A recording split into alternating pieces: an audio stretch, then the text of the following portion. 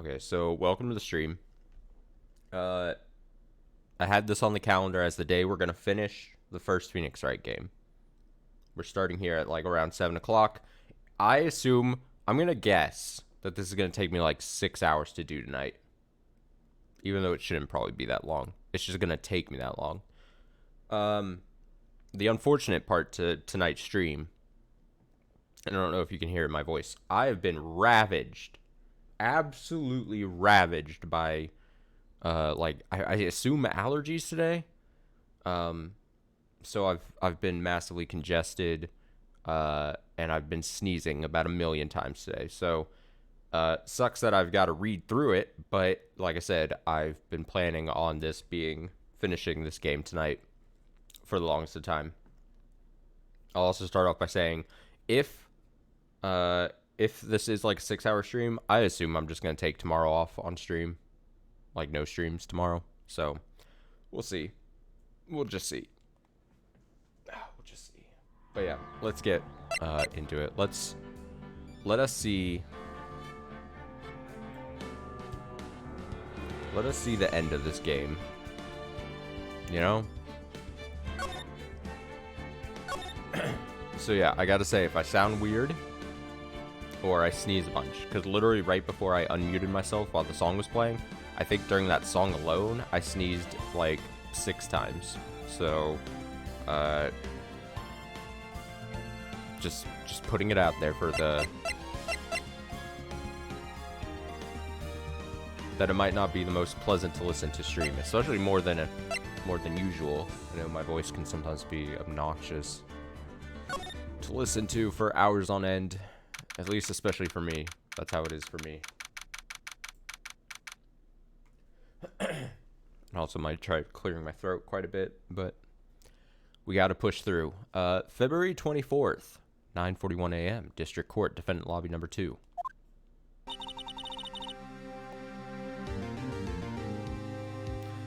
So what do you think, Mr. Wright? I think the prosecution is as confused as we are. After all. Okay, what exactly happened? I'll figure out. After all, Lena, the victim was murdered in 2 different places at the same time. Oh, it's Lena's back. I haven't seen her in a while. And a different... Oh, wait. Oh, the 2 victim thing. That's a thing. And a different suspect was arrested at each of the crime scenes. Lena! Good morning, Mr. Wright. I apologize for yesterday. I was indisposed. I hope they didn't hold you too long for questioning. We just finished, actually. I'm used to all-nighters, though. I'm a hard ass. So, how'd it go? It's as Mr. Wright suspects. The police are clueless. They're dumb as fuck. I figured as much, so I struck a plea bargain. A plea bargain? What do you mean by that? We agreed that if I told them the truth behind this simultaneous murder, they wouldn't seek capital punishment. That's what I mean, Emma.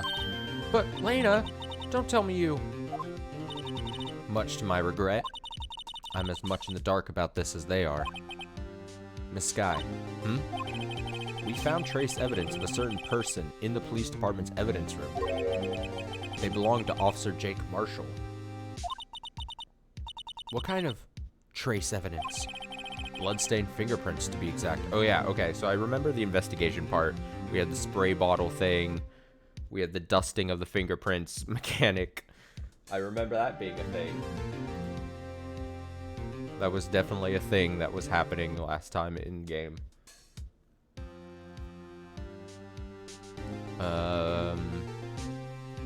Yeah, bloodstained fingerprints, to be exact. That's the trump card I have up my sleeve today. You do understand what this means, don't you? In order to defend my sister, you're going to accuse Mr. Marshall? We have to play the cards we're dealt. Isn't that right, Miss Skye? Do what you have to do, Mr. Wright. Oh, hell yeah, let's bring him to the stand. February 24th, 10 a.m., District Court, Courtroom number 9. Okay, so we ended last stream. That's why I'm getting confused. Usually I feel like at the continued save spots thing, I think generally, it feels like we just concluded like a trial section, but at the end of this one, it was the evidence investigating stuff with the fingerprints, and that's why I was confused, because I was trying to recall back what was the last the trial part, but that happened, I think, at the start of last episode, and then we did more investigation shit. So we're starting with a trial now. Oh boy! All right, 10 a.m. District Court, court number 9.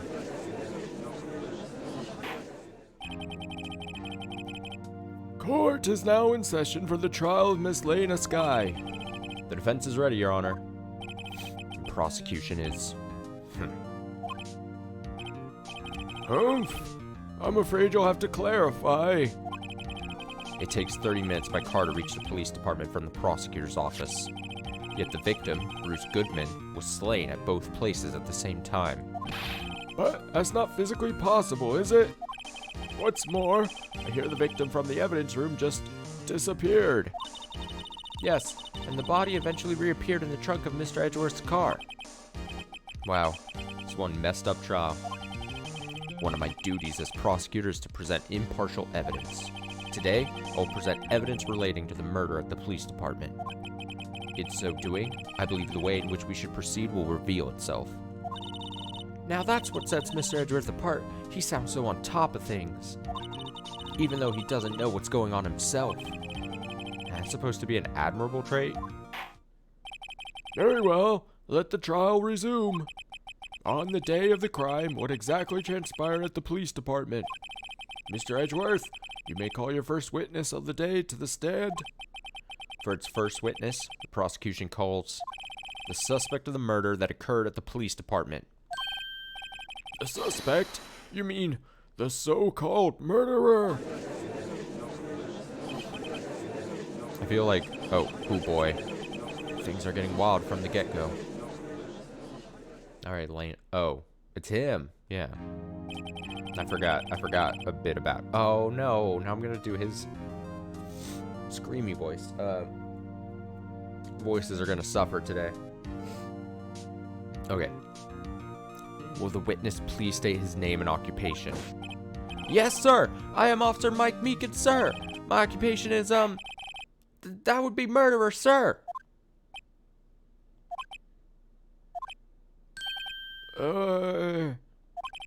So you're telling us you're a professional killer? Sir, it was me, sir. I'm the one who did it. I'll never kill anyone again, sir. You've got to believe me, sir. Actually, what we'd like to... Sir, I'm what you would call part of the younger generation, sir. A person whose actions adults can't possibly comprehend. Please, Mr. Edgeworth, sir, help me, sir. Officer Meekins. Yes, sir. Give us your report of the crime. Consider that in order. Yes, sir. As you wish. After all, I am part of a generation that must be told what to do, sir. Can't fault him for a lack of enthusiasm. Oh, God. Crime report, sir. Although it's not my normal duty, I was assigned to guard the evidence room that day. I spotted a suspicious man on the security screen and rushed into the room. I was only doing what I was trained to do, sir. I was suddenly attacked. I fought for my life. Then, I did it. After that, I passed out until another officer smacked me awake. So the victim, Detective Goodman, attacked you? Do unto to others before they do unto you. That's the Meekins family motto, sir. I see. And you fainted, and a colleague helped you regain consciousness. Yes, sir. He knocked me upside the head, sir. Very well. Defense may begin its cross-examination. What I need here is more info to work with. So I assume that's a hint to press.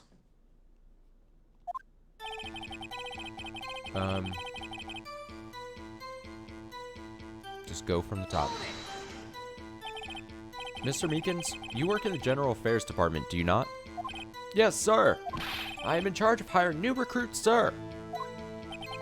Yikes. Well, there's a scary thought. Evidence transferal was taking place on the day of the crime. which meant many officers were given special tasks not ordinarily performed. I was in charge of guarding the Blue Badger, sir. The Blue Badger? Yes, sir. The lovely police mascot created by the Chief of Detectives, sir. I was to ensure it wasn't broken during the transferal process. That was my sole mission for the day, sir.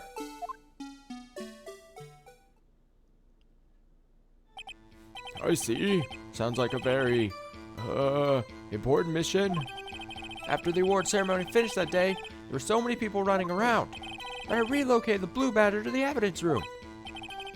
Oh, so that's why you went to the evidence room.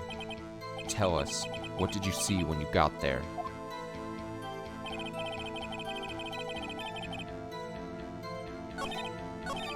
I like this animation here.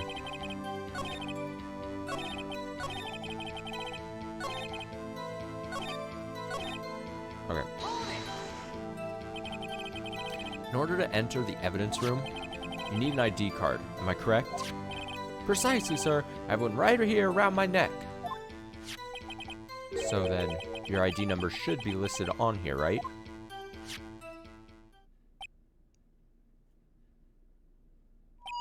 There it is. I found it. This is the one right here. Could you please read us the number? Yes, sir. It's 4989596. That's my number, sir. I see. But the number 4989596 is shown as being used twice. Please explain, witness. It's no real mystery, sir. The first time is when I relocated the Blue Badger to the evidence room. The second time is when I went to go get him after everything settled down. I see. So it was during that second time when... Yes, sir. That was when I spotted the man on the security screen. IDs of all... Okay, so that got added to that record thing.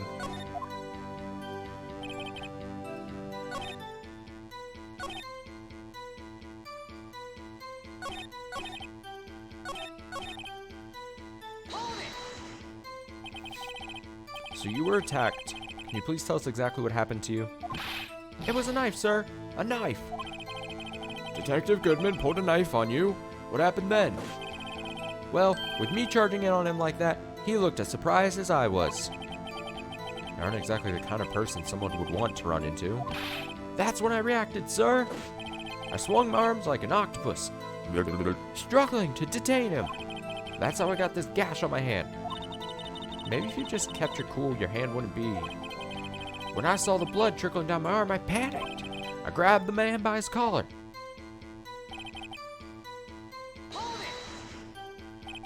What exactly do you mean when you say you did it?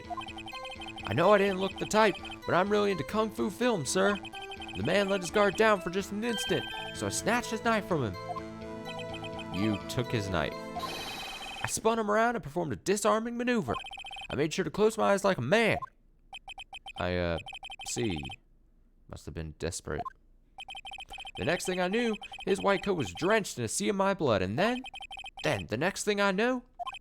Yes. He punched me right in my face, sir.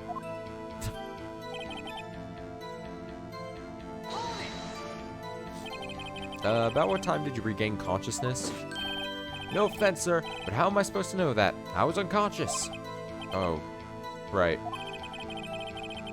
According to the report from the officer that woke up the witness, it was about 5:30. He hit me right in the head, too. I woke up crying tears of pain.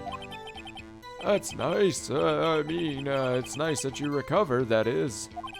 When I came around, though, I made sure to finish my mission, sir. Your mission? Yes, sir. The Blue Badger, sir. I returned him to the entrance before things got out of hand. Well, we can all rest easy now. I believe we now have a fairly accurate picture of what happened. Yes, Your Honor. Only one thing remains unclear. Was the man this officer murdered really the victim? He's got a point. Yes, Officer Meekins. With regard to that, sir, take a look at this. It was sent to my jail cell. Chief Gant delivered it to me just this morning, sir. The chief delivered it? What is that? A video tape contraction? Yes, sir. It's absolutely right, sir. Videotape, sir. Contains footage from the security camera in the evidence room. What? I specifically asked if there was such a tape, and was told it had been mistakenly erased. That's quite a mistake. I just do what I'm told, sir. It's the only thing I'm really good at. Looks like communication with the police department is as good as ever. Well then, let's have a look. Show us the video of you murdering the victim. It's like heavily edited or some shitty video. Oh, please stop using that word murder, sir. It scares me. Video of a real murder. Just what are we getting ourselves into?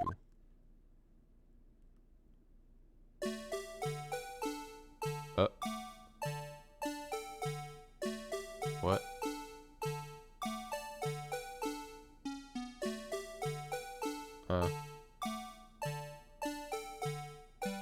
What? Excuse me?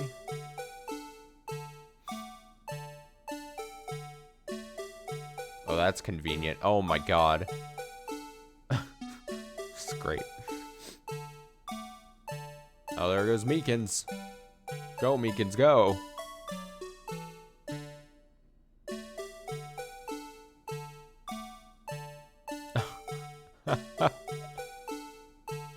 Oh, that's fucking perfect. That's so funny. Classic cover-up trope. Concealing evidence and identities.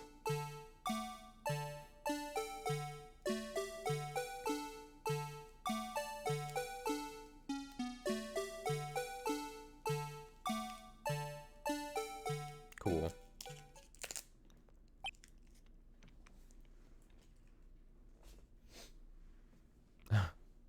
Same, Phoenix. Well, I believe we're all thinking the same thing. How can we deal with these unsettling feelings stirred within us? What the hell was that wriggling piece of plywood? Sir, that is the pride and joy of the entire Criminal Affairs Department, sir. It's a blue badger, sir. Why am I not surprised this isn't going smoothly? Security video added to the court record. Yes, well, anyway, this tape seems to prove that the witness did indeed encounter, someone in the evidence room with a candlestick and some sort of, Your Honor, instead of relying on clearly incomplete footage, the witness's testimony will suffice. Is that alright with you, Officer Meekins? Yes, sir, as you wish, sir.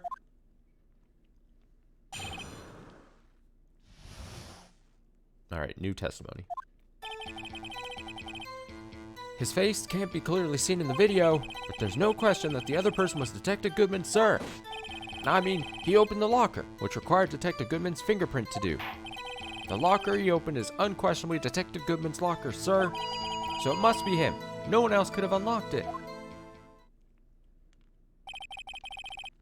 What's this about a fingerprint? Each detective has been given a locker equipped with fingerprint-activated lock. These locks ensure that each locker can only be opened by the detective it belongs to. Intriguing. That would mean the victim at the crime scene would have to have been Detective Goodman. Very well.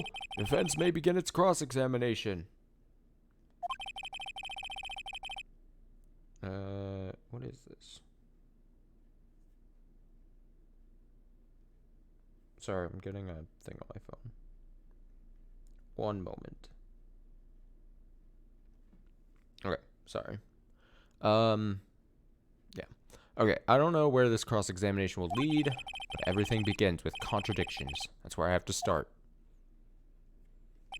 Contradictions, spot the liar. His face can't be clearly seen, but there's no question.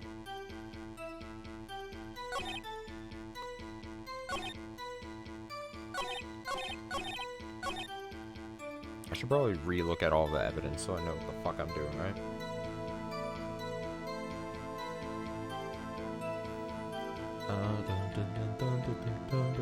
Do I have anything? I have 3 pages of stuff, don't I? Yeah, Jesus. I wish I could have, like, cleared some of this old stuff out, but that would make it too easy.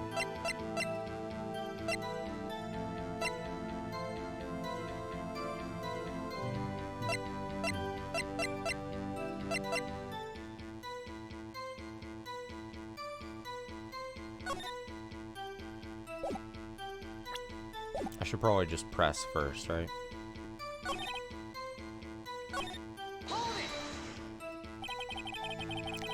Tell me, were you able to get a good look at him? At the face of the man who attacked you with a knife.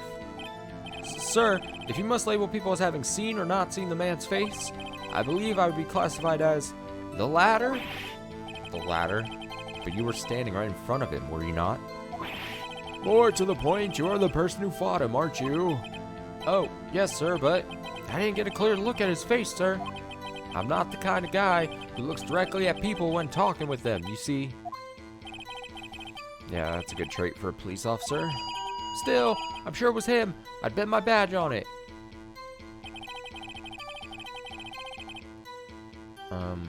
Okay. Just press them all. I don't want to, like, miss something. Start off bad on tonight's stream. But you don't know what you don't know that for sure, do you? You never actually saw Detective Goodman's face.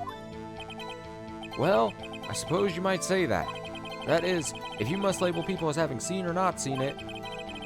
Since his face can't be identified in the video, only you can verify it. But why is everyone not looking at me? If I had to label your stares as disturbing or... Meekins. Eek. Having been shown a questionable video at best, we are not in the best of moods. Now please be more certain when you testify. Yes, sir.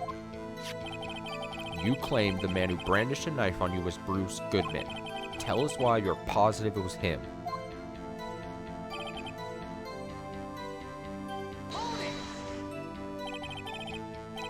About these lockers, is there no other way to open them? No, sir. I as well tried all kinds of methods in the past. They only respond to registered fingerprints, sir. I wonder what kind of methods he's tried. If a man opened the locker's lock, which only responds to its registered fingerprints, then he must be the person the locker was assigned to. Exactly my point, sir. And this too.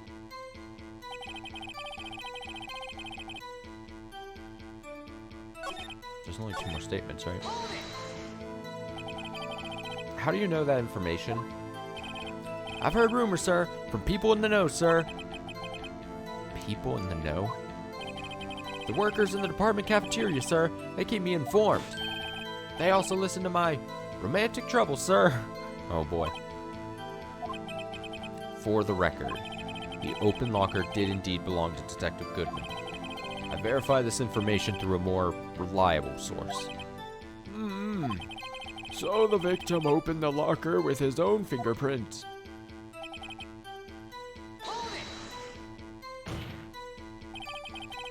However, the most important detail is not shown in this video. The man's face. Sir, if I may say something, sir. Please do. After all, you're the one being examined. I don't understand why the man's face is so important in this case, sir. I mean, it was his hand that opened the fingerprint lock, and it was his hand that tried to thrust his knife into my body, sir. My unsettled state can testify enough to this, sir. Yes, you have a point. Footage doesn't lie. That is, unless the defense can find a problem with it. Mr. Wright, let's check the court record again. Is there a problem with the security video? I'm gonna assume that yes is the answer. Regarding the video contained on this tape, there is one thing in particular that seems rather strange. Strange. This contradiction leads to the possibility that the man may not have been Detective Goodman. What? This video contains such a contradiction. Interesting. Your Honor, I have a proposal. Yes, Mr. Edgeworth? I propose we have the defense point out to us this alleged contradiction in the video. He would want me to point it out. Very well. Proposal accepted. Let us further inspect this piece of evidence. I will now play the security tape. Mr. Wright, please show us this contradiction you speak of. I have to point out a problem in the video? This is the first time I've ever had to do that. A new gameplay thing. You can do it, Mr. Wright. It's set up so you can fast forward, rewind, or pause the video. Just take a good look and be sure to point out the right thing. Please don't play it too many times. I can't stand watching this video. How did this guy ever become a police officer? Now then, Mr. Wright, please enlighten us. Where is the contradiction that indicates the Oh, okay. Why did that thing just go by really quick? Okay, so rewind, pause. I see. Interesting. So pause, fast forward, present, court record. What did I do with court record? Oh, there's probably something in here that, like...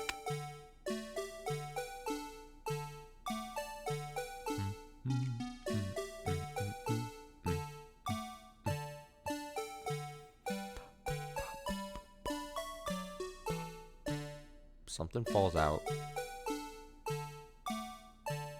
What is that falls out? Oh, I have to hold down the button. Hiya! Hiya! What happens if I reach the end of the video?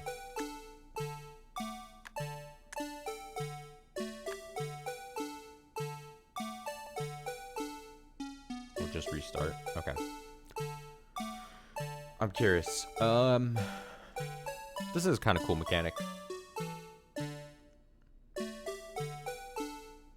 I'm like this more than possibly just staring at a static image and using the finger point thing.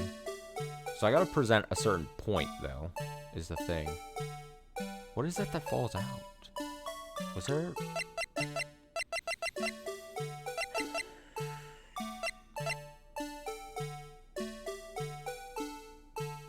Why was I check this? Nothing.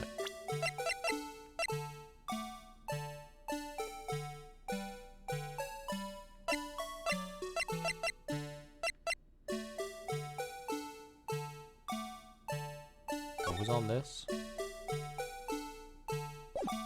I don't even remember what this that's supposed to be.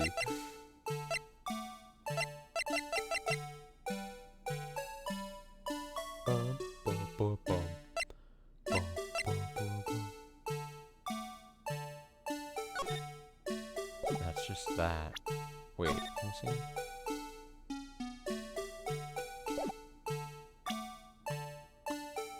Did this happen over at that like in that area, I guess? Yeah, it'd have to have. Alright, keep going.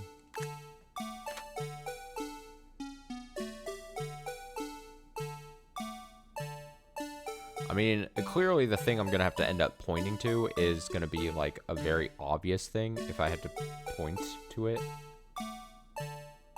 Right? I mean, you would think.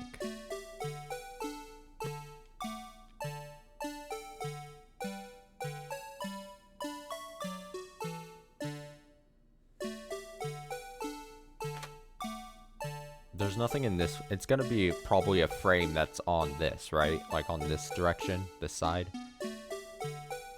But there's nothing here, right?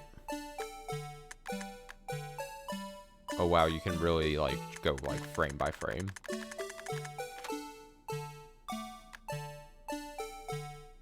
And then it resets. So I'm gonna guess. And there's nothing happening right now. Wait.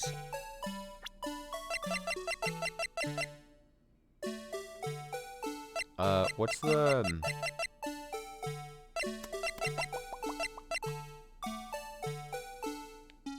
indicator lamp lights up when open, right? And it's already lit up. Is that this? So it's saying it's already open? Is this a long shot, perhaps? But this immediately comes to mind, right? Because if it allows us to check the court records, and we have this bit in here that says, oh my god, 3 pages is too much evidence to that shit. Only the assigned can unlock it. Indicator lamp lights up when it's open. And it's, I mean, weirdly hard to see because it's kind of black and white, but I mean, it's lit up, right? So I'm gonna guess that what it's trying to show us at this point is that it's already open, so that it wouldn't be that he has to unlock it because it's already open. Yeah. All right, I'm gonna whoop. Now I don't know what that is. What is that falls out? Did we know that at some point? Pause. Huh. Give me the victory. I'm so fucking smart. The thing that's strange about this video has got to be this. Officer Meekins? Sir, do you mean me, sir? As I understand it, the locker apparatus works... Oh, this music is going to be playing? Apparatus works like this. When you grab the handle, a sensor reads your fingerprint. If it's a match, the light turns on and the lock is released. According to my very limited experience, that's the way I understand it, sir. If so, then something is seriously wrong with this picture.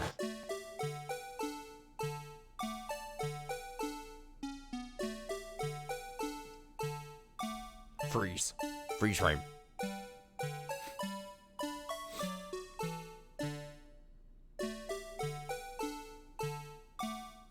Good song? No. This is quickly getting lodged in the brain. When the victim reaches for the handle to open the locker, let's rewind to a little earlier. Go back in time again.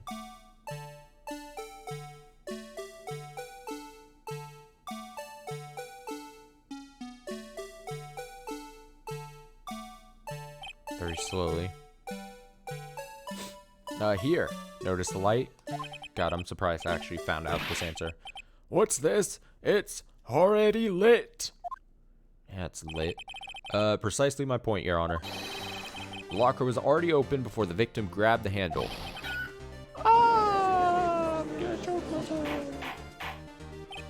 Order! Order, what's the meaning of this? It's very simple, Your Honor. The locker wasn't locked on the day of the crime. But the locker locks are controlled by an electronic system. When a door is shut, a sensor is triggered, and the locker is automatically locked. Oh, I know. It must have broken down. Of course, I'm not an expert in this. That's not likely, Your Honor. The sensor would detect and report any malfunction.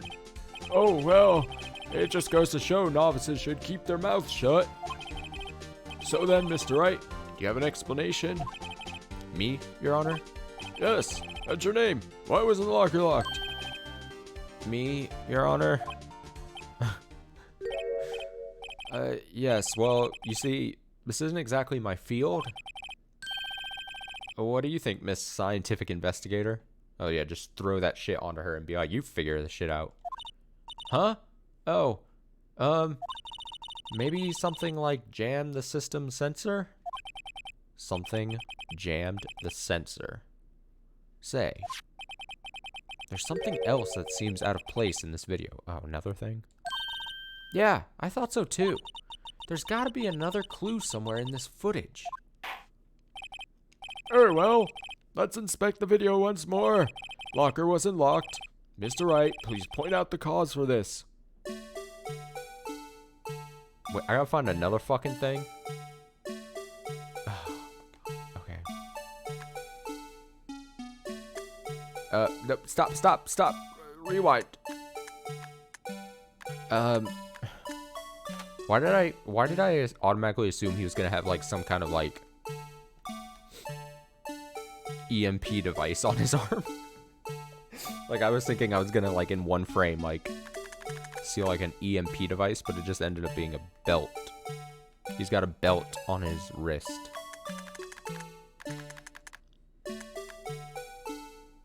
Alright, something showing.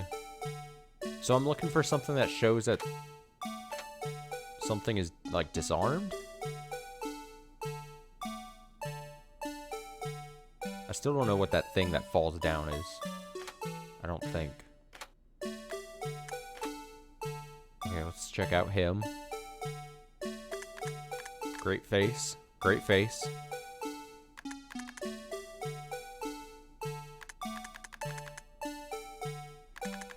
I don't think there's anything here.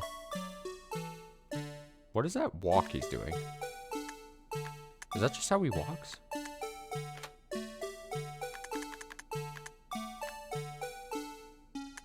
Okay, whatever.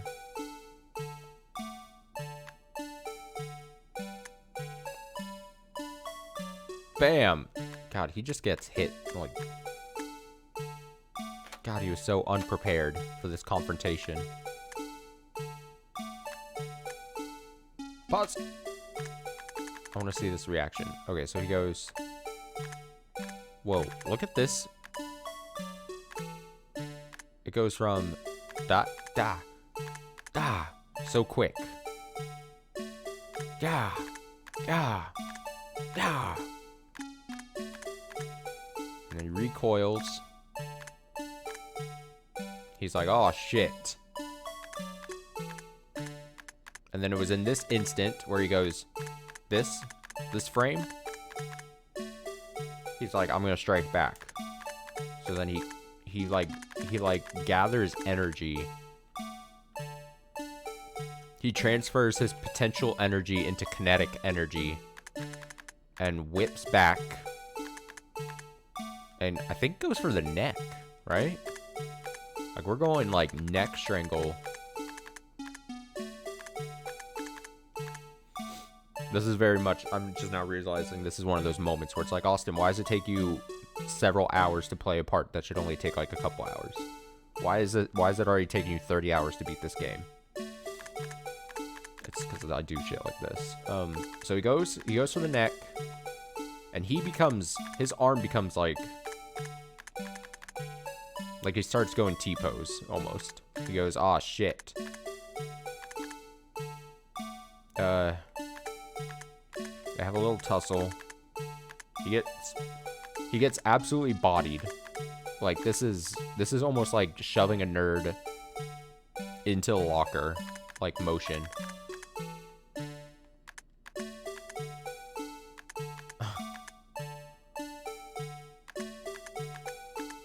Keeps the stoic face, which is great. Puts his hands up. Oh, because he's ready to get stabbed again. He's like, alright, well, I'm fucked. Alright, we play. Fast forward again, because nothing's going to be shown. And he's on the ground.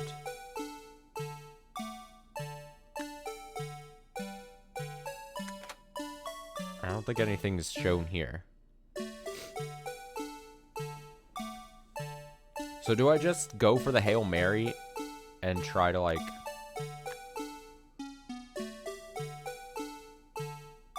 Because I don't know exactly what I'm supposed to be pointing out at this point. Glove? That's what it is, a glove?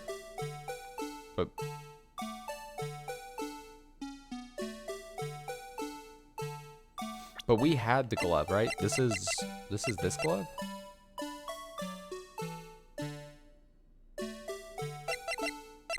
I don't know how that would show anything.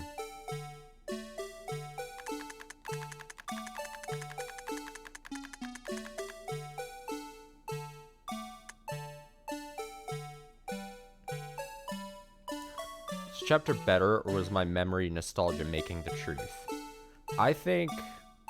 Masking the truth, you mean? Or you said. I think this chapter, I've been having a bit more fun with this chapter. And I don't think it's because they tried to add, like, gameplay mechanics. I think that this chapter has been just a bit more enjoyable. And I don't know if I think the mystery parts are better. I think it's a little better paced. It has been a little better paced, I think. Alright, I'm just gonna...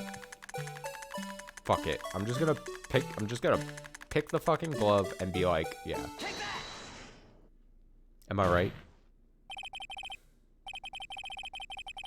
Please watch closely. This is the continuation of the part I showed you earlier. Yeah, show me this again. I love how I go frame by frame and I point out and then I have to watch it again. The game is like, all right, show it again. Watch the glove fall. What's this? Something white fell out of the locker. But sir, it's been my experience that things fall out when doors are open. I often fall out and roll great distances when I... Shut up, Meekins. We can't be sure that item was completely inside the locker to begin with.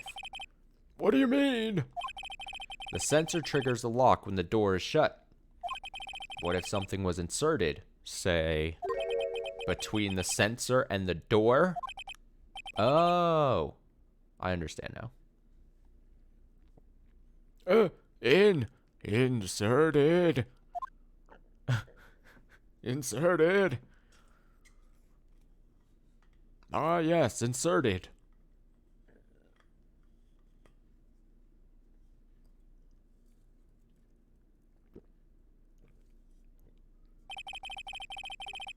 This white thing wasn't inside the locker. It was stuck between the door and the sensor. Oh, I understand now, sir. It's just like my tie. 2 out of 3 times it gets stuck in the door when I get out of my patrol vehicle, sir. Instead of the door closing, my tie chokes me. But the object would have to be extremely thin to fit in the door. Not only that, it would also have to block electrical currents. It would need to be an insulator. Yes. I'm spilling water on me, I think. Jesus. Yes, an insulator. But at the crime scene... There just might have been something that fits the description. But sir, by insulator, you don't mean... I think I finally got this figured out. Very well. Will the defense please present the relevant evidence? What was this insulator that was stuck in the locker door? Let me go through my bag of random gobbledygook.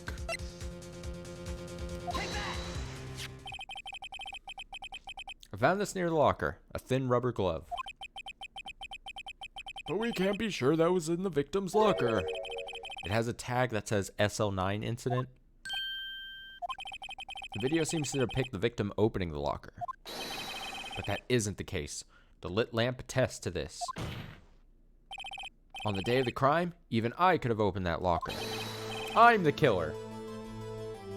I'm the murderer. Is this not so, Officer Meekins? Sir, it would appear so, sir. Order! Order! Order! So are we to believe, then, that the victim, whom this witness stabbed in the evidence room, was not Detective Goodman? Do not be misled, Your Honor. What do you mean, Mr. Edgeworth? The defense has merely demonstrated that possibility and nothing more. The victim in the video was indeed Bruce Goodman. The prosecution will offer one more testimony to prove this. What? Officer Meekins, please testify about this. Sir, me, sir? I'm not sure what you're referring to, sir.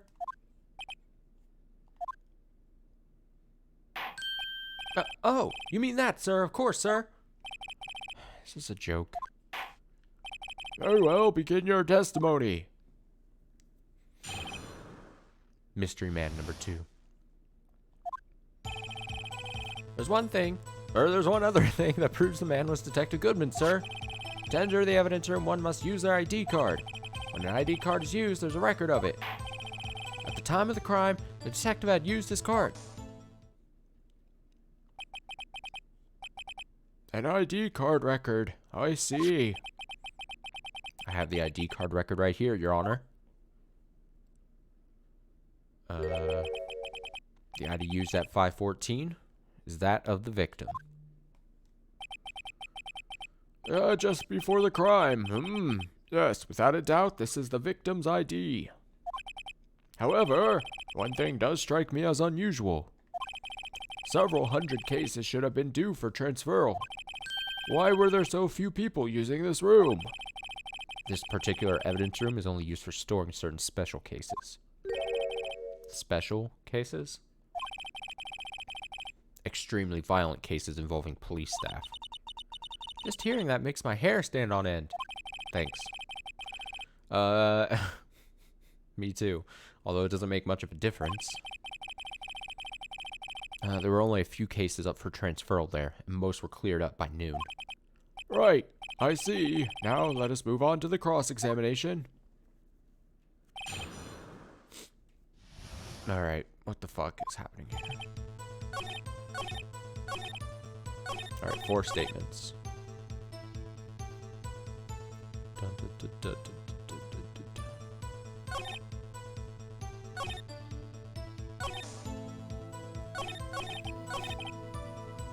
Alright, I guess we'll just press. We press. So, unlike your earlier testimony, you believe this to be rock solid, do you? Yes, sir. Solid as stone, sir. If my hand wasn't wrapped in bandages, I'd even give the V for victory sign, sir. Couldn't he just use his right hand for that? Let's hear him out fully. As we've seen, one never knows what he might say until the very last second.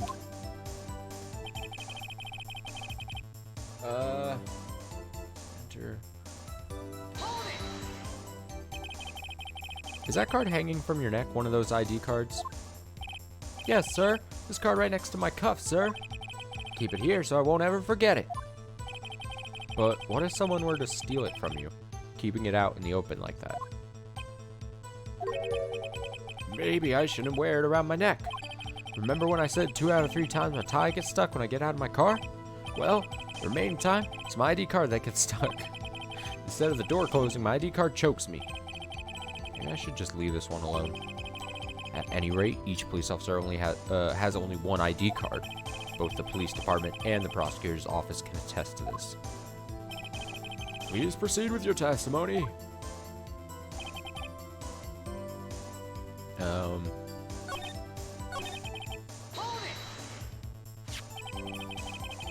Let it be noted that this is the record the witness referred to. Let me see. Yes, that would be it, Detective Goodman. What's the matter? According to this, Mr. Edgeworth, your name is on here.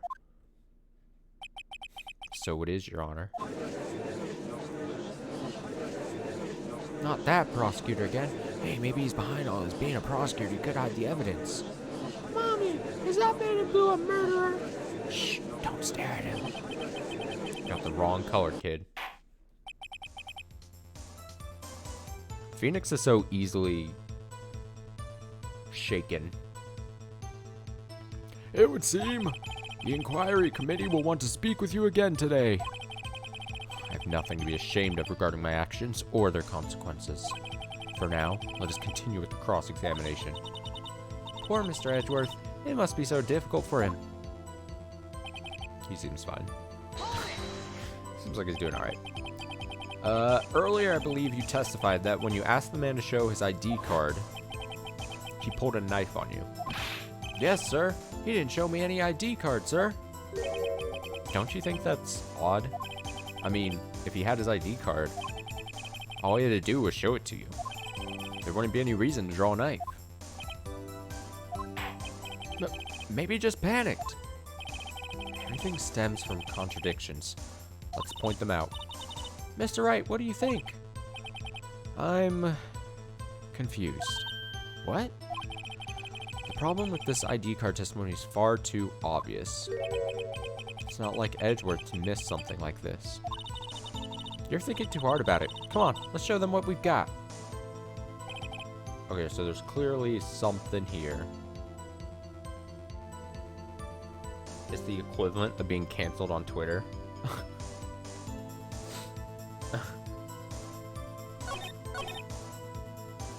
When an ID card is used, that's not a contradiction. To enter the evidence room, one must use their ID card.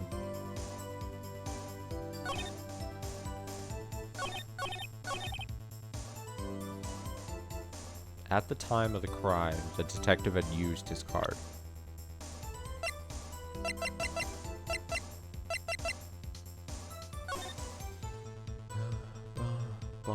Bum, bum, bum. Mm, mm, mm. I mean, I don't think that's... I mean, it's clear at 5:14, right?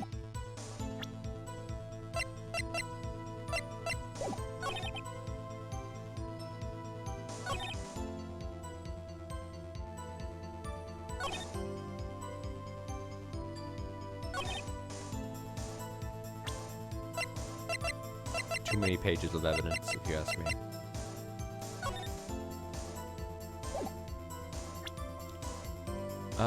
I don't... What? I mean, there's nothing to contradict here.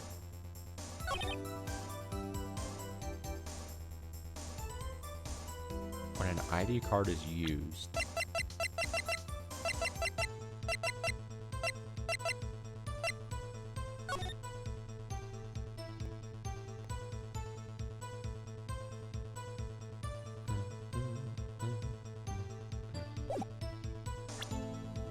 I think that's a contradiction either.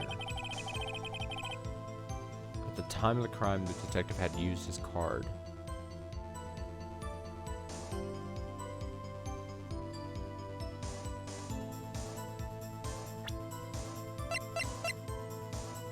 $584-2189, right? It's not some weird shit where it's like 584-2189.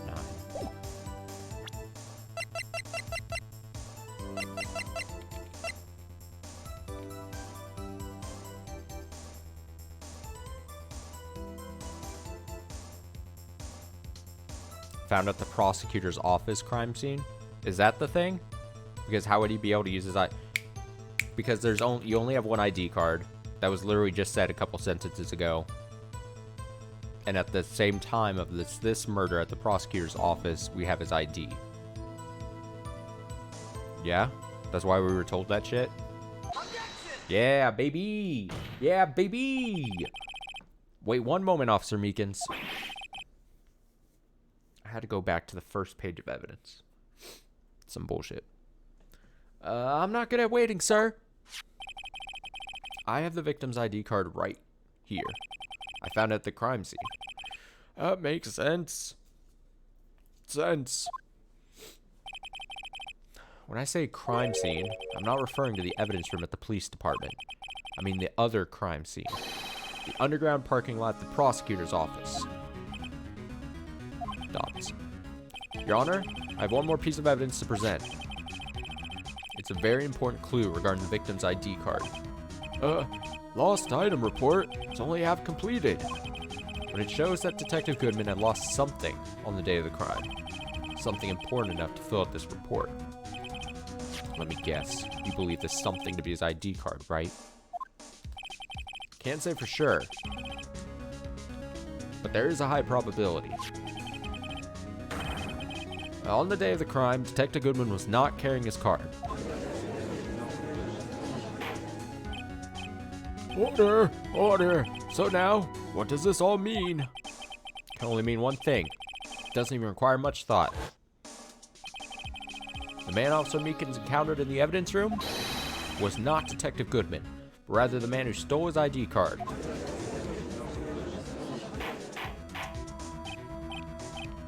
Order! Order! Order!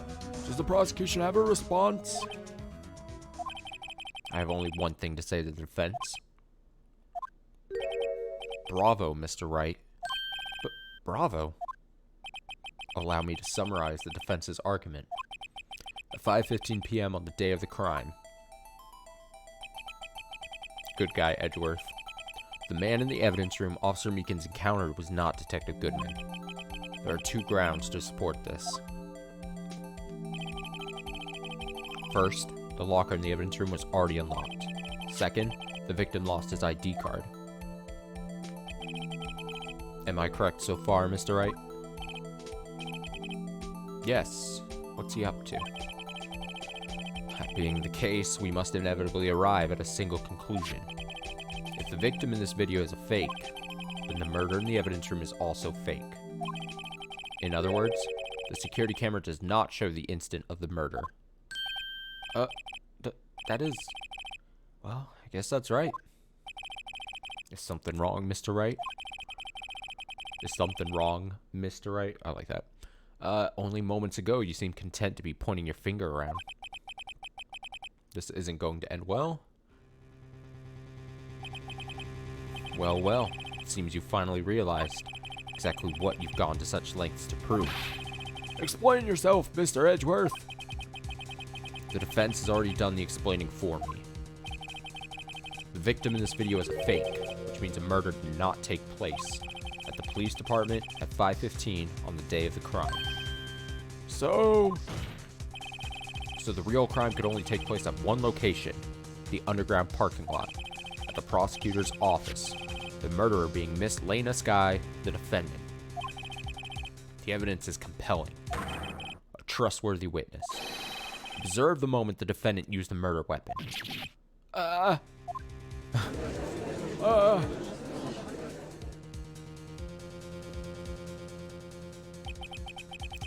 I knew that testimony was way too shabby. It was all a trap from the beginning.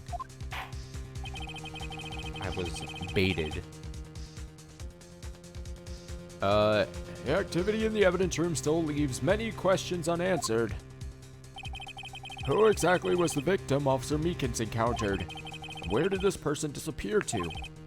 However, this trial's purpose is to examine only the murder of Detective Goodman. Just so, Your Honor. Mr. Wright, you have to do something, or else Lena... What do I do? How am I supposed to get myself out of this mess? Fucking object. Objection! One moment, Your Honor. What now, Mr. Wright? Don't tell me you're objecting to what you've just proven. Of course not. But I almost walked right into the prosecution's trap. What are you talking about? This cross-examination has proven one thing and one thing only. The security video did not show the actual murder.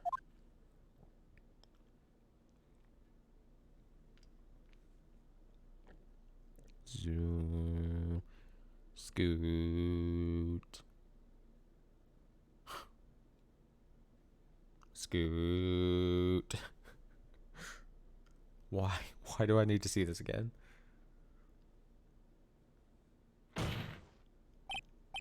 However, cannot be said that it is unrelated to the murder in the parking lot.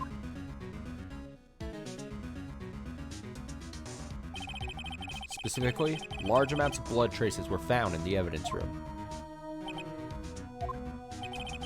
The defense demands further examination into the truth of the matter. Mr. Edgeworth? Yes, Your Honor. If this court were to examine this further, other witnesses will be necessary.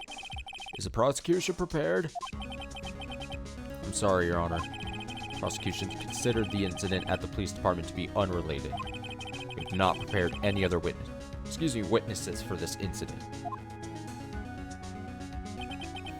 This just might be my chance. Time to call a certain Texas Ranger to the stand. Mr. Wright, do you mean... Wait, could she read my thoughts? Is she a secret psychic as well? Have we got a scientific secret psychic? Your Honor, the defense would like to request a specific witness. Oh, whom do you have in mind? Someone we have reason to believe knows the truth. The truth behind the activities that took place in the evidence room. The prosecution requests to hear this person's name before deciding whether or not to comply. Very well then, Mr. Wright. This person whom you would have testify, what is his or her name? A certain cowboy. Her. You. Jake Marshall. Officer? Jake Marshall. Why him? Can't let Edgeworth know everything just yet. He's in charge of the evidence room. I feel we should hear what he has to say. Prosecution agrees to the defense's request. Since he was responsible for guarding the room, we should hear his testimony. Gumshoe? A certain Texan. Gumshoe. A certain Texan. Phoenix Wright. I call myself to the stand. Fortunately, he works in the police department. We shouldn't need longer than 20 minutes to prepare. Very well. The court will take a 30-minute recess while the witness is subpoenaed. Will the prosecution please prepare the witness during this time? We will, Your Honor. Court is now in recess. Move along.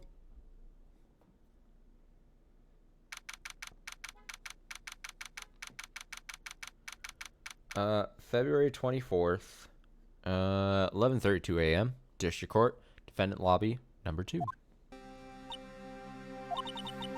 There's no stopping you, is there, Mr. Wright? Huh? What do you mean? You called for Jake Marshall. It seems you figured everything out. I haven't figured anything out. Lena, you're the one who knows everything. Emma, you always know everything. Why don't you just tell us? Mr. Wright is trying his hardest to protect you. I don't recall ever asking for his protection. How can you be so cold? Don't you trust us? Don't you trust me? Me? Oh God, it's Gumshoe. Wait, let me see something. Okay. Hope I'm not interrupting anything, pals. Yeah, you are. Go away. Oh, guess I am. I'll come back later. Bye. Fade away. Wait, Detective Gumshoe, what is it? You got a long nerve, pal. Making a detective run all around while on duty. To top it all off, you call me here. I've seen happier people at funerals.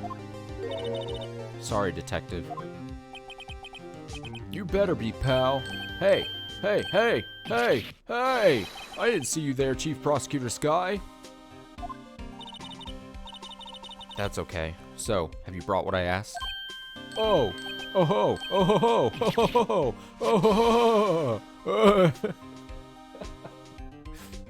Fuck. I'm gonna die. You mean this, right? My apologies, Detective. Due to my present circumstances, I was forced to use Mr. Wright's name when making my request. My name?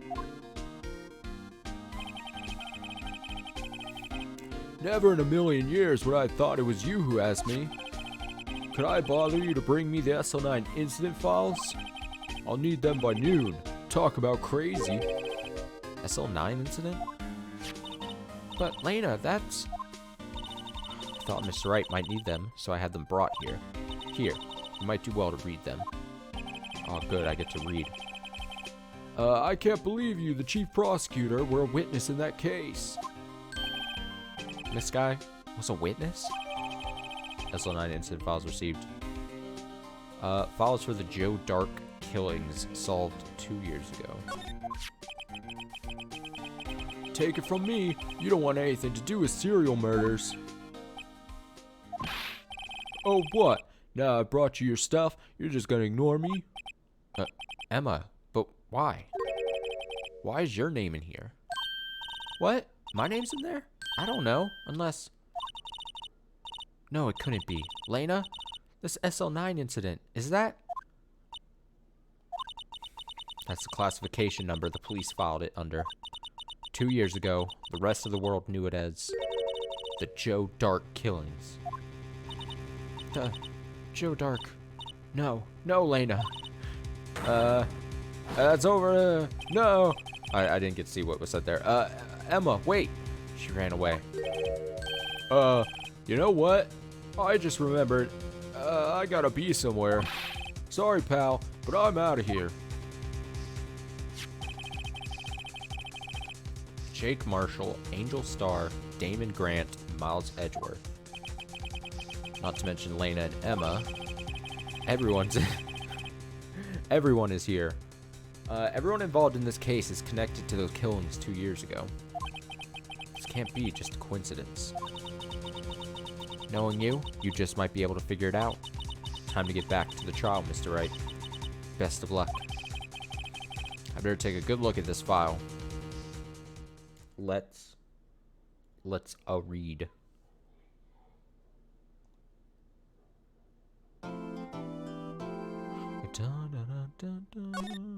Save.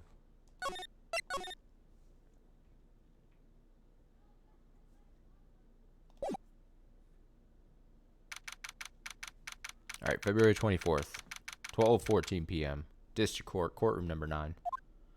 Mambo number 9.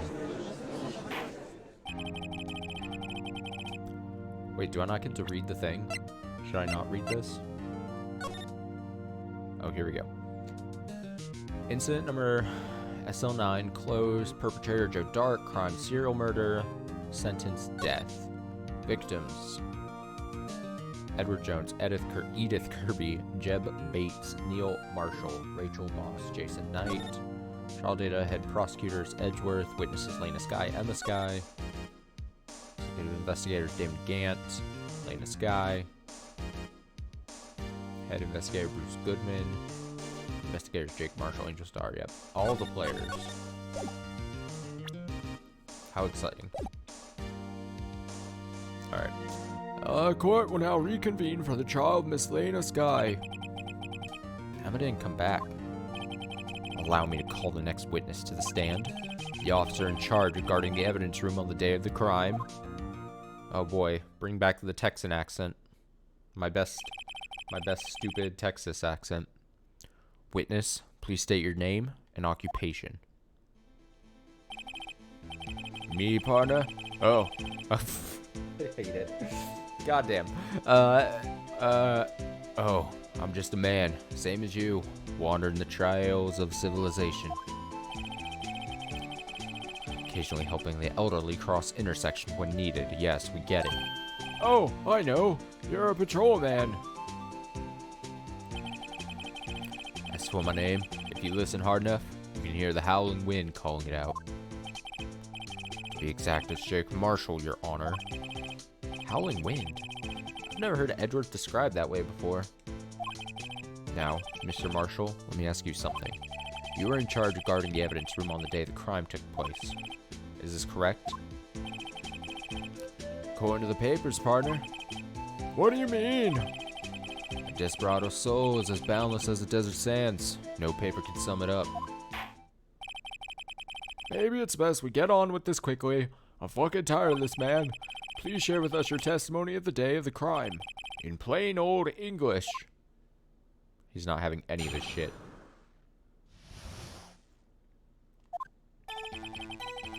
My job was to keep a wary eye on that bone orchard.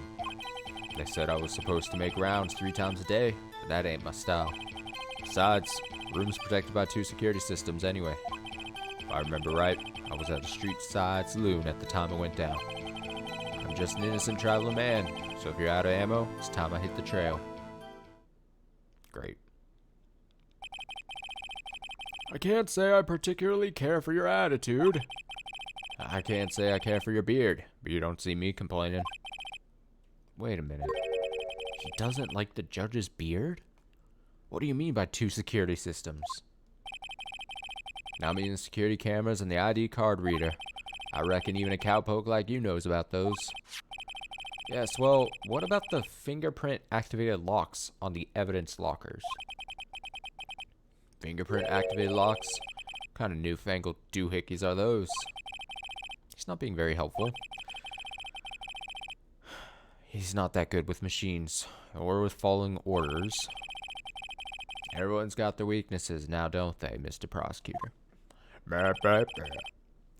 This one seems like trouble. Okay, Mr. Wright, he's all yours. Do your thing.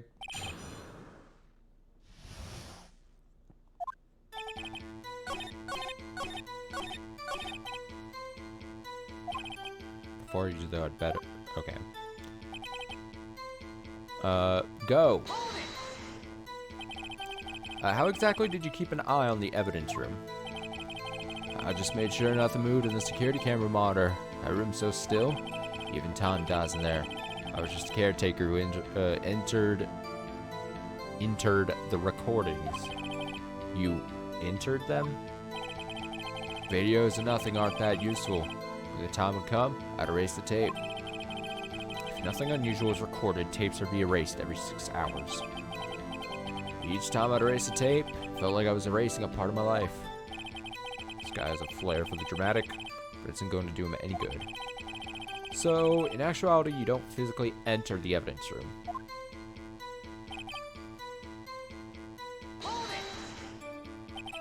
But you made your rounds on the day of the crime, right? Ain't you heard a word I said, partner? I told you that I ain't my style. I'm afraid I don't understand. No desperado I know lets Wait. No desperado I know lets rules get in his way. No desperados I know join the police force. Got him. So, Officer Marshall, on the day of the crime, just between you and me, I didn't set foot in the evidence room that day. He's a fucking liar, right? Fucking liar. There was a rubber glove stuck in the victim's locker. Do you know anything about that? Sorry, partner. Can't say I do. I haven't been in that crypt in weeks. How does this guy avoid being fired? So, wait, we already know he's fucking... He's lying, because we have the fucking his prints, right?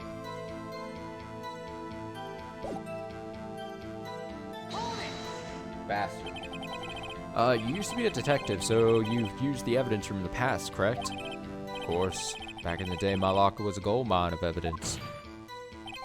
And yet, you didn't know about the fingerprint locking mechanism? Sorry, partner. I ain't good with machines. Couldn't even tell you how, a bike works. It's quite incredible. The sensors on the locker handles cannot be seen. It's well known that some detectives are unaware of their presence. Now that he mentions it, Detective Gumshoe said something like that too. At any rate, doesn't seem that this is relevant to the crime. Tell us what you were doing when the crime took place.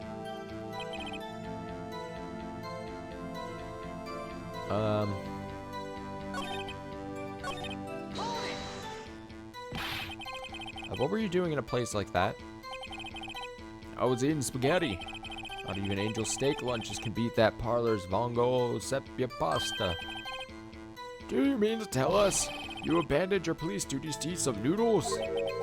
Not all desperados eat tacos, partner.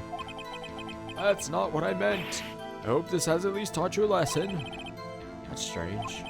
This is usually where Edgeworth says, "Did you not want a raise this year?"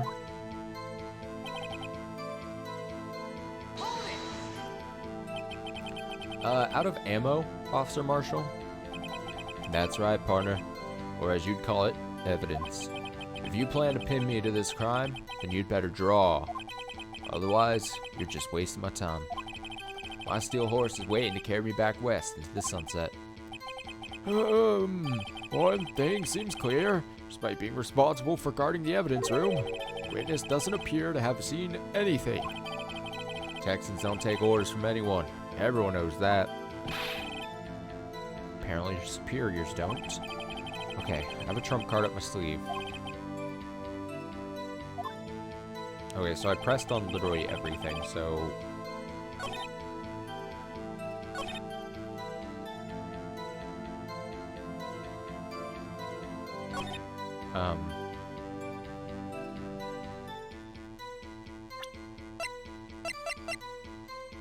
I mean, what do I use? He said he has a trump card, right? And I would assume Phoenix is talking about this. But then he says I better up the ante, and I assume that I first thought that would be like something I had to press, but is there something else to show him before that?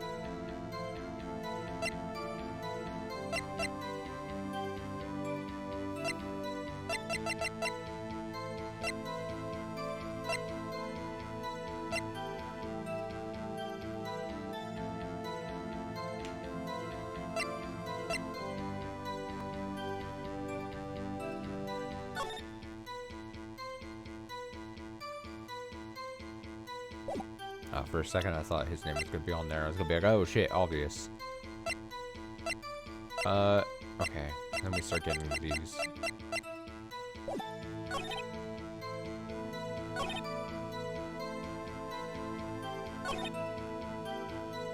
Was that a street sign?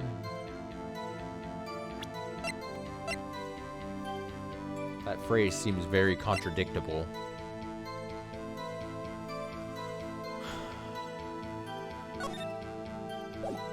And do I need to just try to shove this on something?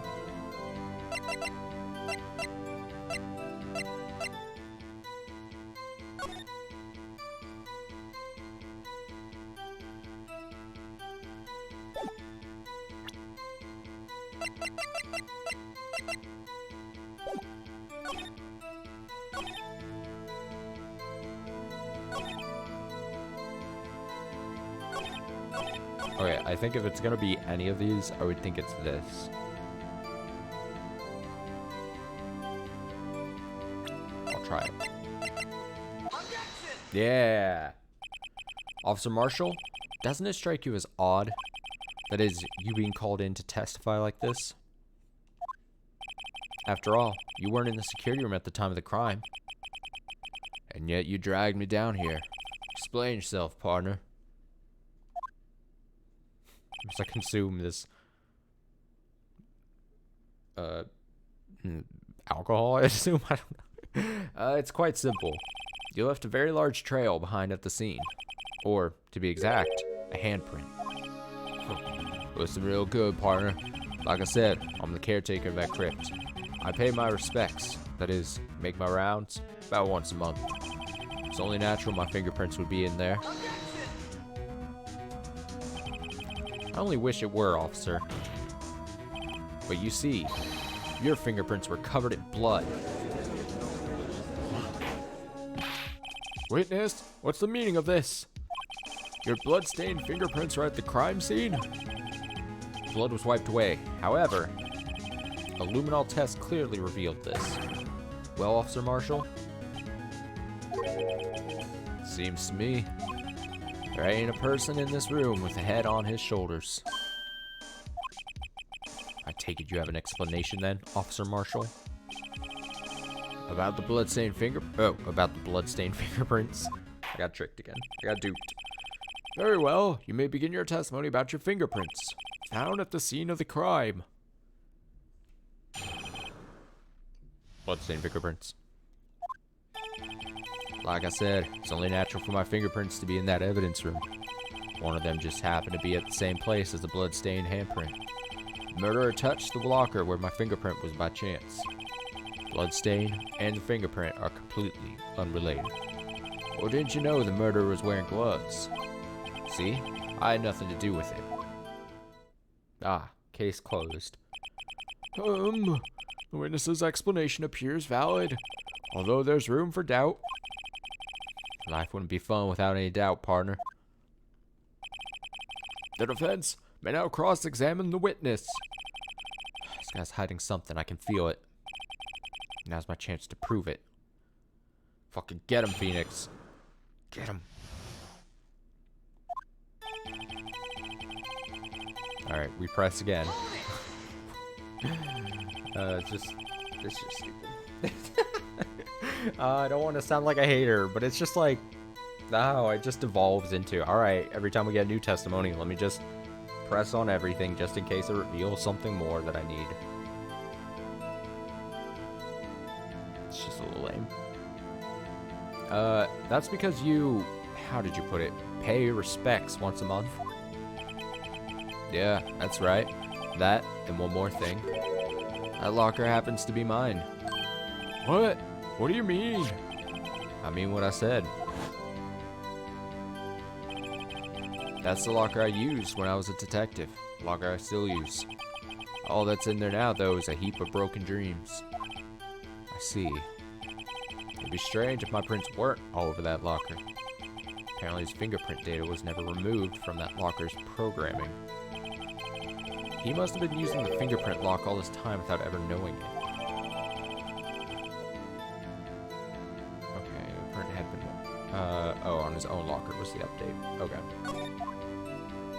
Sure. Press. So then, what about the bloody handprint? Wasn't mine. It's no mystery. Please explain. I'm slow. My locker is covered with my fingerprints. It just so happened. The murderer touched the locker where my fingerprint was by chance. The chances of that happening are 1,000,000 to 1. On the contrary, one could argue just the opposite. Chances of that not happening are 1,000,000 to 1. Get one thing straight, partner. You ain't gonna get no reward from me with a mere fingerprint. You wanna know why?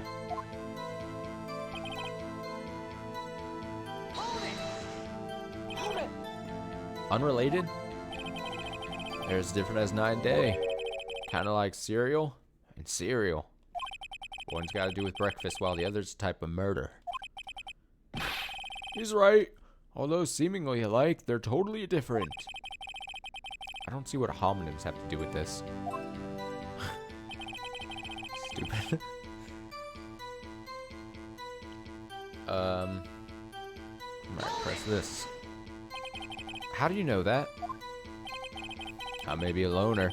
I still do my job. I keep up on the reports. There was a bloodstain at the scene, thought to be left by the murderer. That's right. It was found on Detective Gumshoe's locker. However, no fingerprints were detected on that handprint. But yeah, I think we tried that too. So that would mean the murderer wearing gloves happened to place their hand on top of Officer Marshall's fingerprint. That's the only logical conclusion. Are you starting to get the picture, partner? The picture? This seal of blood in the desert is just food for the buzzards. There's only one reality, and that's this. The security tape. So long as my trail isn't in there, you can't say otherwise. Smack. This isn't getting us anywhere, Mr. Wright. Please consider carefully where you're going with this cross-examination. Yes, Your Honor. Now then, continue your testimony, Officer Marshall. Too bad it wasn't me in that video, right, partner?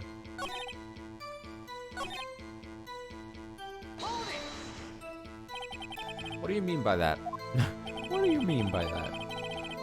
It's that fucking meme video. You want to tie me to this crime, isn't that right, partner? If so, that video is the only direct evidence you have. That video is next to useless. It's full of blind spots. Blind spots? Places you can't see. Oh my god, fucking idiot judge. Camera's panning back and forth. The floor isn't shown. If someone was familiar with the camera's position, they could leave the room without being caught on tape. We don't have time for your speculations, Mr. Wright. Well, Mr. Wright, if you can show us evidence in this video that indicates Officer Marshall was present, please do so now.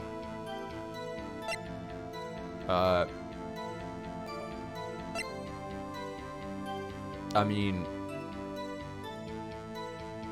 evidence he was there? I might be walking right into Officer Marshall's trap. I better try and find out a little more information. It seems we should be moving back to the testimony. Very well. Officer Marshall, can you please give your testimony again? Wait, so okay, so it's clear that I do have to, right? I mean,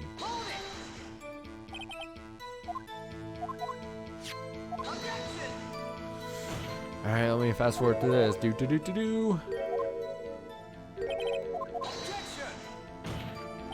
just further solidifying that, like, when it presents you an option where it's like, hey, present evidence or just leave it be, you should always just be like, yeah, I've got something to prove it, and just figure it out later. Say you can prove something, actually prove later. Worry about getting it right later.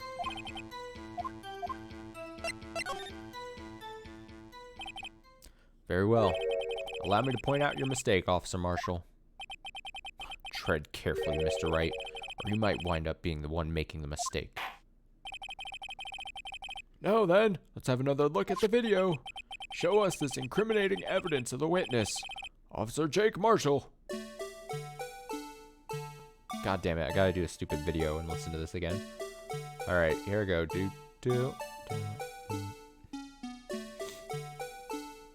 What could possibly be in there? We fucking dissected this video to death. Fuck. What else is in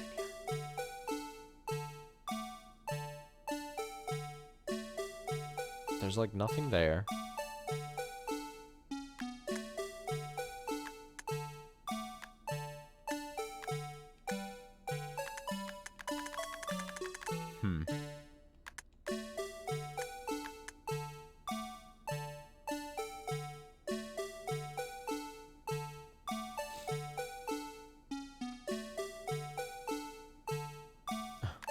Is it gonna be like... I don't know, like bloody shoulder? Bloody shoulder!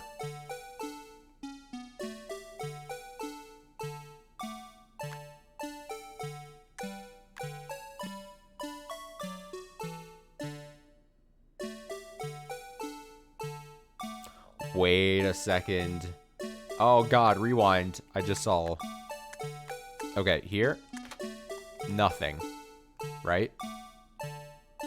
Oh, now we really gotta fast forward. And then at the end, you can see something sticking out. So, and this is his, would have been his locker, right? Yeah. So it was opened at some point. God, I'm smart. Nope. Not yet. And... pause the tape! Get fucked, Marshall. Bringing our attention back to the security camera. It's a mistake. I'm afraid you'll soon not forget, Officer Marshall. Dots. The days are short in Texas, and so are our tempers. Could you sum up what you have to say in 8 words or less? Very well. You can clearly be seen in this video.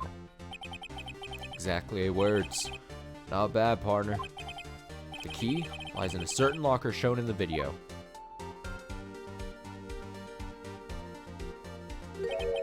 That that locker with the white cloth sticking out.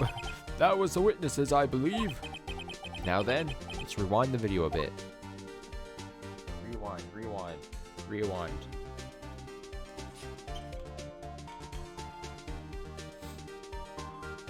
Too magic.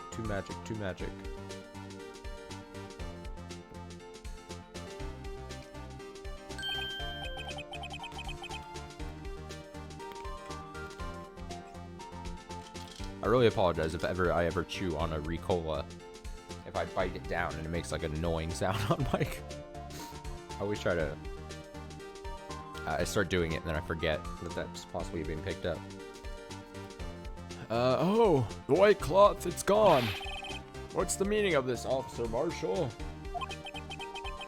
When the crime took place, the white cloth wasn't there. Then, it suddenly appeared. There's only one explanation. Officer Marshall, you were in the evidence room at the time of the crime.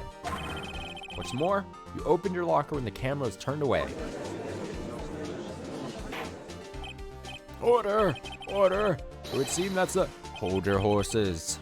Sorry, partner, but you got the wrong man. So what if my locker was open? That doesn't mean I'm the one who opened it. The murderer needs to hide something, so he opened the locker and stuck it in. It's not my fault he happened to choose mine. Why is everyone staring at me like I'm a wanted man? This guy isn't just playing dumb. He really doesn't know. He's really dumb. He's not playing dumb. He's actually dumb. Hate to rain on your parade, but you're the only person who can open that particular locker. Oh yeah? I call your bluff. You say I opened that locker, now prove it. What do you mean, prove it? Take that. Fingerprint sensor? We talked about this earlier today. Lockers can only be opened by the detectives they belong to. What kind of crazy talk is this? Well, Detective Gumshoe did mention something about this. In any case, locks aren't that obvious. There are even some people on the force that don't know about the fingerprint locks. So, Sheriff, what do you have to say in 8 words or less? Get fucked. Great. I only got 1 word for you, partner. No. Got him. Duel. Order, order, order. Witness, explain yourself. This is a joke. It's the worst I've ever heard. I assure you this is no joke, Officer Marshall. Now then, please tell us what you were doing in the evidence room at the time of the crime. Olay! What? Please answer the question. What is he now, a bullfighter? That's alright, Officer Marshall. I believe we can figure the rest out from here. We can? Have a look at these floor plans. There's no place for someone to hide in the evidence room. Yet, Officer Meekins didn't see Officer Marshall. If that's so, then where was the witness? Seems Mr. Wright has an answer. That's right. The only possible conclusion. Well then, let's hear it. Where was Officer Marshall at the time of the crime? Wait.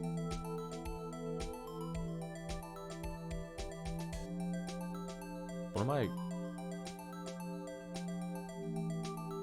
Where was Officer Marshall? What do you mean? What? This? Victim? Victim? I don't... What?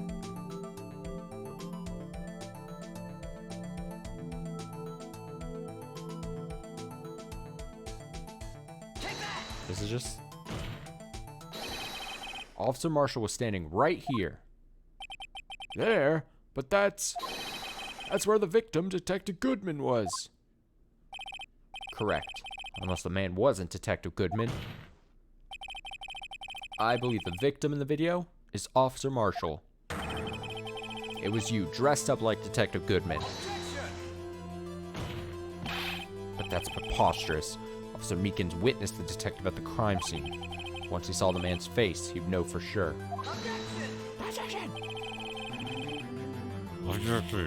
I forget that guy. I miss him. Von Karma? I miss his voice. Phoenix says, may I point out, though, that Officer Meekins did not know Detective Goodman. He also testified about the man's reaction when confronted. When I entered the evidence room, I asked him to show us his card, sir. Yes, and how did Detective Goodman respond? He suddenly pulled a knife on me.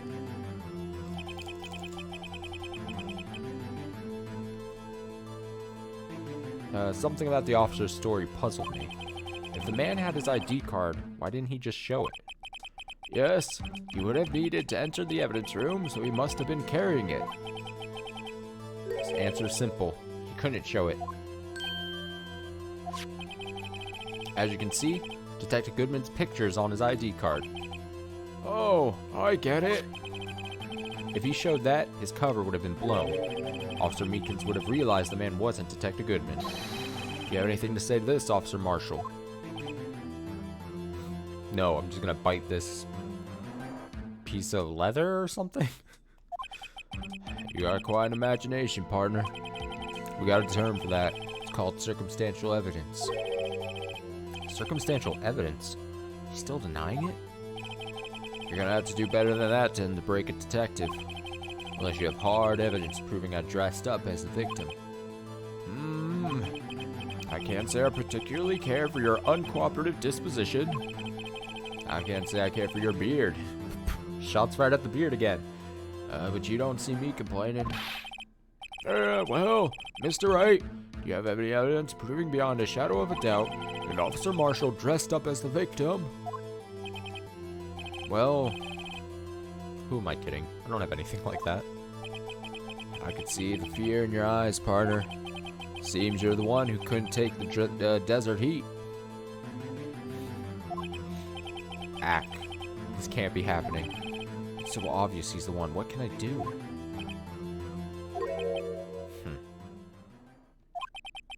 It looks like your lack of experience has finally been exposed. I'll pass on to you what someone told me when I was just starting out. When you run into a wall with no place to go, return to the basics. The basics? For me, that would be what Maya used to tell me. Phoenix, try thinking outside the box. I don't know what voice I did for Mia. I shouldn't look for proof that Officer Marshall was in disguise, but rather I should look for evidence that came about because he was in disguise. Why do you think this locker was open in the first place? What do you mean? There's no reason for Officer Marshall to open his locker at the time of the crime, yet he did, despite the chance it might be discovered later as it has been. Which means he didn't originally plan to open his locker. According to the defense's argument, Officer Jake Marshall dressed up as Detective Goodman at the time of the crime. Then, after the crime was committed, he opened his own locker for some unknown reason. The fact that a white cloth is sticking out of the locker seems to indicate that he opened it in order to put the cloth inside. So, just what exactly is this piece of cloth? Perhaps the video is the key for all our unanswered questions. Not the fucking video again. This is the fourth time. I don't have any evidence, so this video is my only shot. Very well. Let's take yet another look at the security tape. After committing the crime, the witness opened the locker to put away the white cloth. Please show us why the witness had to open his locker. Okay. White cloth.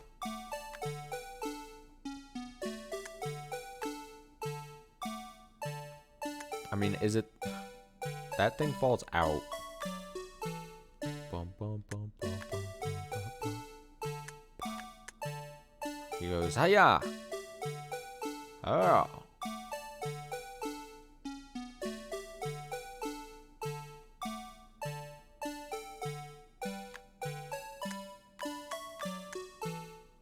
I gotta see something. Let me... Profiles.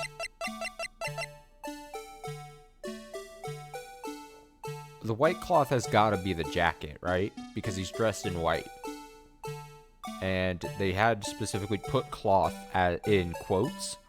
Because it's not really like cloth. It's like the outfit he dressed up as. And then what I would say is that he had to stuff it in there because it was bloody, right? And this is too well framed. Like it's gotta be this. Come on. Come on, man. You can't get past me for that. Phoenix says, for some reason, you disguised yourself as Detective Goodman and entered the evidence room. Though I don't know to what end. Yet. However, something unexpected happened. Officer Meekins barged in on you. When asked to show your ID card, you pulled a knife on him. However,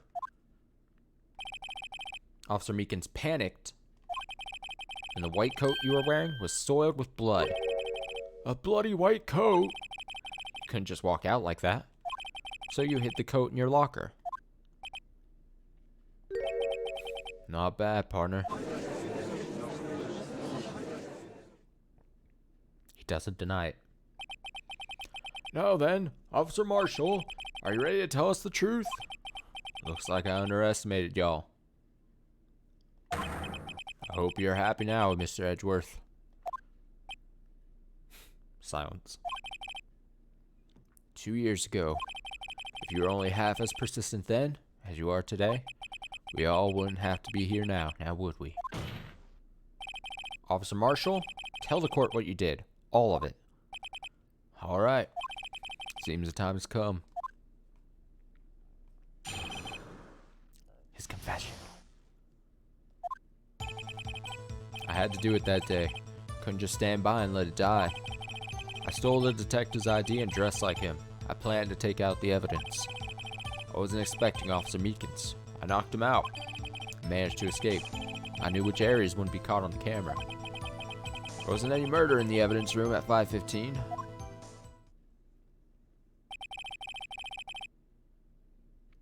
Didn't he knife the officer's hand, and that's why his bandage around it? Yeah, I think that's what was said.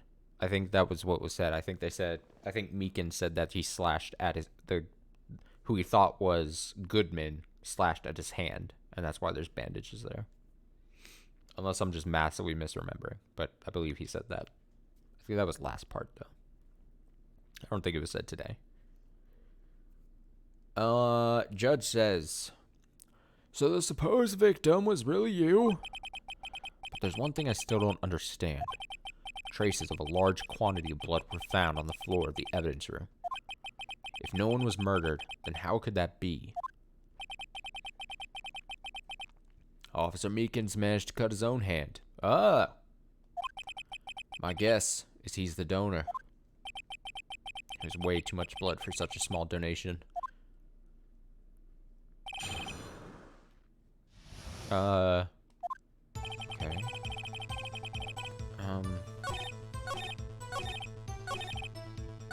I guess we're pressing again. When you say it, you mean... Do you even have to ask, partner?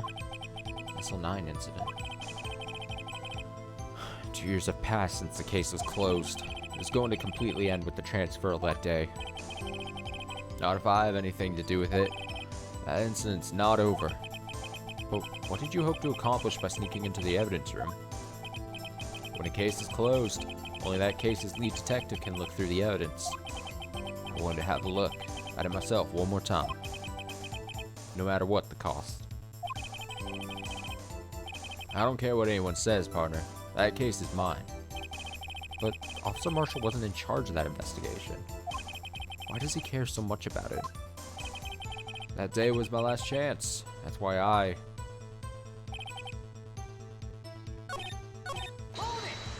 Hold it! Why did you disguise yourself as Detective Goodman? If I didn't make it look like Goodman was carrying out the evidence transferal, I'd be arrested for stealing evidence, which wouldn't get me anywhere. So you did it to fool the security camera. And the detective's ID card. Stole that the morning of the incident. So that really was why Goodman started filling out that lost item report. I returned his ID card. I left it on the floor in the prosecutor's office parking lot. The ID card I found was left there by Officer Marshall. So essentially, you managed to succeed despite your lack of foresight. What do you mean, partner? I mean the fingerprint activated lock, of course. No matter how well you disguise yourself, you can't change your fingerprints. Under normal circumstances, you wouldn't have been able to open that locker yourself. But he could because a rubber glove just happened to get stuck in the door. That means Detective Goodman must have opened the locker before Officer Marshall.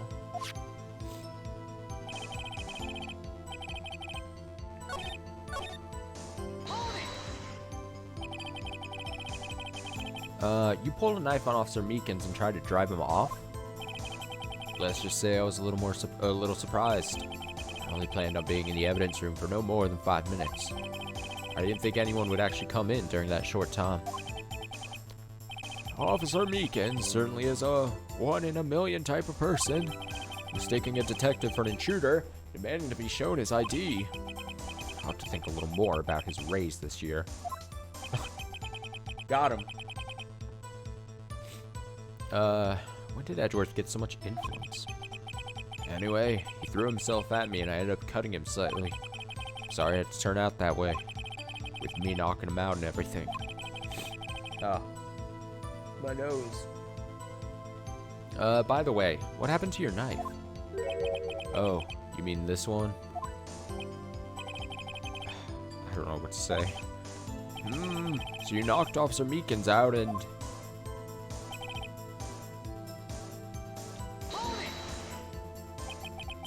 So you did your research beforehand.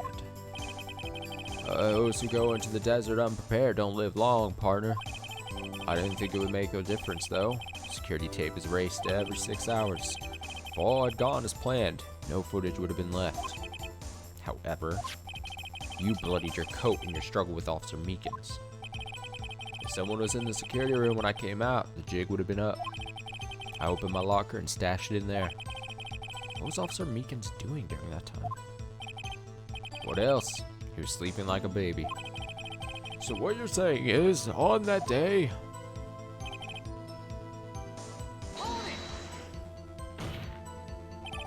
But the blood found at the scene certainly indicates a crime took place. What are you, blind? The victim shown on the tape is me, and I'm not dead yet, partner. So you stole the evidence from the locker? Actually, no, I didn't. Why not? When I opened the locker, the evidence was already gone. Oh, I feel like I'm about to sneeze. I'm dying.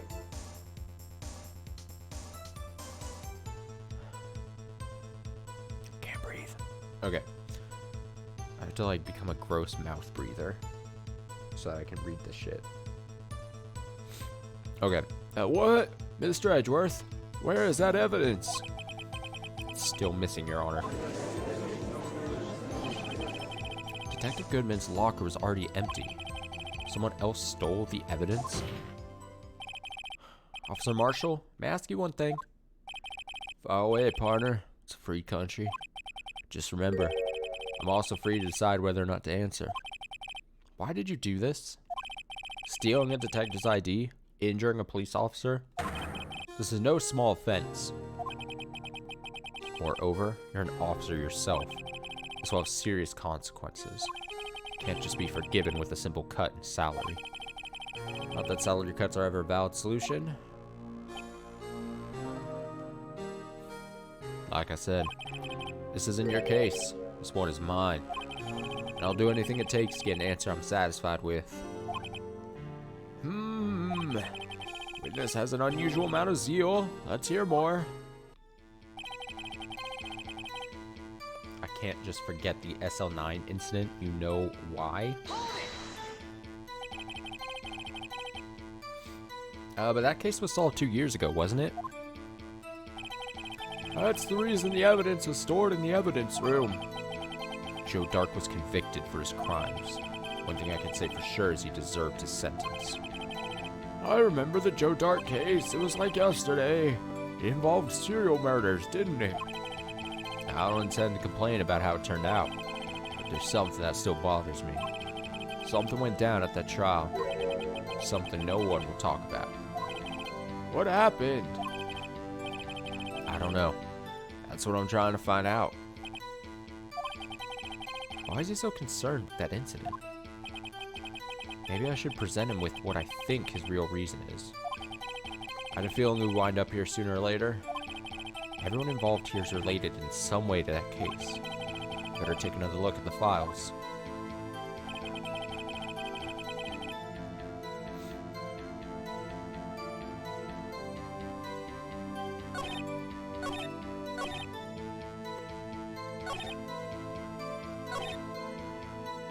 I have to,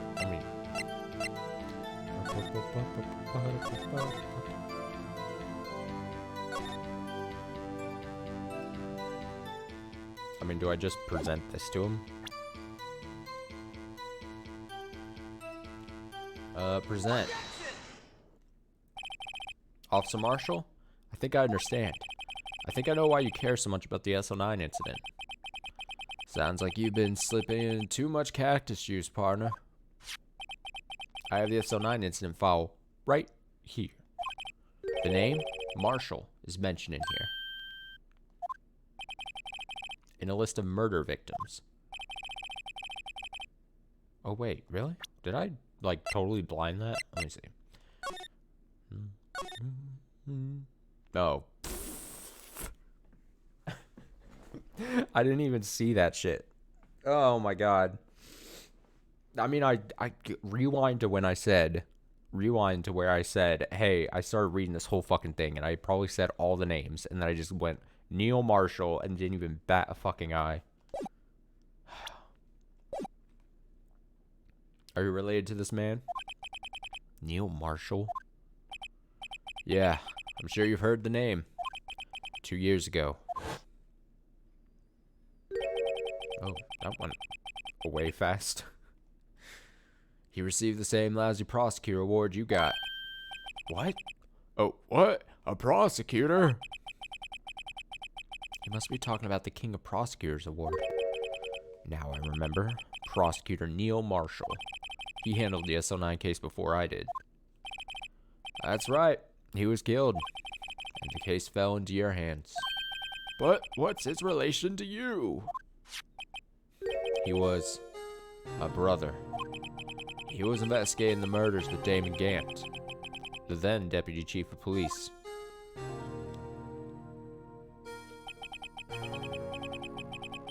The group of detectives I was part of worked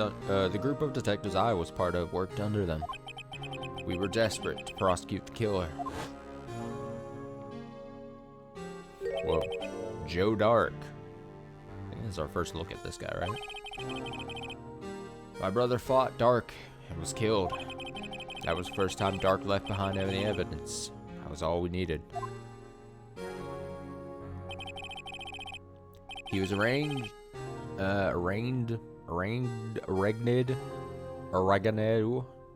and incarcerated.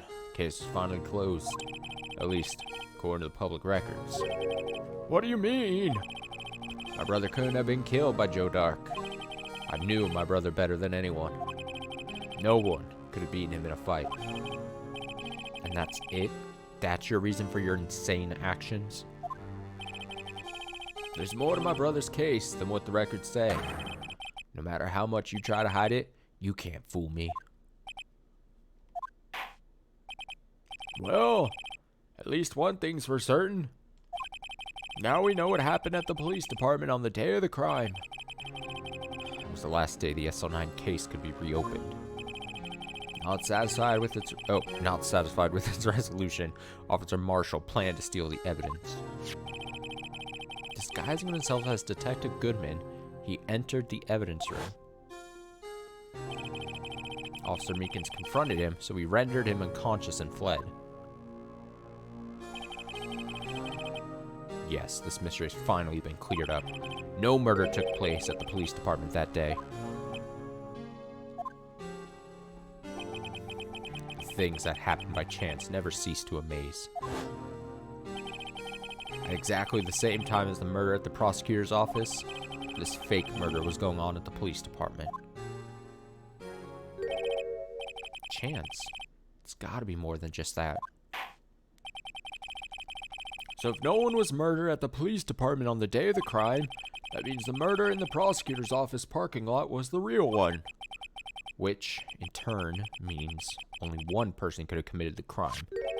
Chief Prosecutor Lena Skye. Objection! But wait, a verdict wasn't reached in yesterday's trial. Which is why we examined the incident at the police department today. But there's only one reason the defendant was not convicted yesterday. There yet remained the mystery of the simultaneous murder at the police department. It seems to me this boy's got the draw on you, partner. All the mysteries at the police department have been resolved. No doubt about it. Our sole murder took place at the prosecutor's office. The only suspect is Lena Skye.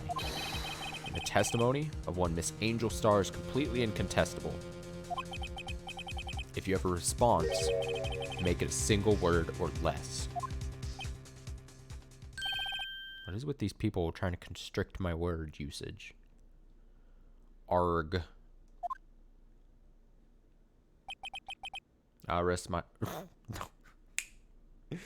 Damn it. I don't even have any defense for why I switched to Marshall voice. Maybe Edgeworth just wanted to try a southern drawl. I'm gonna blame my foggy brain for that. I rest my case. It seems this trial has reached its conclusion. There's no room for doubt. Well done, Mr. Wright. Thanks to you, I didn't need to waste my time disproving the alleged murder at the police department. Oh my god, I almost gave him the judge voice all of a sudden. There's no doubt what I proved today is true. The apparent murder on the security camera's tape really was fake. But I didn't realize I would end up proving Lena guilty. Now then, the time for this verdict has arrived. This court finds the defendant. Oh shit, who is it? Holy shit! Your Honor, wait! Emma? The defense has an objection. A scientific objection. Right? What do you mean, right? Mr. Wright, are you this girl's guardian? Your Honor, please, Your Honor, all I'm asking is for a minute of your time. Please hear me out. Mr. Edgeworth, please. I don't want to leave any loose ends. You want a minute? I'll give you 3. I was kind of in shock. I mean, finding out the SO9 incident referred to the Joe Dart killings? Now that she mentions it, the names of both Sky sisters were in that file. But that's when I figured it out. I mean, what Officer Marshall was trying to do that day. So I knew his fingerprint had nothing to do with the crime. That left only one thing. The other handprint. You mean the traces of blood found on Detective Gumshoe's locker? But no fingerprints were found on it, right? No, but I figured it out I figured if I examined it scientifically, I'd be sure to find a clue. So, I ran over there and looked at it again. So, did you find something? No. Great, thanks, Emma. Defendant guilty. Huh? Sorry. Guess I'm not much of a scientific investigator after all.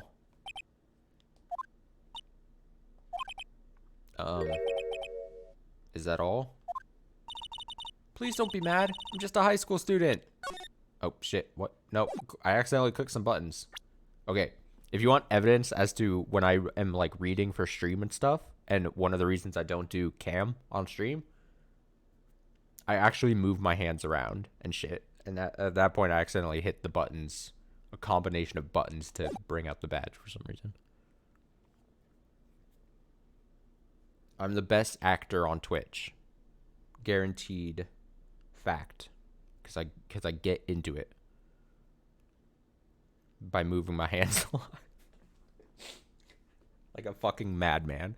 I'm so glad no one can see me when I'm actually doing streams. Because my face probably looks like a fucking fool. And then my hands move around. Because I'm talking. That's how I talk.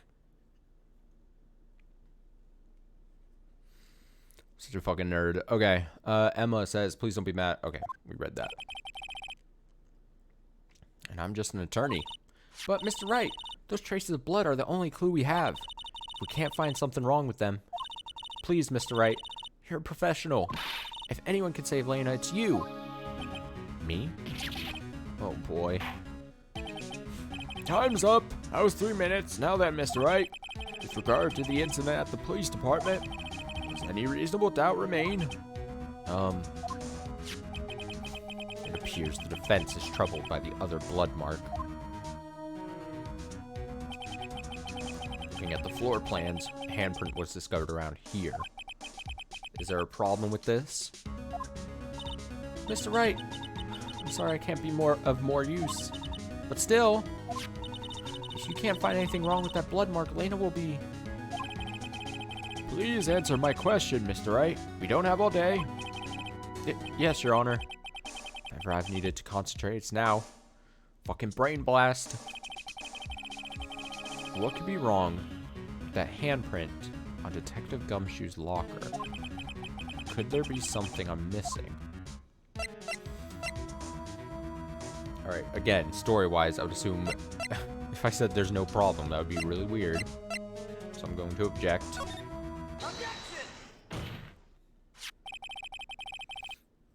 This handprint left at the crime scene clearly shows a contradiction. The only thing that seems clear is you're grasping, Mr. Wright. You've been staring pretty intently at those floor plans. Tell me, is there a problem with them? Yes. This is strange. Take a good look at these floor plans. Something is missing. Missing? You mean something hasn't been drawn on there? Yes, something that, when drawn, will completely change the meaning of the blood mark. Let us pray the defense isn't simply trying to buy time. Very well, Mr. Wright. With all this evidence here, there's gotta be something I can use.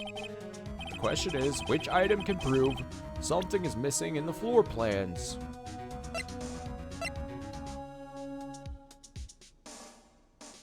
Is it this? Is it giant jar? Is it this?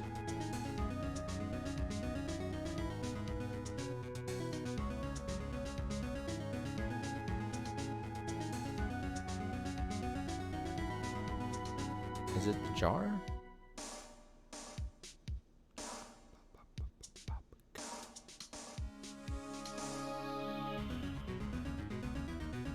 I mean, the jar is like the one thing we haven't talked about. It seems like it's supposed to be important.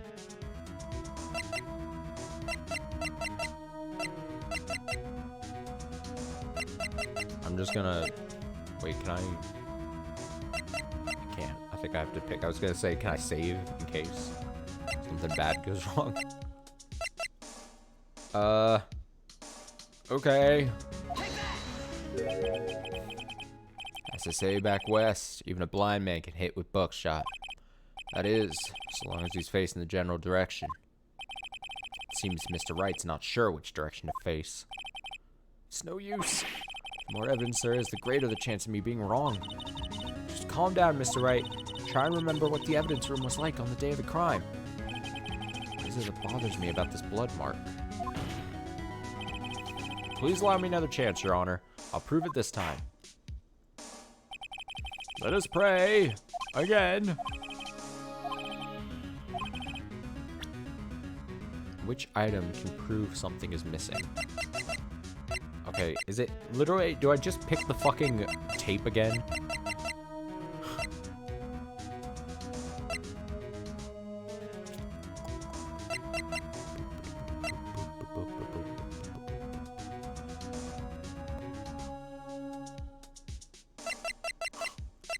I mean, I might as well. Okay.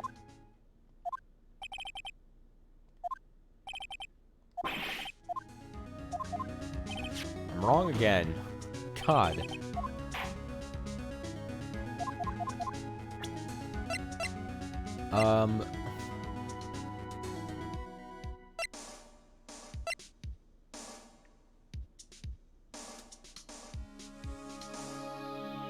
Is it this? Is this... Do I finally pick the panel? I have no idea. I mean, I have no idea what else it could be.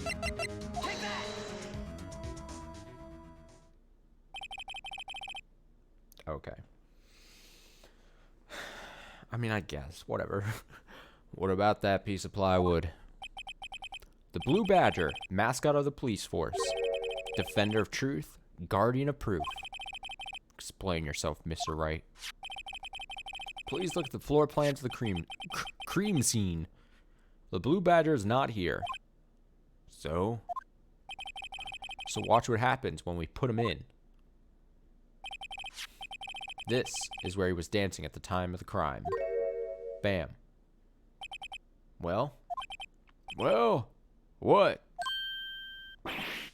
Gasp. That's right. So long as the Blue Badger's dancing here, it would be impossible to place a handprint at the spot on the locker. Oh. Oh. What? It's weird because I thought Emma was at the witness stand. So he came back and then she came back to join me in my little section. I guess. So that means, just exactly what does that mean? It means it can't be done. What are you saying? Blood traces were undeniably found on that locker. That's the word. I'm going senile. Oh shit. Why did that word go? I didn't click anything there. Alright, let me check the delay. It said, don't look at me. I didn't put it there. So strange. Why did it go so quick like that? Mr. Wright, think it through scientifically. Emma? On that afternoon, Officer Meekins was the one who brought the Blue Badger to the evidence room, right? After he put it down, it would be impossible to leave a handprint on that locker. So that must mean this blood mark was left there before the Blue Badger was brought in. just one moment. I would not allow such far-fetched balderdash in my courtroom. It may sound far-fetched, Your Honor, but it's the only possible explanation. On February 21st, in the police department's evidence room, with a candlestick. That's the second time I made that joke tonight. I'm hoping I can fit it in one more time. Blood was spilled not once, but twice. But how? One time was captured on this tape, taken by the security camera. Okay, so this is where we're gonna bring up the pot, I guess. Officer Meekins cut his hand, from which a trivial amount of blood fell. The problem is, the other time.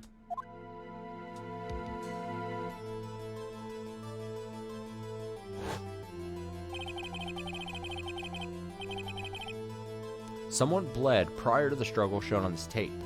It had to have been. It had to have been Detective Goodman when he was really murdered. Oh shit. It's ridiculous. I refuse to accept your absurd claim. Oh, triple objection. The murder portrayed in the security tape has been proven to be fake. However, that does not explain the blood mark found on the locker.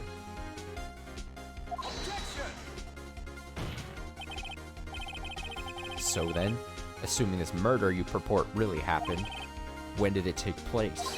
I demand you show evidence that proves when it occurred.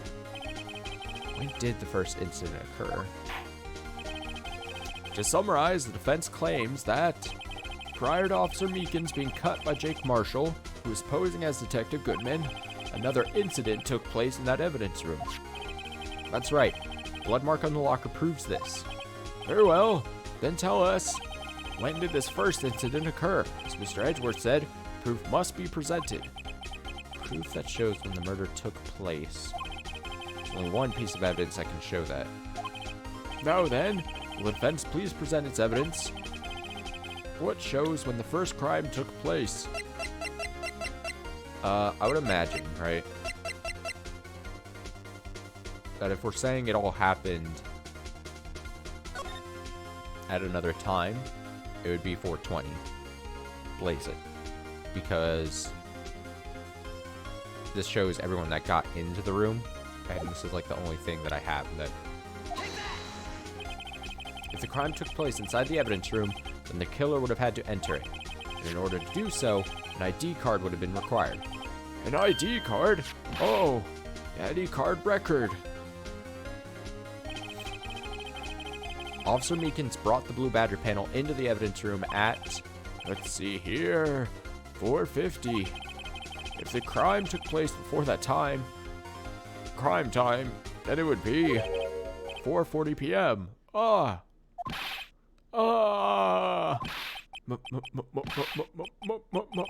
Miles Edgeworth, what have you done?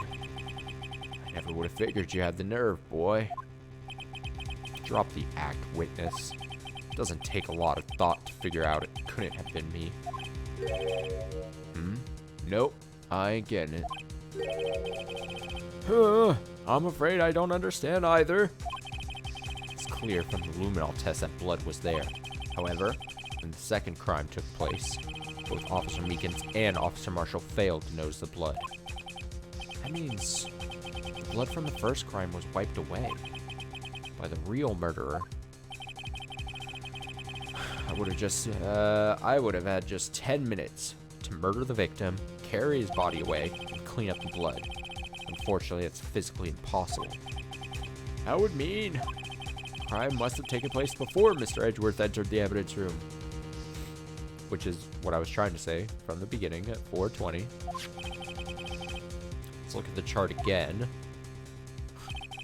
There's only one other card number remaining. 7, 7, 7. 7, 7, 7, 7. Talk about a lucky number. But wait, that doesn't make sense. How could Detective Goodman have entered the evidence room? Since there's no record of his card being used beforehand, he must have entered along with the real murderer. It's the only plausible explanation. He went in with 777 7777. Mr. Edgeworth, please look into this ASAP. Find out whose ID number is 77777 7777.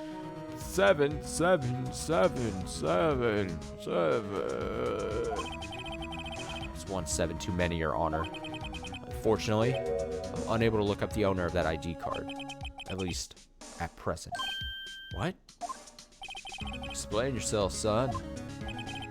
ID number 7777777 belongs to someone with the rank of captain or higher.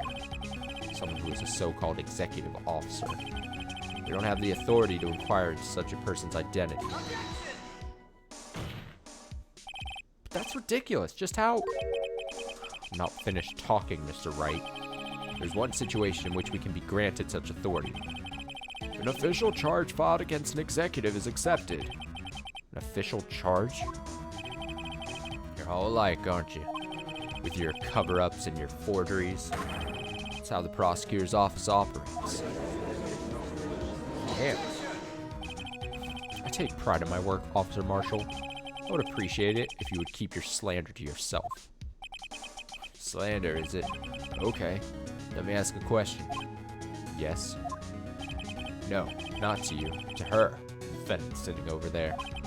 Your own little executive. But, Lena. Don't be stupid. She's been charged with murder. Of course we've looked up her ID number. And it's not 7777777. Don't play me for a fool, partner. That's not what I want to ask. All I want to know is one thing about that incident. The SO9 incident? Answer me this, Chief Prosecutor. Isn't there, like, a rule against this? Again, I'm not a legal expert, but I'm pretty sure if you're like a witness, like you're being asked, like you get the questions asked to you. You don't get to ask questions. But I guess in this universe, anything goes.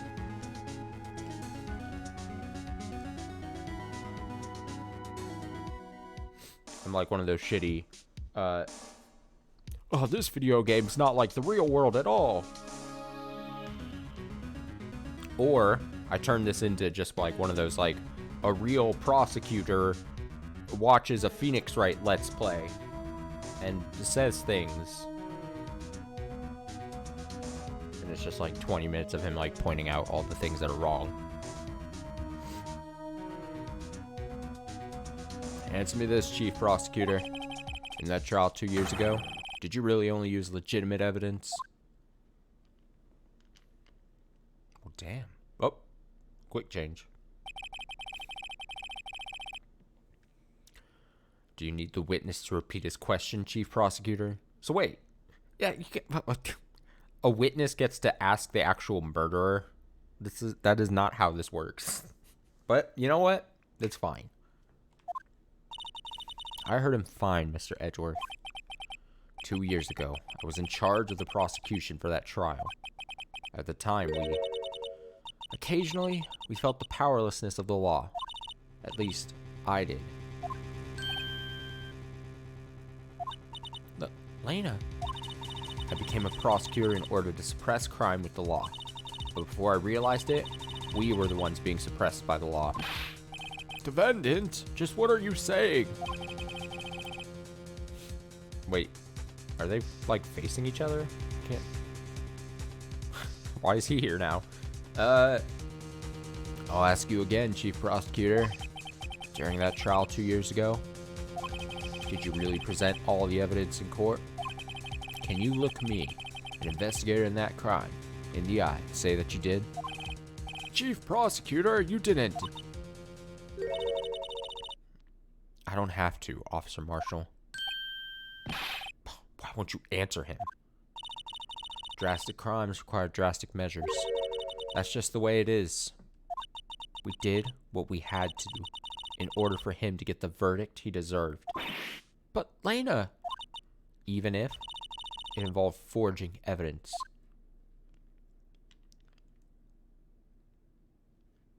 Dramatic.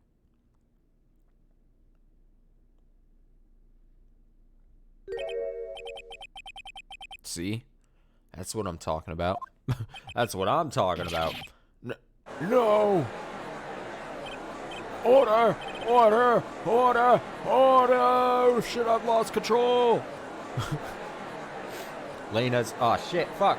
I didn't get to read it. Alright, I'm going to look at the delay here for a moment. Lena's remarks caused such a stir. The chaos in the courtroom cannot be quelled. The conclusions of the trial would have to wait until the following day. Alright, I'm going to take like a 5-minute break here to go to the restroom and get a bit more water and stuff. So, let's get a stretch going. I'm going to mute myself. I'll hit a BRB screen, and I will be right back. Where is... I'll go do this. All right, be right back.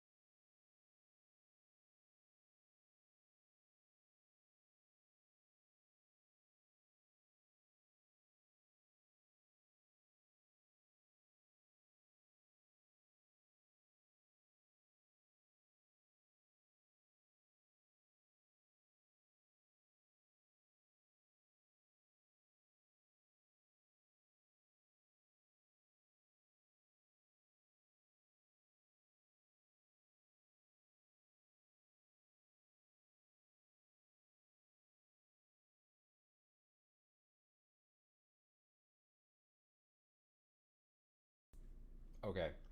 I I perfectly timed that BRB because I did all the gross sneezing during it. When a bunch of sneezes come at you while you're trying to take a piss, it's a dangerous game. When you, especially those violent sneezes, not violent, but just very what's the word I'm looking for? Very motion heavy. Vibrational sneezes come at you. It's dangerous. Did I save? All right. We continue. February 24th, 3:12 p.m. Should probably close this on my phone, shouldn't I? Oh my god, I really did something stupid. Oh my god. Oh, I fat fingered something. Oh my god, I keep doing it. Oh my god. You know what? I'm gonna be that old person. The phones have gotten too big again. And I know I'm not going to be the first person to point this out, but we started going like smaller and smaller phones, and now they're getting bigger and bigger, and I think I've just now hit the point where I think the phone I currently have, it's too big. Just slightly too big. If I could just get just a teeny bit smaller. And I know that it was my own fault, because I got the 13 Pro, not the Pro Max. I think it's Pro, but I think that makes it slightly bigger. It's a fucking scam. The tech business, dude. Okay, enough. Shut up and play the game, Austin. February 24th, 3:12 p.m., Wright & Co. offices. I'm so sorry, Mr. Wright. I'm sorry for what my sister said. Drastic crimes require drastic measures. That's just the way it is. We did what we had to in order for him to get the verdict he deserved.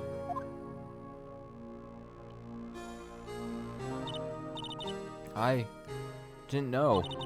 I never knew that the SL9 incident was just another name for the Joe Dark killings. Sounds like everyone's heard about these killings but me. Lena wanted Dark convicted so badly. That's why she used me. That's why she used what happened to me. What do you mean, what happened to you? It's all there in the file. Joe Dark's last victim was Prosecutor Neil Marshall. When he murdered Officer Marshall's brother, he left behind an incriminating piece of evidence. But what did you have to do with those killings, Emma? On the night Prosecutor Neil Marshall was murdered, Joe Dark tried to kill me. What? He tried to kill you? Whoa. Officer Marshall's brother, Neil, was only trying to save me. So that means you... Yes. I was a witness in the Joe Dark trial. Didn't see that one coming. It doesn't feel like that's revolutionary, but whatever. Whoa, I didn't see that one coming, and it's just like a thing. It's just a thing that happened, Phoenix. You don't have to be like, oh my god. It happened 2 years ago. It was right about this time of the year, too. There was a terrible thunderstorm that day. Unusual for the season. I was alone in my sister's office. We were planning to eat dinner together once she finished her work. Then suddenly, this terrifying man came bursting into the office. Joe Dark. Joe Darky. It seemed like he was running from someone. He pulled out a knife and screamed at me. I didn't know what was going on. Just then, Prosecutor Marshall showed up. Jake Marshall's brother. Yeah, good job, Phoenix. Joe Dark tried to take me hostage, but before he could, Mr. Marshall tackled him.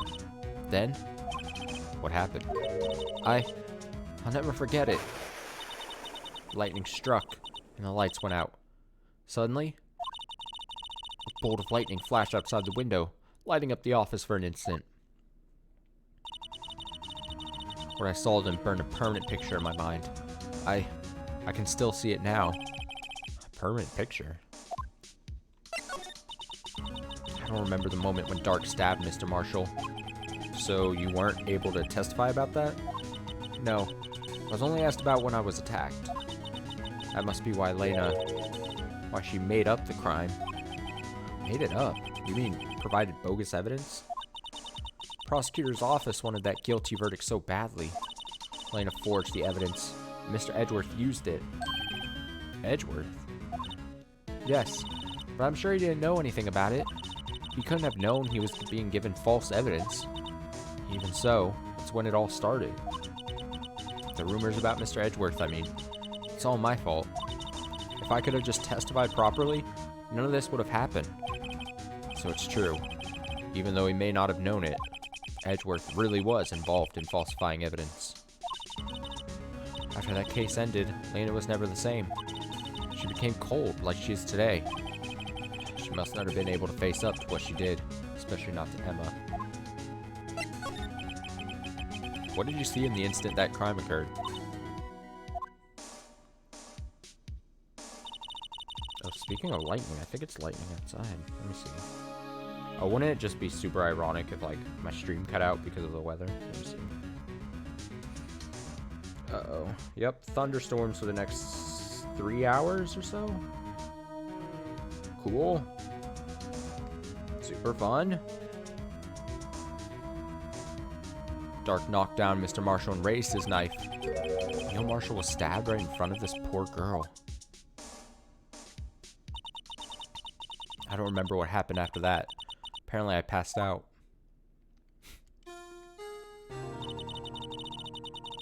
When I came to, Lena was cradling me in her arms. Poor Emma.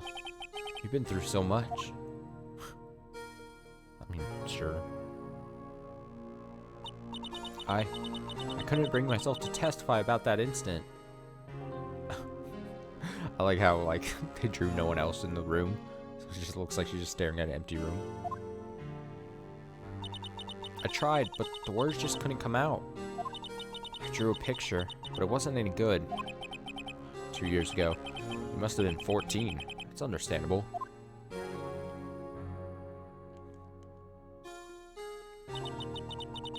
Once it was all over, I made up my mind. I decided that when I grew up, I'd become a scientific investigator. I want to be able to fight crime with my testimonies, and find the evidence to make an airtight case. That way, Lena would never have to forge any. I see. I think I'm finally starting to understand what makes them a tick. But there's still something that bothers me about that crime. Something puzzling. There's something that's puzzling me, Emma. What is it? You said you were in Lena's office at that time, right? That's right. Why then would a serial killer come running in there? Not only that, but he was being chased by a prosecutor? Oh no, we're getting to the point where I'm just slurring words. Oh, there's no mystery there. Joe Dark had been taken in for questioning that day. Taken in for questioning? You mean by the police? Of course. This happened at the police department. He tried to run away halfway through the interview and fled into my sister's office. But why did he run all the way over to your sister's office? Because the detective offices and the questioning room are right across from the elevator. Across from the elevator? But Lena was the chief prosecutor, wasn't she? No, silly. Didn't I tell you? 2 years ago, Lena was a detective. She was the best in the entire force. What? It's news to me. After the Joe Dark case, she was transferred to the prosecutor's office and made chief prosecutor. Lena used to be a detective? I better have another talk with her.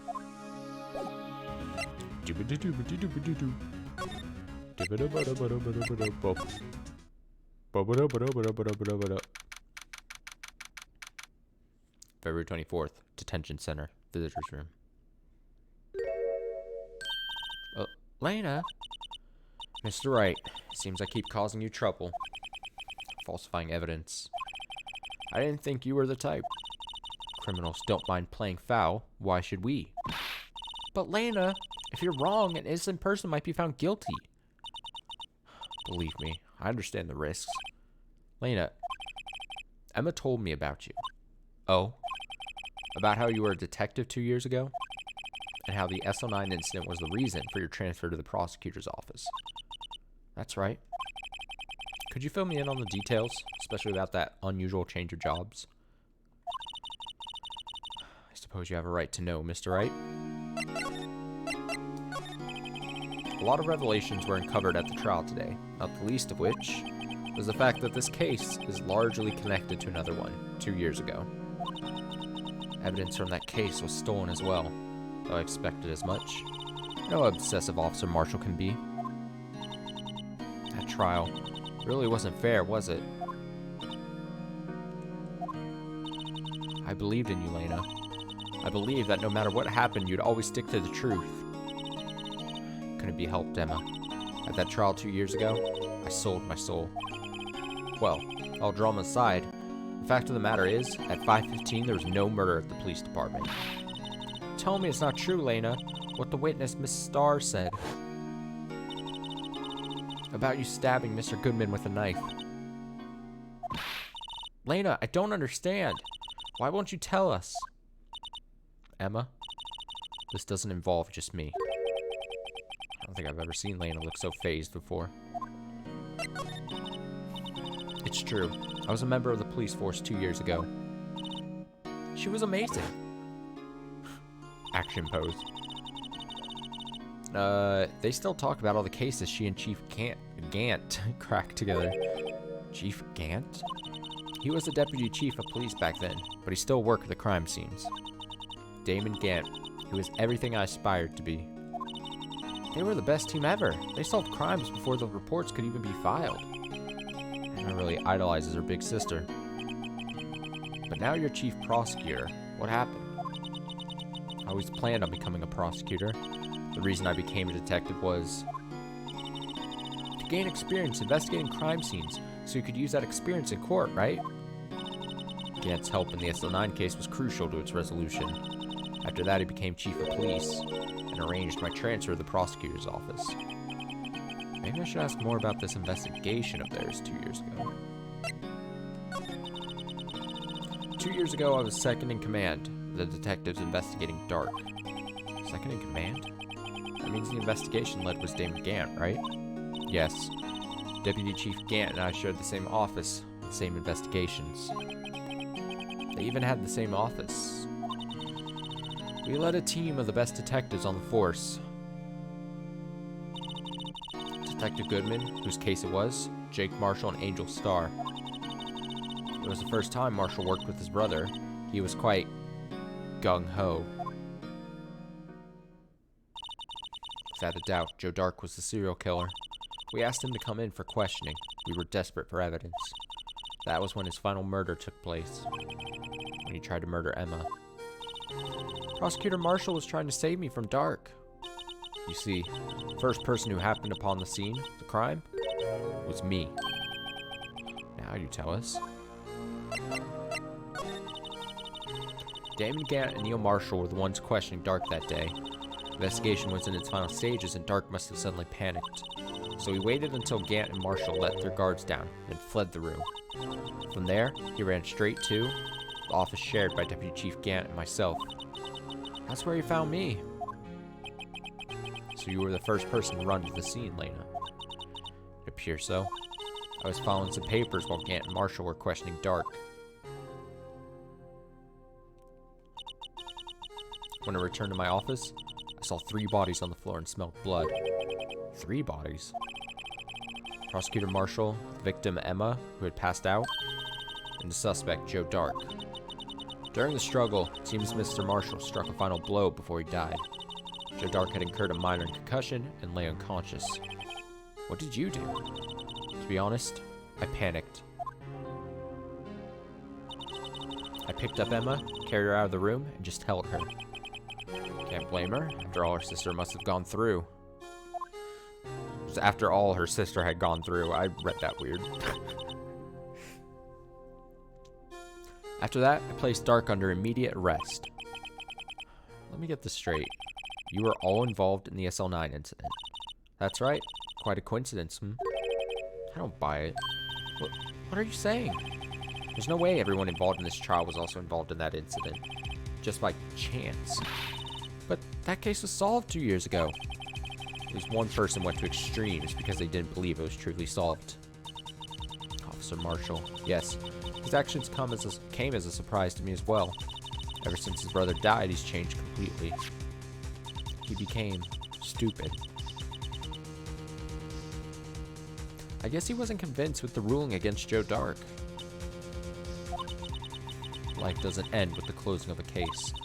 Everyone has to live the rest of their lives with their memories. That case just might not be over yet. Emma was assaulted by Dark at the police department, right? Yes, in the office that Damon Gant and I shared. The office that Mr. Gant now occupies by himself, the chief's office. Maybe we should have a look at the chief's office, the site of the final SL9 murder. Let's fucking go.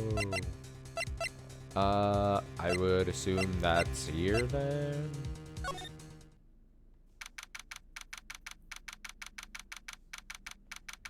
February 24th, police station, criminal affairs department.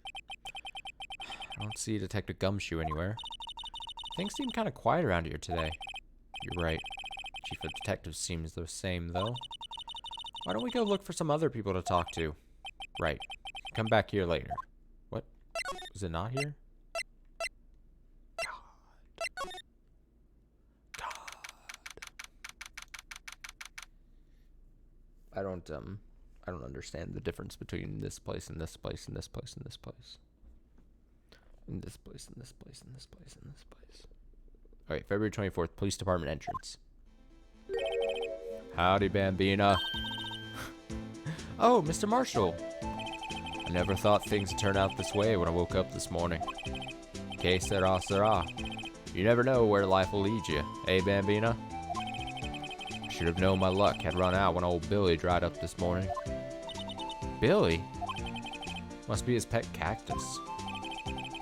Say, where are you headed? Just over to the prosecutor's office for a little interrogation. It's a voluntary appearance. We all know I won't be coming back. Sorry, you can't go in the evidence room today, partner. But, Mr. Marshall, why did you do it? Why do prospectors head west? If ever there was a case I needed to know the truth about, it was that one. Before you turn yourself in, Mr. Marshall, would you mind telling us exactly what happened? Looks like I won't be getting a steak lunch today. Sure, dark trial. Let me see. Here we go. Something was fishy about that trial from the beginning. It wasn't just me either. All the detectives thought so. What do you mean fishy? Some of the facts reported were inconsistent with the evidence we found. For example, the murder weapon. The murder weapon? You mean that switchblade knife with the broken tip? That was Joe Dark's, alright. But in the initial autopsy report, a question was raised. A question? The blade of the knife was not a perfect match with the wound the victim sustained. What does that mean? It means there was a good chance that knife was not the murder weapon. However, in the report that was finally submitted, that possibility had been erased. The facts have been concealed with forged evidence? That case left behind scars on all of us. The scars that the SL9 incident left behind? Scars.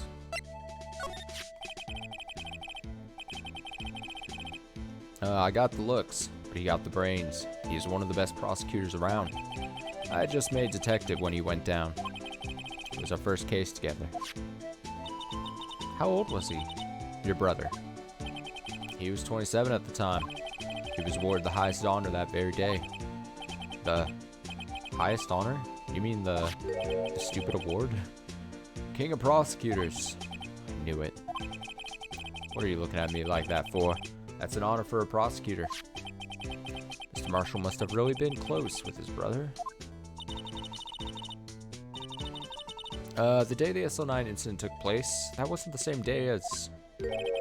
That's right. It was the day of the evidence transferal. Interesting. It was drizzling that morning, and by nightfall there was thunder. Can't believe 2 years had gone by already. I tried to steal the evidence so the case wouldn't die. Apparently someone tried to stop you. Detective Goodman was murdered, and the evidence locker was empty.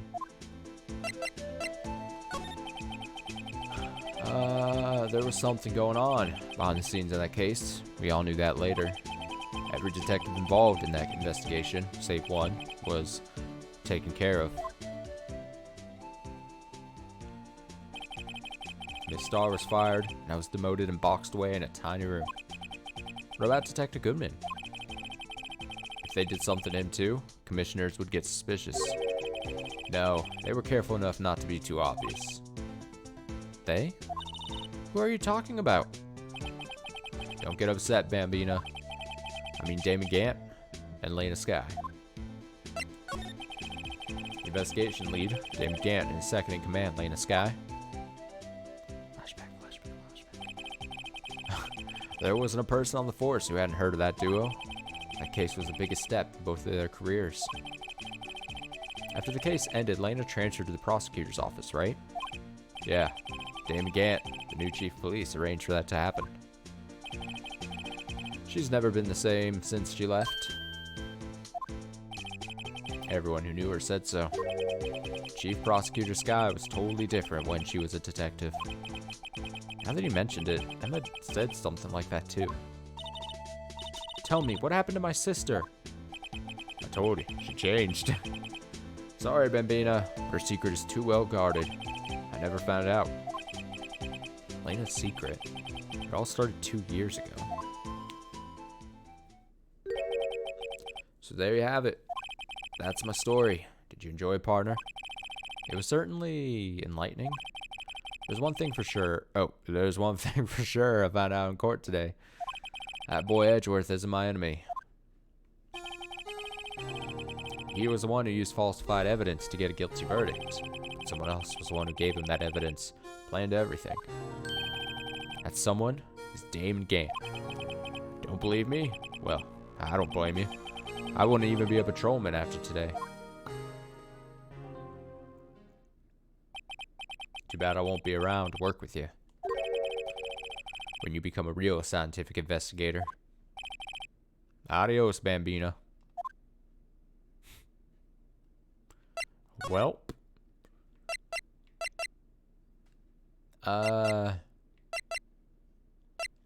Let's go here. February 24th, prosecutor's office, underground parking lot. No one's here today, not even Miss Starr. Everyone's probably busy looking into what exactly went down in the evidence room. That must be where the detectives are. We proved in court today that on the day of the crime, no one was murdered in the evidence room at 5:15 p.m. Yeah, I thought we were finally making some headway in our case, but instead it looks like we just ended up making Lena look even more guilty. Hang in there, Emma. Gotta find all the answers by tomorrow. All the answers.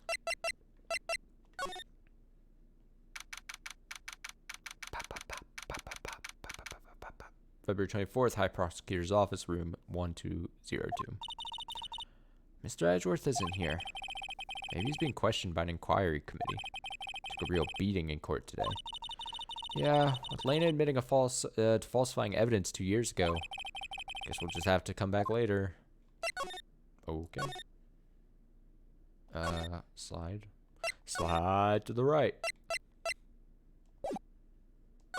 Slide to the left. Freeze. Oh. February 24th, Police Station, Criminal Affairs Department. This place is always pretty empty, but today it's deserted. It must mean everyone's busy solving crimes. Oh, if you're looking for the others, they're all in the conference room. Thanks. Wow, he actually talked to us. With the chief prosecutor saying what she did and the decision about what to do about Mr. Edgeworth, not to mention our statement to the media in tomorrow's trial, there's more chaos going on than Thanksgiving and Christmas put together. I think festive is the word usually used for those. Sir, we'd like to have a look around Chief Gant's office. Just use the connecting hallway to the other building. Take the elevator to the top floor. Really? You mean it's okay for us to go in there? I mean, we aren't police officers or anything. Hey, you're right. You can't go in there. It's off limits. Now I see where Detective Gumshoe gets his unique charm. Well, what are we waiting for? Let's head to the chief's office. Wait, didn't he just say we can't go in there? And then she's just like, fuck it, we're gonna go in there anyway. Because fuck you. We're the pro tags. February 24th, Police Department, Chief's Office. What the hell is this room? What is this? What is this fucking place? Oh my goodness. Talk about unnecessary. Whoa, where am I? In the chief's office, silly. At least that's what it said on the door. Check out that pipe organ. That's real, isn't it? Hey, I used to take organ lessons in kindergarten. They used to call me Little Miss Bach. Bach. Kindergarten. It's impressive. Oh, I didn't get to read that. Damn it, I was looking down. I thought I was a genius until they tried teaching me notes. And then I guess you struck it. That's an appropriate verb word for playing the organ, right? You strike the organ. I never could remember where C was. Oh, I forget what voice I gave this guy. I think I kind of gave him slightly flamboyant, slightly old guy, like I kind of do to the judge voice. Oh, it's you two. Sorta, I think. Chief Gant. He put that paper he was reading in his desk. So, righto, have you been swimming lately? No, I haven't. I've been kind of busy lately. I can appreciate that. I've had my hands full too with Mr. Marshall's misconduct and Lena's provocative statement. Provocative statement? Oh, you mean about the forged evidence? 2 years have passed since that incident. My, how time flies. See that big picture on the wall over there? That's a picture of Lena, Neil, and me. So this is Mr. Marshall's brother, Prosecutor Neil Marshall. We took it to commemorate our work together. Something's not right with this picture. There's the fucking, pot thing. Vase? It's there in the background. It's weird shape and weird handle things. Unmistakable. I can't quite seem to put my finger on it, though. Gant, team picture, added to the court record. Photo at the award ceremony. Great. More evidence, because, you know, we need to get to a fourth page. Anyway, I'd like to reminisce all day, but there are matters that need my attention. I'm going to lock up here, so let's go out together. Oh, but this office, it was a crime scene 2 years ago, wasn't it? That case has long since been over. There's no need to investigate it anymore. All the same, we'd still like to have a look around. Perhaps you didn't hear me. I said there's no need to investigate it anymore. Now hurry up and get out. I have a meeting to attend. Damn. Looks like we aren't welcome. Seems that case isn't over with yet, after all. What do you mean? Chief Gant denied a request to search the crime scene. That means there must be a reason he doesn't want us looking around in there. You mean like a clue? There's gotta be a way we can get inside the chief's office.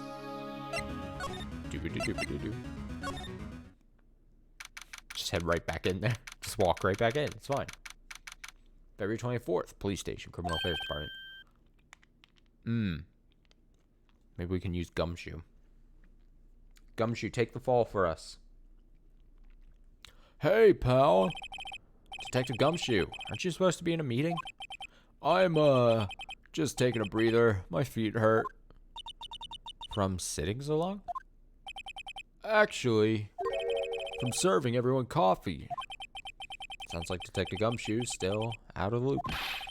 Say, have either of you seen Mr. Edgeworth? Edgeworth? No. Why do you ask? He's under fire from both the police department and the prosecutor's office. It's almost like the battles between you two in court. Sounds serious. Is it because of what my sister said? That's basically what it all boils down to. That falsified evidence 2 years ago. Now Mr. Edgeworth has the whole world after his blood. Yikes. Yikes. But why would Edgeworth be blamed? It's not like he knew the evidence was forged. Lena Skye is the guilty party here, isn't she? Regardless, a prosecutor is responsible for the evidence they present in court. Not only that, but as you know, there have been a lot of rumors going around about Mr. Edgeworth, his amazing talent as a prosecutor.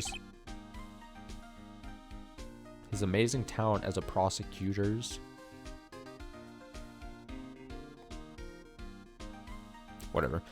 Kept him safe from those who don't like him. But now with this, Are there really so many people who hate him? in our world, only those with talent rise to the top. Mr. Edgeworth not only has that, but he's young. There's no better recipe I know for making enemies. Hey, Dick, keep up the good work. Yes, sir. Let's go out for lunch again sometime. My treat. Yes, sir.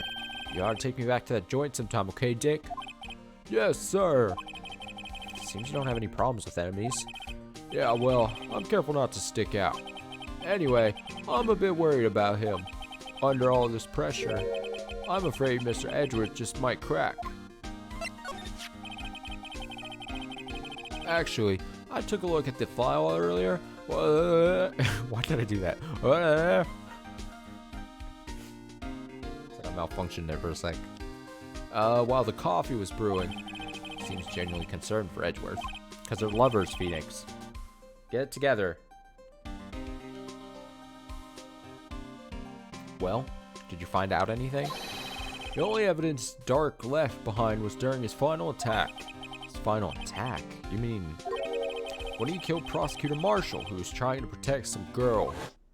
Some girl. Me? Seems that Gumshoe never realized Emma was the girl. That's when he left the most incriminating evidence of all. Well, what was it? Oh, let's see. I think it had something to do with the murder weapon. No, I forget. Look, it's all written somewhere in here, okay? His powers of recollection, never fail to impress.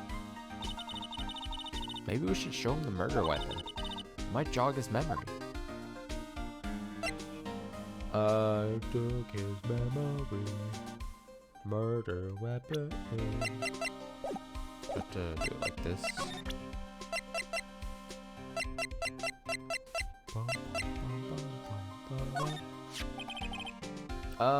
About this. Hey, is that... it has a tag attached to it with the label SL9 incident. Oh, has a tag attached to it with the label SL9 incident on it. I believe this would be the broken murder weapon you were speaking of. What are you doing with that? Ever since that case was closed, that knife's been locked away in a locker.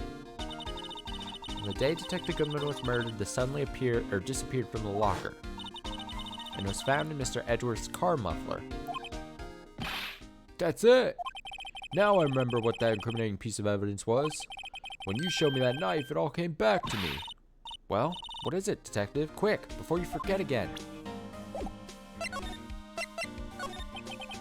Get to that in a second, I guess. Joe Dark was 42 at the time of the crime. He was just a run-of-the-mill businessman. A businessman? made him take to serial killing. One day on his own way home from work, he hit someone with his car. With his car? So, it was an accident? An accident, yes, but it transformed him into an animal. An animal? He killed a man that witnessed the accident. Then he killed a lady who saw it. A kid walked by, so he killed him. Then, when he was burying the bodies, a jogger came upon the scene and was killed as well. Finally, he turned himself in. Why was it auto-scrolling at that moment? Let me read the game. Game? Seems he was a pretty careless animal. Of course, this is all conjecture. There wasn't a single shred of evidence. So he turned himself in? Yes, but in the middle of his questioning, he fled and murdered his final victim, Prosecutor Marshall. That crime was witnessed by someone too, but luckily Dark was arrested on the spot. It's a good thing that last witness wasn't killed. That last witness? AKA Emma.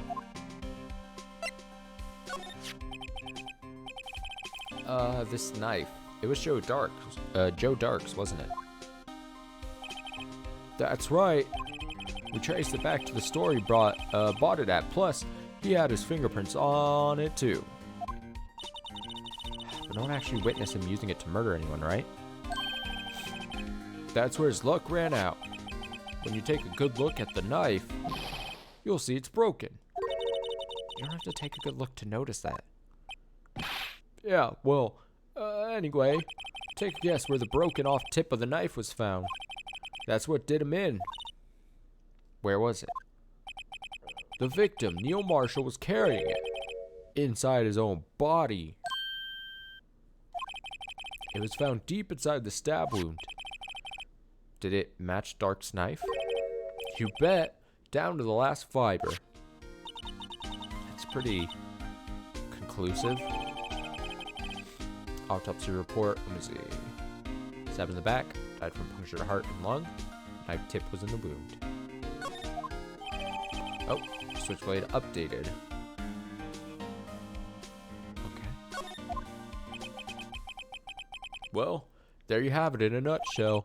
That's all I know. Can I ask you one more thing? What is it? If it's money you need, you should ask Chief Gant. It's not money, but it does concern the chief. His office is a crime scene, right?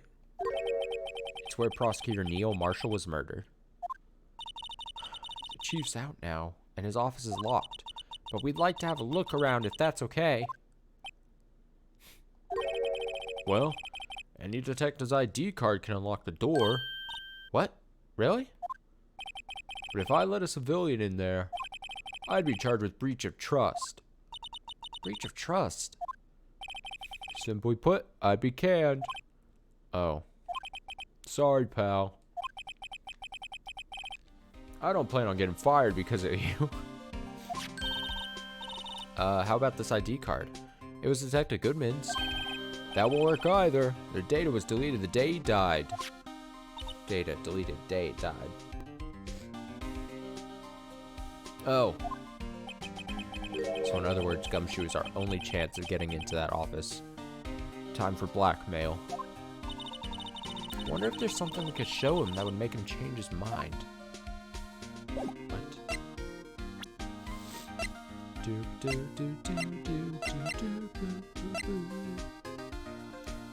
I don't know, do I show him this?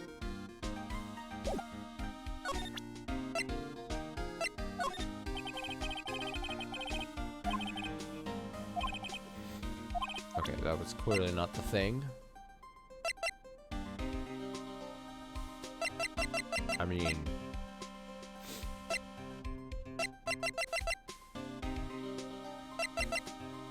what would it be that I show him?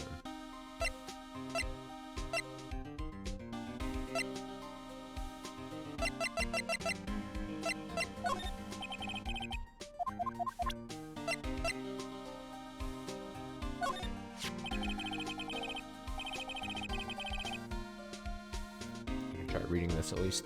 I've been studying up on those files. There's nothing wrong with Mr. Edgeworth's presentation. I think people are accusing him of injustice. I, for one, ain't buying it, pal. You're looking into the case for Mr. Edgeworth? Yeah, it was a pretty big deal what was going on, you know? After all, a serial killer was on the loose. Elena was pretty clear in her confession. She forged evidence in order to prove Joe Dart guilty. Okay, that didn't give me what I need. Showed the jar to him. About that jar, I think I've seen it before somewhere. Somewhere? Or maybe it's one of those memories people have from previous lives. This must be the most uninformative detective I've ever met. Something about it makes me feel uneasy. It's like I'm in the chief's office, and he's yelling at me. Chief Gant?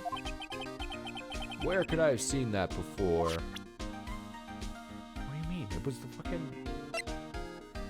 God, he's so stupid. He's so stupid. I mean, what else do I show him? Let me see. Wouldn't be any of those. Maybe I'm supposed to go somewhere else for a bit. Let me see.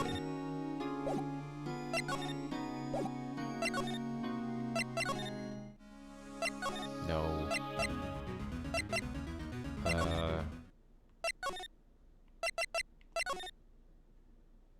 Alright, let's see what happens here.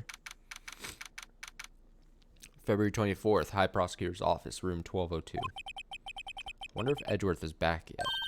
There he is. Looks like he's writing something. What are you doing here? You sure was quick to throw that paper on the floor. Let me just scoop up that paper. Tough day in court, huh? I've had to live these past 2 years with rumors flying around. What's another allegation to me? Cheer up, Mr. Edgeworth. I'm rooting for you. It's Edgeworth for you. Always trying to hide his real feelings. So, what do you want? Unlike some people, I don't have all day. We just go ahead and scoop this paper up if you don't mind. I wonder what he was writing before. Come on, Mr. Wright. Let's take a look. Are you crazy?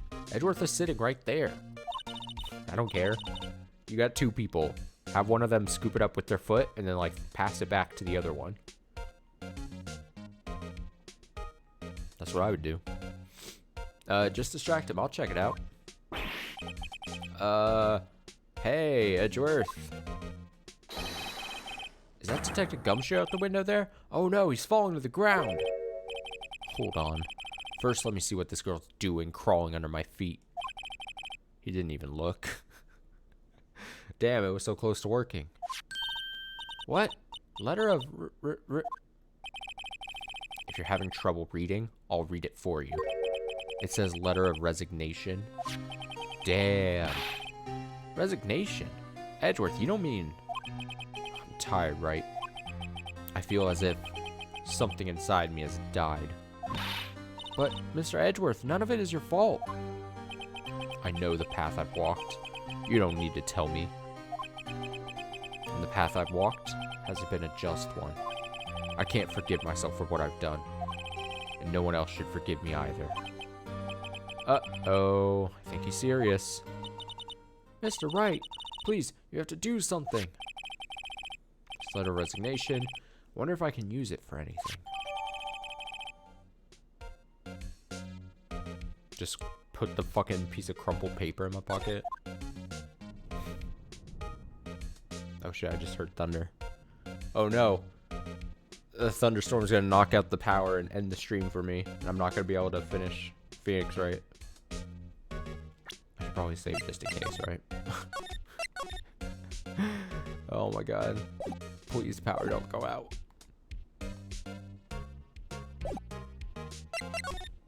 Alright, so I assume I show the letter to Gumshoe. Because then Gumshoe will be like, oh, I gotta help you guys do a thing. If he resigns, I won't be able to see my lover constantly. Something like that. There's no excuse for what I've done. 2 years ago, I used false evidence to obtain a guilty verdict. That's what it all breaks down to. And nothing I do can erase that fact. But you didn't know, did you? I mean, that the evidence was falsified? Police department and prosecutor's office share a bond of trust. If that bond is broken, we stand to lose everything. The police department's error is my error. My responsibility is the prosecutor in charge. That fact remains the same no matter what excuses I might have. Mr. Edgeworth. I take pride in my work. So tell me why. Why has it all come to this? And Edgeworth can't keep this kind of emotion bottled up.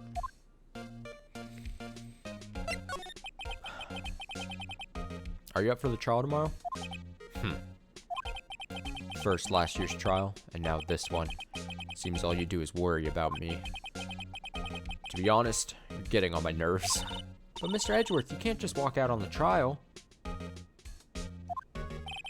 Tomorrow's the last day. It's too late to change prosecutors. I'll bet that's why my superiors are banking on. I never thought that case would come back to haunt me like this. What do you mean? The list of evidence seems too short. Most lists run twice as long. It's only half as long as most lists? That is odd. After Neil Marshall was murdered, I became prosecutor for that case. I may not have been part of the investigation, but I knew what I had to do. Uh-oh. Oh, I think you could hear that on mic. Oh man, rainy backdrop. Yeah, I just hope that the power doesn't go out.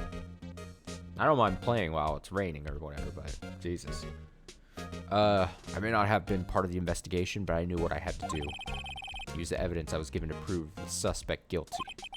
That was really the only thing on my mind at the time. Say, we saw a picture taken around that time. That... Oh my god, that one was loud. That one was big. Oh, it set off some car alarms.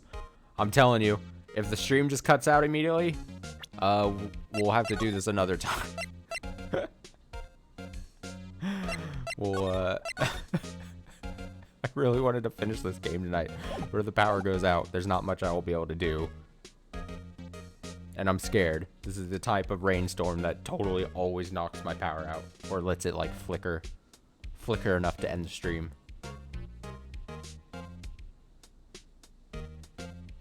Oh well, we'll just cross our fingers. That picture, something seems strange about it. Could you tell us again about what happened that day? The day Detective Goodman was murdered? You were participating in a ceremony at the station, right? I've never cared for ceremonies, but I had to attend that one. Because you are awarded this? Those receiving awards can't exactly skip out on the ceremony. I finished up at the office in the morning, and then drove over to the police department. You finished up at the office? Yes. Just odds and ends. Clerical stuff. I didn't plan on returning to the office that day. That is, until I was asked to take something back.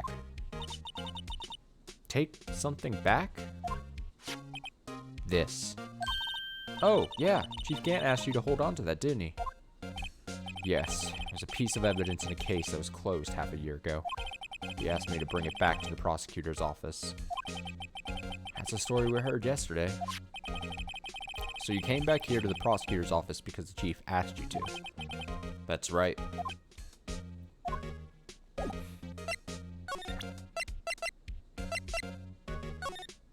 Look at this photo.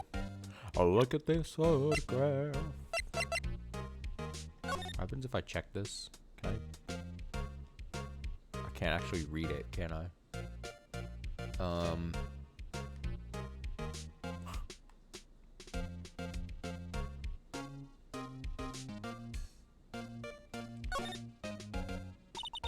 Oh, here we go. To recent events, I hereby announce my resignation as public prosecutor. You really wrote a resignation letter. Wow, even when resigning, Mr. Edgeworth is cool and concise. Still, it wasn't his fault. Someone has to be held responsible. That's how it is in the grown-up world. Yeah, but that responsibility means nothing if he just quits. Well, not everyone sees it that way. To truly take responsibility, you should have to work the rest of your life for no pay. It's one tough grown-up world there.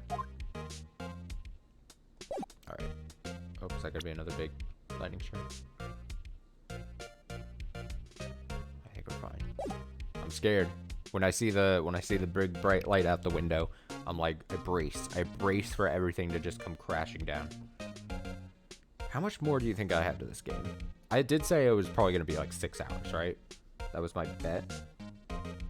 And I'm like 3 hours. So some change. 3 hours and some change. Oh shit, what's happening? February 24th, prosecutor's office, underground parking lot. Is this gonna be Star? Excuse me. Ah, oh, Jesus. What voice did I give her? Would either of you care for a quarter-pound of roast beef? That's probably not what it was, but whatever. Miss Star. Guess she was out of lunches. You certainly are the curious sort, aren't you? Kind of like the first person who sucked a cow's nipple to discover milk.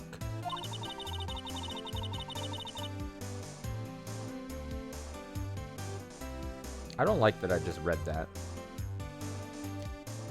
Still, I never thought you'd go digging up that case from 2 years ago. Everyone in this trial was involved in the SL9 incident. Not only that, but the murder occurred on the very day the evidence from that case was due for transferal. This can't be all attributed to mere coincidence. Aren't you forgetting something? You know, that little scene I happened to witness? The instant Lena stabbed Detective Goodman with a knife. No matter how much of the past you dig up, it won't change what I saw. Roast beef is meant to be savored when eaten. Miss Star's hatred toward Lena. It all dates back to 2 years ago. Alright, I guess we'll talk to her first before we... Am I ending stream? No. Why do you think I'm ending stream? Why would you think I'm ending stream? The only way I'm gonna end stream is if the power goes out. Because I'm in a thunderstorm right now. I'm just hoping that doesn't happen. Dark investigation. Okay, yeah, I assume I can just talk to her. Okay. Joe Dark. That's a name I'll not soon forget. We trailed him for half a year. Oh, the pressure. Still, I don't think I was ever more alive than I was then. Those days were steamier than a bowl of hot gravy. Gravy. Poor old Jake Marshall, though, must have been going through hell. I mean, because of his brother's death? They were close, those two. After Neil died, something took over Jake. He became obsessed. Seeing Jake like that made her all the more desperate. Her? Lena Sky. My sister. The best of the best were put on that SL9 case. Oh, I was talking about how long I was predicting this was going to take me to finish. I predicted like 6 hours tonight. And then I was just saying, oh, it's like 3 hours or so in. And I was saying like, oh, I hope the power doesn't get knocked out in before I get to finish this tonight.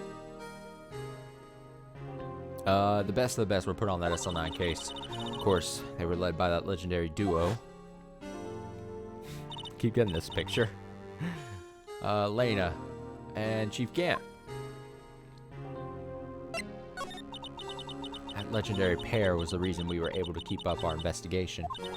That's why we were so shocked over how it turned out. You mean, with the forging of the evidence? Don't get me wrong, Joe Dark got what he deserved. Still, it was obvious the evidence produced in court was being manipulated. Items our team never found would suddenly appear, while other items were kept secret. But you don't have proof anything illegal was done. Thunder. Okay, I'm proof enough of what happened. After that case, all of us save Goodman were relieved of our duties. Most without even so much as an explanation. Then Lena Scott transferred to the prosecutor's office and became chief prosecutor. Lena always wanted to be a prosecutor. Nothing's quite as simple as it appears. Huh? Lena Skye was merely being used as a pawn. That's my take on the matter. She was being used? What do you mean? Damon Gant and Lena Skye. Gant led the investigation, with Lena second in command. They were the best. They solved all kinds of cases together, didn't they? Damon Gant's magnetism in particular was almost unreal. His magnetism? By that I mean his ability to attract evidence. He produced the most incredible evidence in cases he handled. Incredible evidence? You mean... Oh, yes. There were rumors about him even back then. No one dared confront him, though. Take it she's talking about forged evidence. Back then, everyone looked up to Lena. All the detectives wanted to be like her. Really? Oh, yes. Myself included. I was a fool, really. She hated anything crooked, and always watched out for the other detectives. That's why she was so concerned for Jake. Mr. Marshall. When Jake's brother was murdered, she felt as if she had lost her own brother. If it wasn't for her, I don't think Jake would have ever recovered from his shock. That's what makes it all the more infuriating. Miss Starr. That's why I'll never be able to forgive her. Why did she have to turn so cold after that?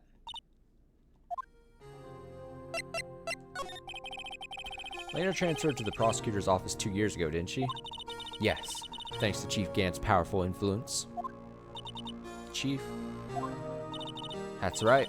Having solved the SL9 case, his position as chief was secured. There was only one thing left for him to control.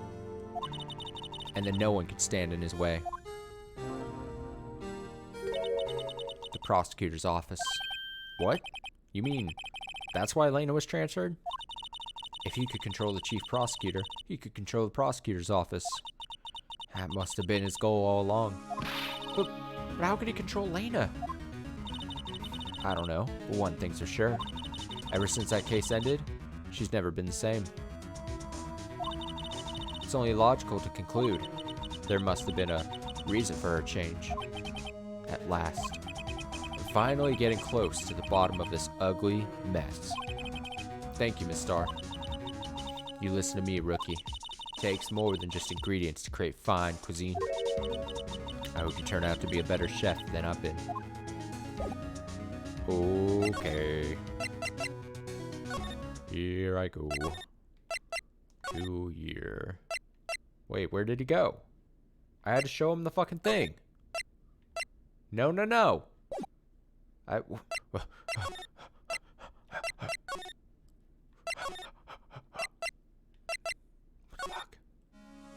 No, no. No, no, no. It was not. I had to show him a thing so that he would let me in.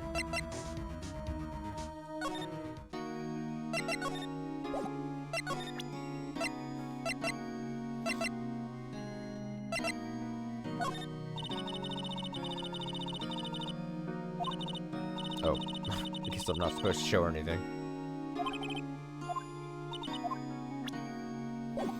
Okay, so, what?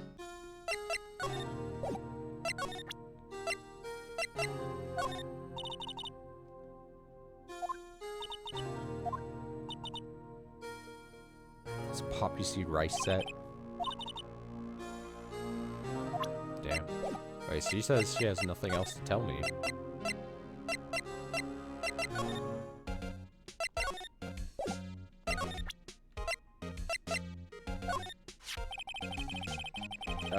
Okay, this picture was hanging on the wall in Chief Gant's office. Prosecutor Neil Marshall. He had just started making a name for himself. Looks like this was taken when he received the King of Prosecutors trophy. Speaking of that, there's something that bothers me. Yes? The trophy Mr. Marshall is holding. It's a little different than yours. Yes, you're right. Ah, I remember now. Remember what? That was what the official prosecutor's trophy looked like until 2 years ago. There's a story behind its design. A story? Sounds interesting. Would you mind telling it to us? It's simple, really. Contradiction. That's what the award's based on. Explain. This award originates from an ancient Chinese tale. In Chinese, the word contradiction is written with 2 characters. The first means halberd, and the second means shield. Have you heard this story? I feel like I'm gonna sneeze. I'm gonna mute myself.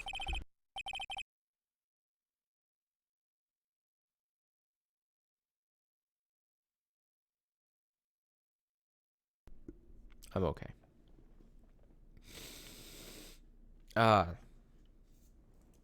sorry I'm being gross. That's a good breath for me. Okay. Me? Oh, sure. Everyone knows that. Why don't you tell it, though, for Emma's sake? Very well. Give me this old Chinese story. Whoa, what the hell is this? Alright. If it's story time, I need another one of these. At this point, I just need to be sponsored by Ricola's. It's now been like a solid year, or like over the past year, I've had to constantly have like one in my mouth for what seems like 7 months, like broken up into 2 times. I think this is what it means when your body's just breaking down for no good reason.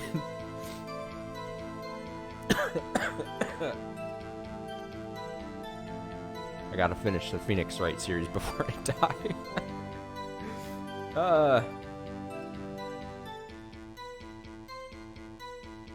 Alright, sorry, I was checking something on the phone. Okay. Long ago, in the kingdom of Chu, there was an arms merchant. One day, he presented the king with 2 items. The first was a halberd he claimed could slice through any shield or armor. The second was a shield he claimed could withstand any weapon.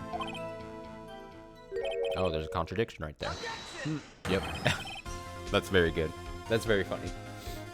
He's like, wait, those claims contradict each other. Very perceptive. But then again, you've heard the story before, right? Anyway, as you mentioned, the very descriptions of these items discredit them both. When the king pointed this out, the merchant was left speechless. And thus, the Chinese word for contradiction was born. Oh, I see. So the chipped shield and broken knife symbolize... Precisely so.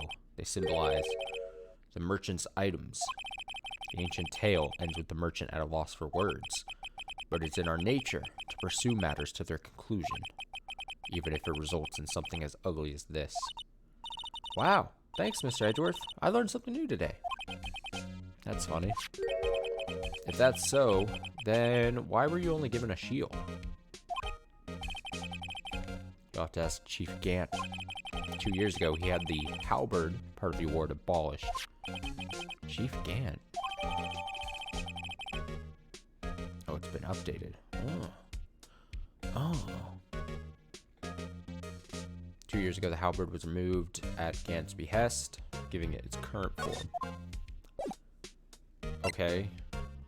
Now can I... Is that something I had to get before going back to the police offices? Police offices? Oh, it was.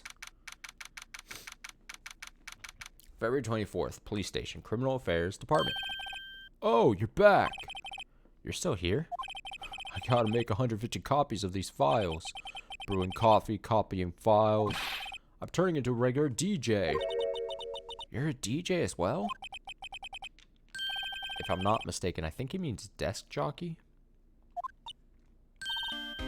Oh, that DJ. I gotta admire your persistency, but my answer's still no. I'm not letting you in the chief's office, period. Dot. It'd be my neck on the line. This is the last crime scene in the SO9 incident. I have to take a look in there. There's gotta be something we can do to make this detective change his mind. I have a feeling. I've got a feeling that tonight's gonna be a good night. Okay. If I show him this, then he'll be like, oh no, Edgeworth is leaving. My secret lover. What's this crumpled up piece of paper? No way! Mr. Edwards can't be serious. Is he ever not serious? I can't believe they've pushed him this far. Mr. Edgeworth really feels responsible. When I first met him, I thought he was as cold as ice too. But I know different now. He trusted us detectives to provide him with sound evidence. But we betrayed him. Detective. That's it. I made up my mind. I'll let you in. That was quick. But here, take my ID card. We can't do that. Well, we can't do that if someone found out. They wouldn't let you off the hook with another lost item report. Look at me. It's no secret I'm already out of the loop. After all, I'm friends with Mr. Edgeworth. Depending on how this case turns out, I may already be as good as terminated. What? So at least let me do this, for Mr. Edgeworth's sake. Alright, detective. Thank you. Nice. Gumshoot's ID tucked swiftly into pocket. Let's fucking beat it. February 24th, Police Department, Chief's Office. Dude, I hope we can, like, play a certain, like, note on the organ, and then it reveals, like, a secret room, compartment area or something. You just go, burn, and then it's, like, the wall just, like, slides open. That's what I imagine. Here goes, Mr. Wright. Click. Beep. Click, beep.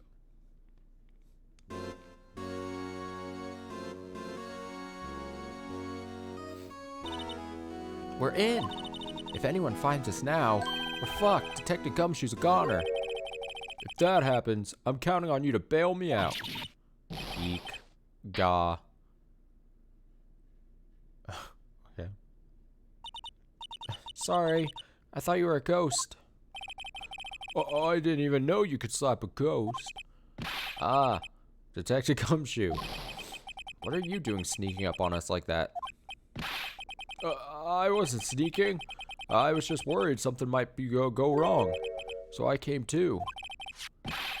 If you're here, then what's the point in giving us your ID card? Gumshoe's ID crushed and rendered unusable in pocket. Hey, don't do that to my card. What is happening? I hardly ever get a chance to come in here, so I figured I'd have a look around myself. Besides, we're all in this together now. You really do want to get fired, don't you? Now if we're lucky, now come on, let's see what we can find out. Got a bad feeling about this.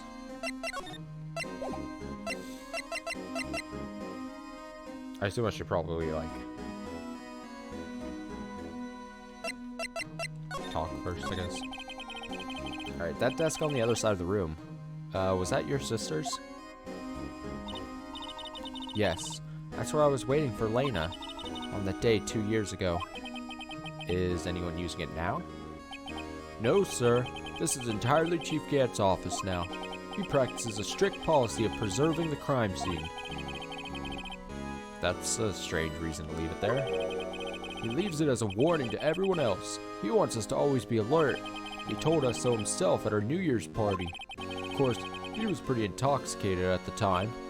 I see. So, ever since Lena left, no one ever touches that desk?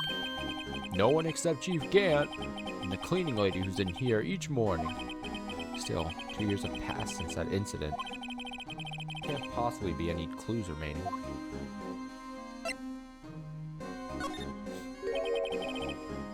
Can I ask you something?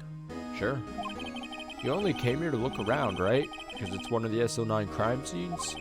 I mean, that's your only reason for coming here, isn't it? Why do you ask? You don't think... Nah, you wouldn't be. No. No, there's no way. Never mind. Don't worry about it. Okay. Now then, let's look around a bit more. Hey, hold on. Not so fast, buddy. Huh? What is it?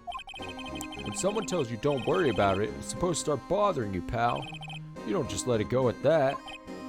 Sorry. This guy's starting to get on my nerves. Okay, so what's bothering you? You two don't think Chief Gant might be a suspect, do you? What?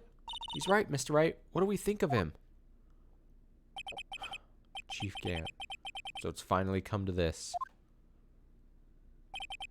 What do I think of him? Perhaps it's best I don't divulge my feelings. Yet. There you go, ignoring me again. Well, just turn away from Gumshoe. Alright, so what do I examine here now? Look at that giant window. Makes you want to crash through it and jump outside. This is the 15th floor. I know, I was just saying. Saying what? Ever since making Detective, I've always dreamed about doing something like that. Note to self, Detective Gumshoe has a lot of dreams. As long as he doesn't go crashing through that window when he gets fired. Don't say that!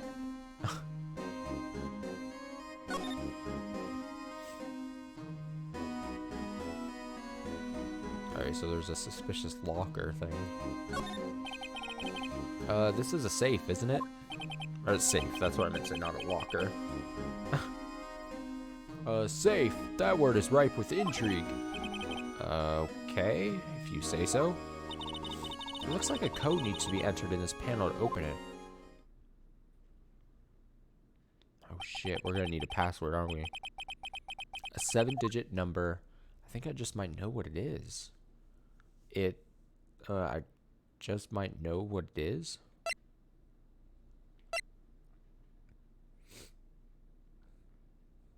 Is it 777777? Do you know what it is? I have a hunch. Oh, I know. You want to try my birth date? It's...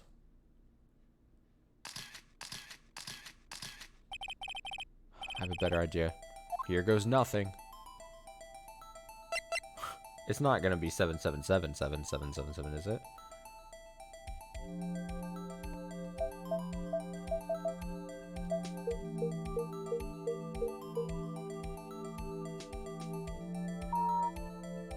Holy shit!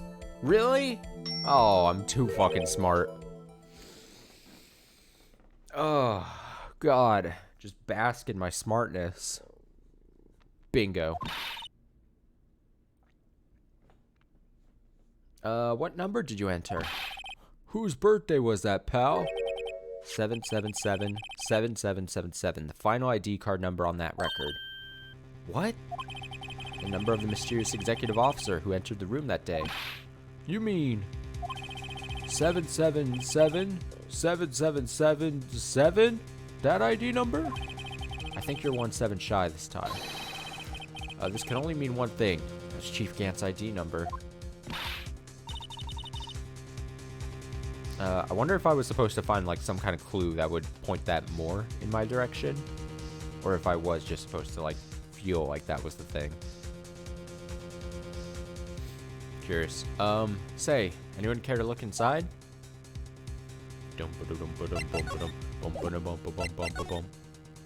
Alright, so I know I'm supposed to look at that, but should I be looking at other shit too? This was taken on that day 2 years ago. The day Joe Dark ran out of the questioning room and tried to kill Emma. After receiving his award trophy, Mr. Marshall took a picture here, then went along with Chief Gant to question Dark. But he never knew he'd be dead just a few hours later. Gee, you think? Alright, I assume not then. I mean, this is very clearly going to be a thing, right? With the weird bass. I mean, I don't quite exactly know. Is there any money in there? How much does he have stashed away? Look, it's a... Oh, shit. A shard from a broken cup. This somehow looks familiar. Where have I seen this before? There's something else in here, too. What's this? Looks like a piece of leather cloth.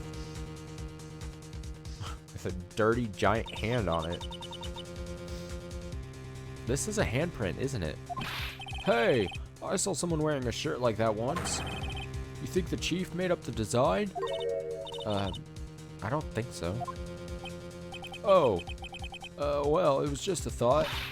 Is that it? This is all that was in the safe? Apparently so. It's empty now. A piece of cloth with a handprint on it and a broken shard from a cup. A cup. They look like pieces of evidence. Yeah, but unless you can prove they have something to do with the case, I'm afraid I can't just let you take them. After all, it's my neck on the line here. Great. Now I have to prove their relevancy to get them. How are these two items related to the SO9 incident? Come on, there's gotta be something we can show the detective. Bum bum bum bum bum. Go to this, present. Detective Gumshoe, could you have another look at this jar? Oh, I remember when the three of us put that back together. Oh, those were the days. That was a fun puzzle. It's kind of early to be nostalgic. Wasn't this jar a piece of evidence from that case? That's right. One of the shards had an SO9 incident sticker on it. Doesn't this ring any bells? You know, that fragment we just found? You mean this one? That was in the safe? God, Gumshoe, I hate you. I hate you so much. Yes, that one. That was in the safe. Oh, now that you mention it, it's ringing a lot of bells. Let's see if it fits. Here, let me see that shard. I'll take a crack at this. Go ahead, pal. Show us what a rookie can do. Mr. Wright, here's some glue. If I could piece this together again, it'll prove Chief Gant was knowingly hiding evidence. Here goes. Doop doop doop doop boop boop boop boop. Rotate right. Perfect. Easy. There. It fits like a charm. That, of course, means Chief Gant willingly and knowingly hid a piece of this jar in his safe. In other words, he concealed a piece of evidence from the SO9 incident. But, hey guys, get a load of this. What is it? This piece you just attached. It's different from the others. Oh, you mean the very obvious red on it? There's a reddish line on it. A reddish line. That's blood. I don't get it. Why would Chief Gant hide this in his safe? Unstable jar updated. Blood traces.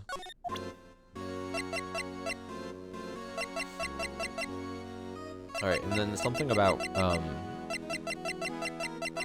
mean, I still have to get the cloth thing, right? Safe, isn't it?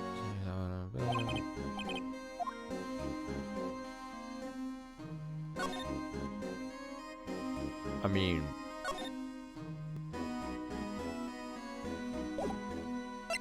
was that piece of cloth, was that just part of his outfit? And so do I just show him this? Like, I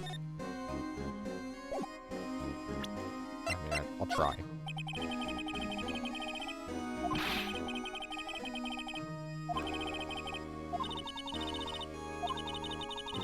Sure.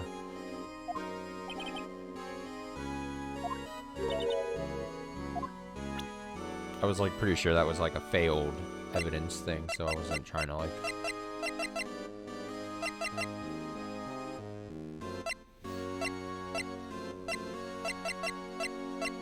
What was the brown piece of cloth? Do I have like a thing to?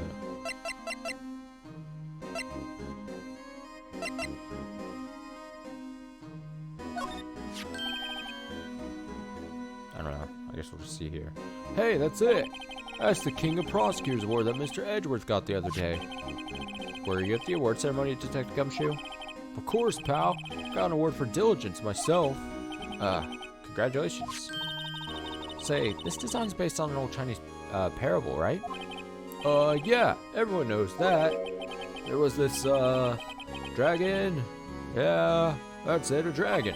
He had a thing for shields, see? It's not exactly the version we heard. No, but this one sounds more exciting. Anyway, it gets kind of gory after that. I'll spare you the details. Don't worry about it. Okay, wouldn't it be...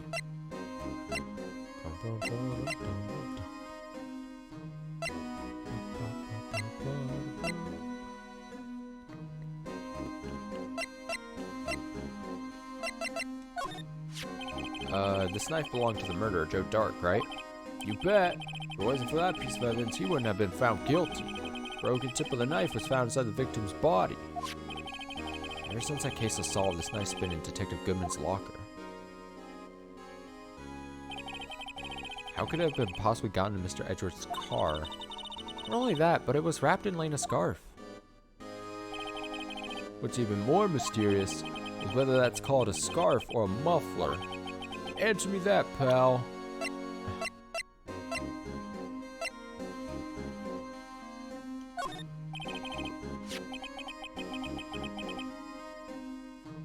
Oh, are we gonna be able to dust the fucking thing? What a weird thing. If I have to present the dust to him to then allow us to dust that piece of, like, cloth, maybe? That's a weird way of going about it. I may be jumping the gun, though. Detective Gumshoe, I'd like you to have a look at this. Hey, I know what that is. So, you want to take some fingerprints? It's a great idea, Detective. Alright, go to town. Sheesh. Sheesh. What are you doing? Why are you sticking out your hand like that? Go ahead, take my fingerprints. It's not your fingerprints you want to take? Huh? Come on, this isn't the time for jokes. We're talking about the cloth that we found in the safe. Oh, haha. I knew that. The one with the handprint on it, right? Sheesh, where's your sense of humor? Okay, Mr. Wright, let's check for prints. Sprinkle the powder on the cloth. Then, once they've been absorbed into the prints, blow the rest away. What are you, my mom? I have to be told a million times. What a weird thing to say. Alright, let's get this over with. Dust. Oh. Oh, this is my favorite minigame action, though. I love doing this. In the middle of the thing.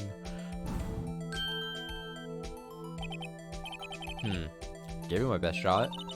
That kind of result won't be any good for matching prints, will it? It doesn't look like it will get a clear result from this print. Okay, let's try a different finger then. This one. I'm a real fucking detective. This makes me feel like a real detective, man. I gave it my best shot.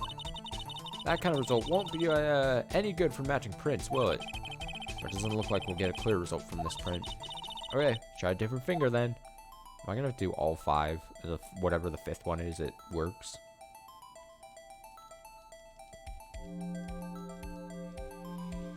Dust, dust, dust, dust, dust.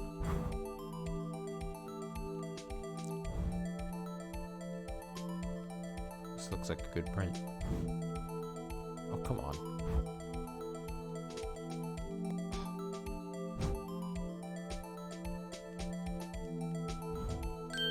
There we go. Let's figure out whose print it is. It looks... Huh? Huh?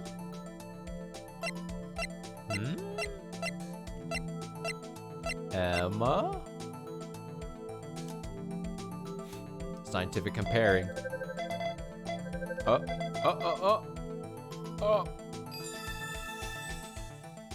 This must have been from the incident years ago. No, how can this be? What are Emma's fingerprints doing here? Hey, you found a match. Whose fingerprints were they? Huh? Oh, it seemed the prints are too old. They aren't clear enough to get a match. Oh, that's too bad. I thought they'd be Dark's prints. Psst. Hey, you, over here. Slide. What's going on here? What are that kid's prints doing inside the chief's safe? Don't ask me. Let's just keep this information from Emma for now. Here, maybe you should hold on to this.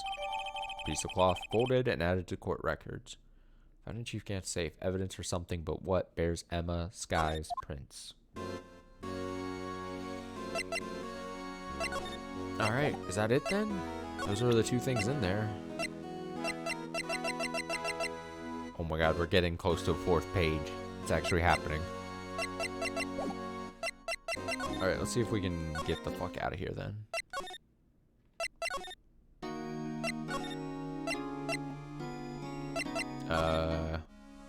What happens if I present this to her?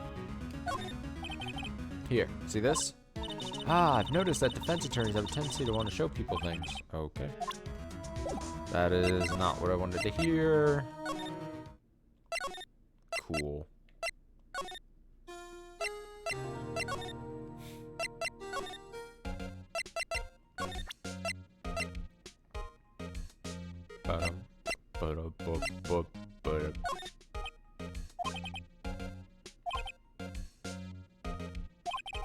Okay.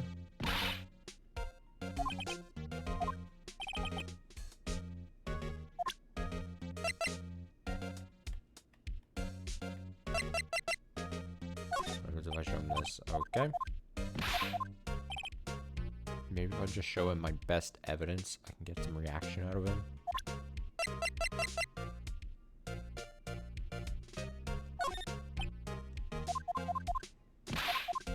I'm trying.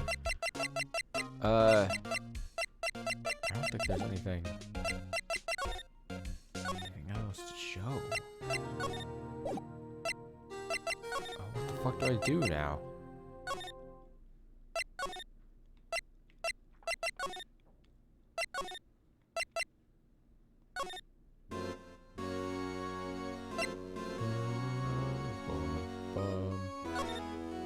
Whoa. It's just like,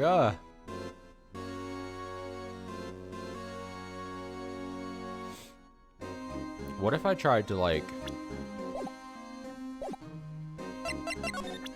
I still have, like, the luminol spray, right? Can I spray shit? I don't think so. Hey, I just bought some of the stuff. Now I go around detecting blood traces too. Wow, is that a new type? I've never seen that bottle before. Add 3 inches to your base height? Base height? Hey, let me see that. Looming tall, new and improved growth formula? You mean this can't detect any blood traces? Well, not quite the same thing as luminol. So that's why the lady at the counter had that smirk on her face. Okay.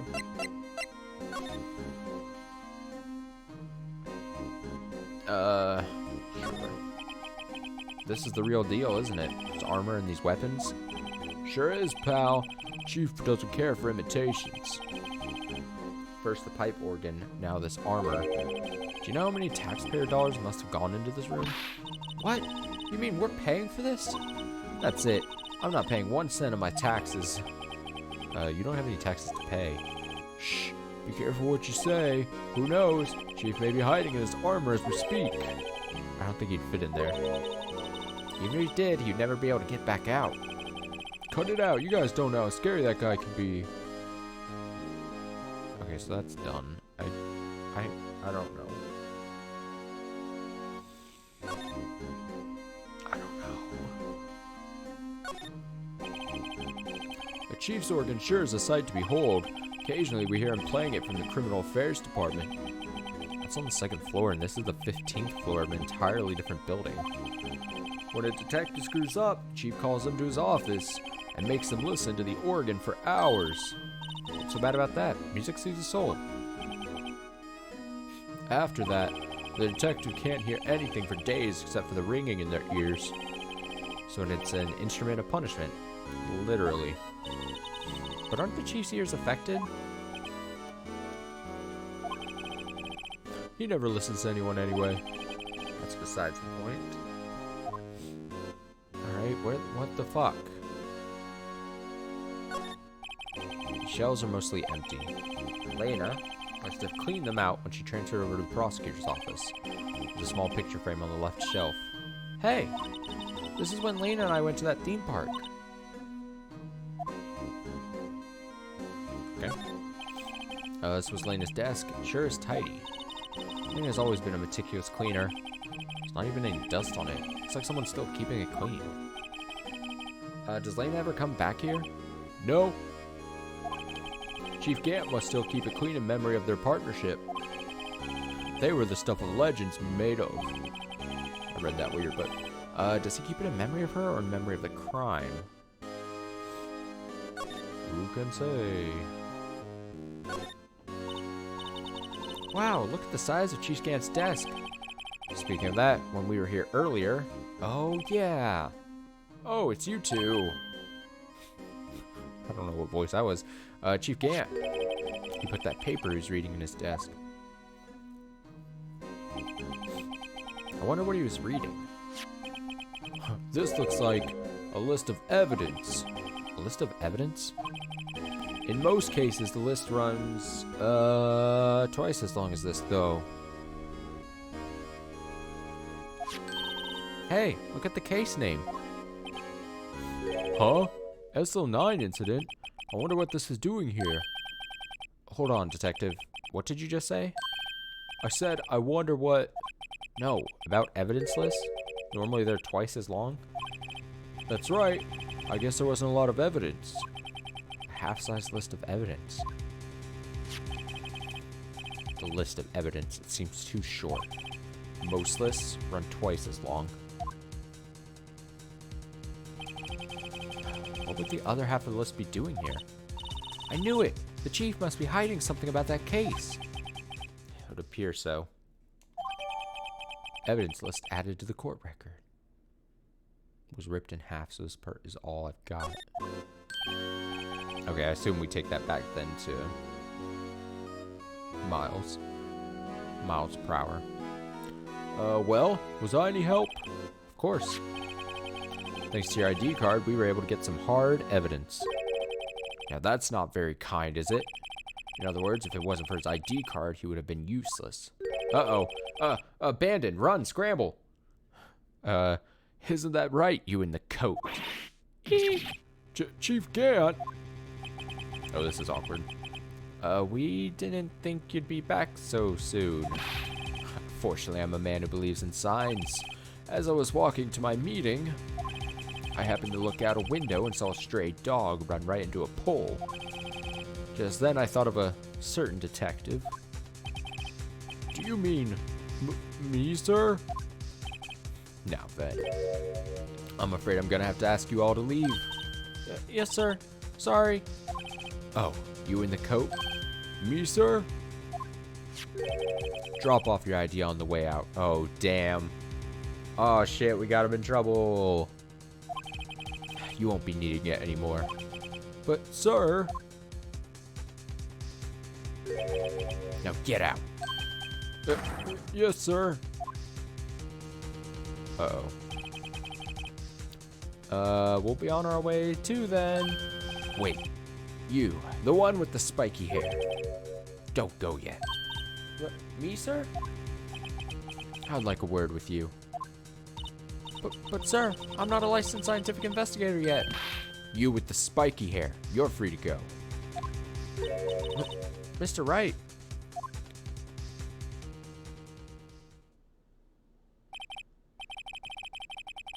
Wait, I thought you said you with the spiky hair.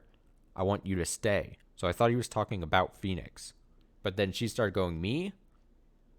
And then he said, the one with the spiky hair, you can go. Did I misread that? What is...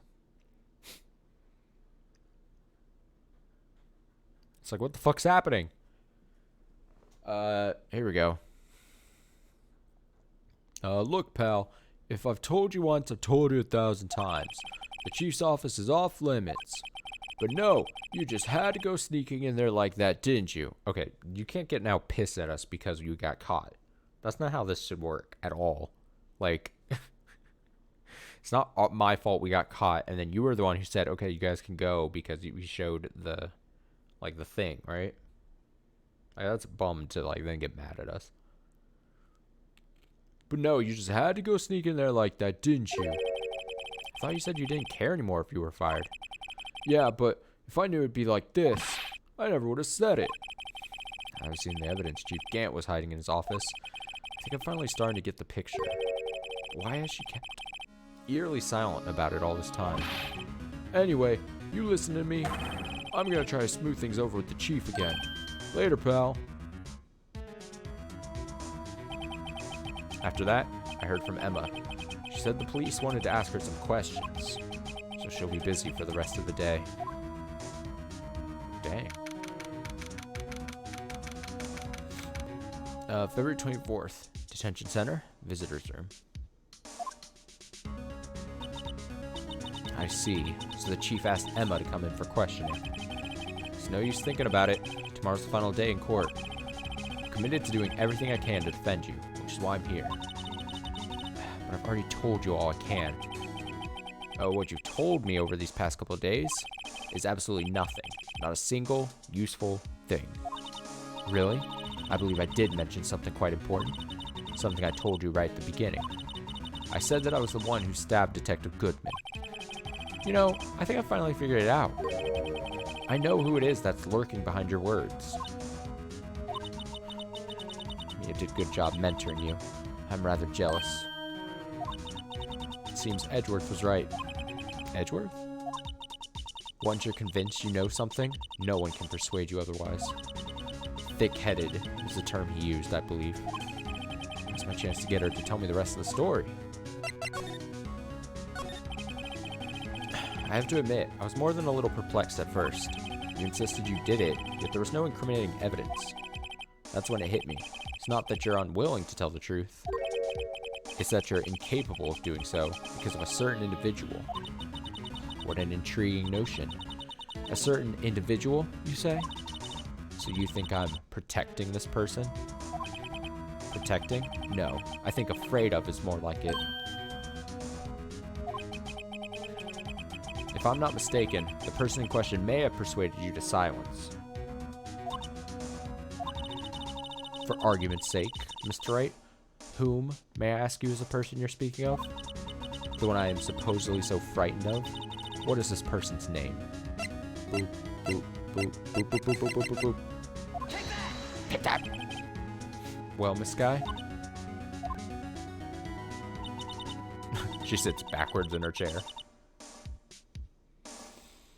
Mr. Wright, you are addressing the chief prosecutor. Do not forget your place. I think she's still not ready to spill the beans. My apologies. Could you please tell me a bit more about what you think you know? We were partners until 2 years ago. I respected him as a detective. Assuming he is respectable, but tell me something.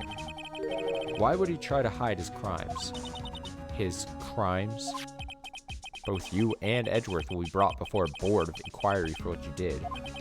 Specifically, hiding and forging evidence. Of course, these are serious offenses.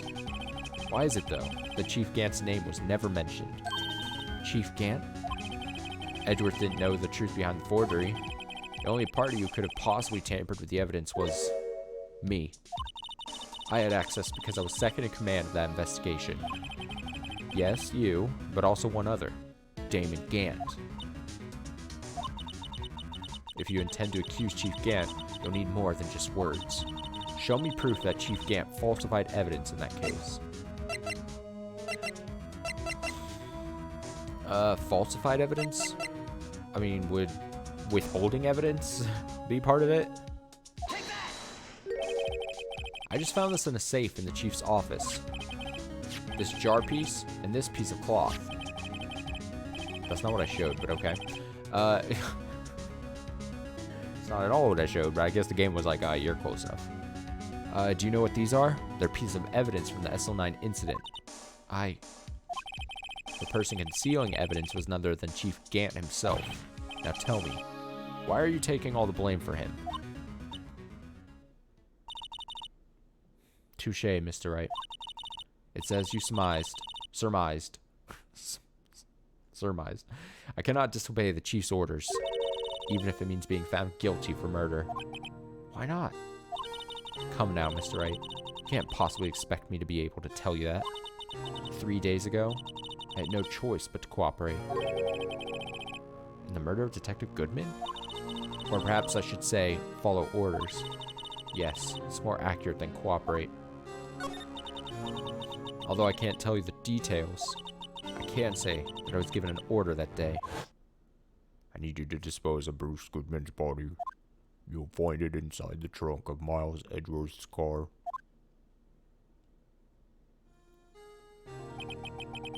Just as I suspected.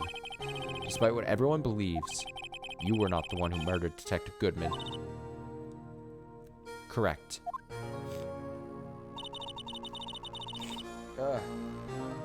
I was trying to take the body out of Edgeworth's car.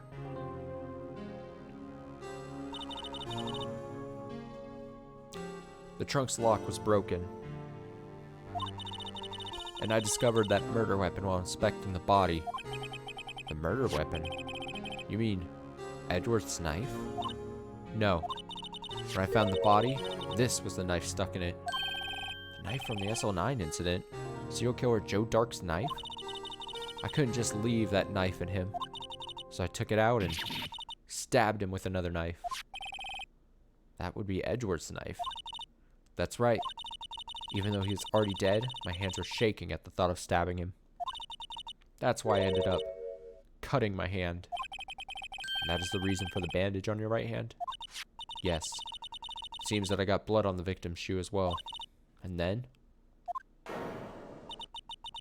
She saw me just as I plunged the knife in. Miss Starr, huh? So now it all makes sense. Why did you need to hide Dark's knife so badly?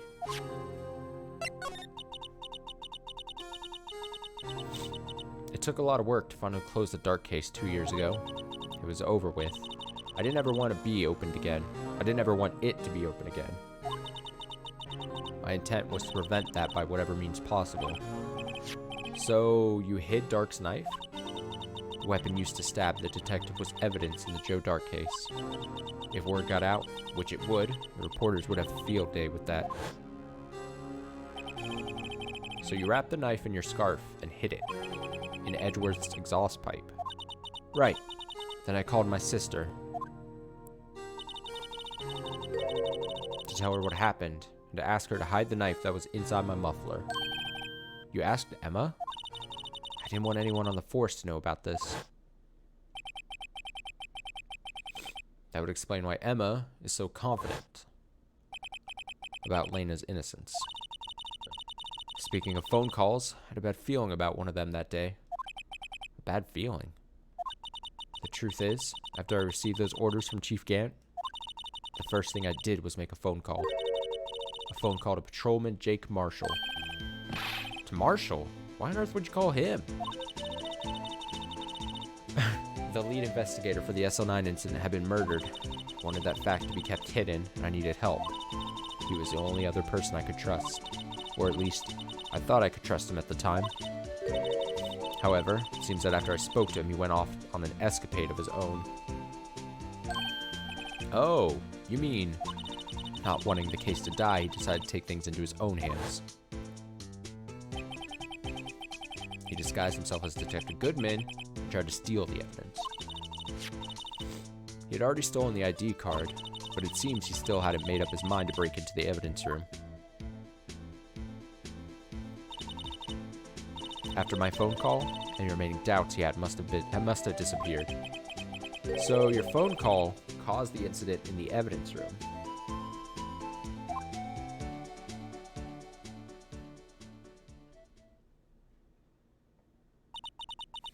I'm afraid that's all I can tell you.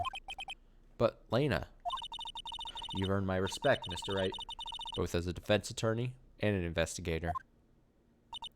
Now please, don't pursue this any further in court tomorrow. Tomorrow's trial. There's only one way to drive off Lena's demons. I've got to get to the bottom of everything. Detective Goodman's real murderer.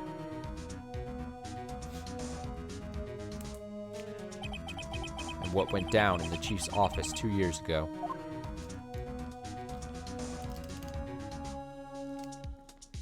To be continued. There's only one more section. Okay, another bathroom break. Warranted. I'm gonna hit another BRB here. And I'll be right back, I assume, to do the trial. That I know now all the answers to, it seems. So am I just gonna have to, like, try to convince the judge? Or are they gonna do some kind of switch up, maybe? Because I've basically been told everything, haven't I? I don't know. I guess we'll find out. All right. I'll be right back. Give me another, like, 5 minutes or so. I'll do this BRB. Yeah, I'll be right back.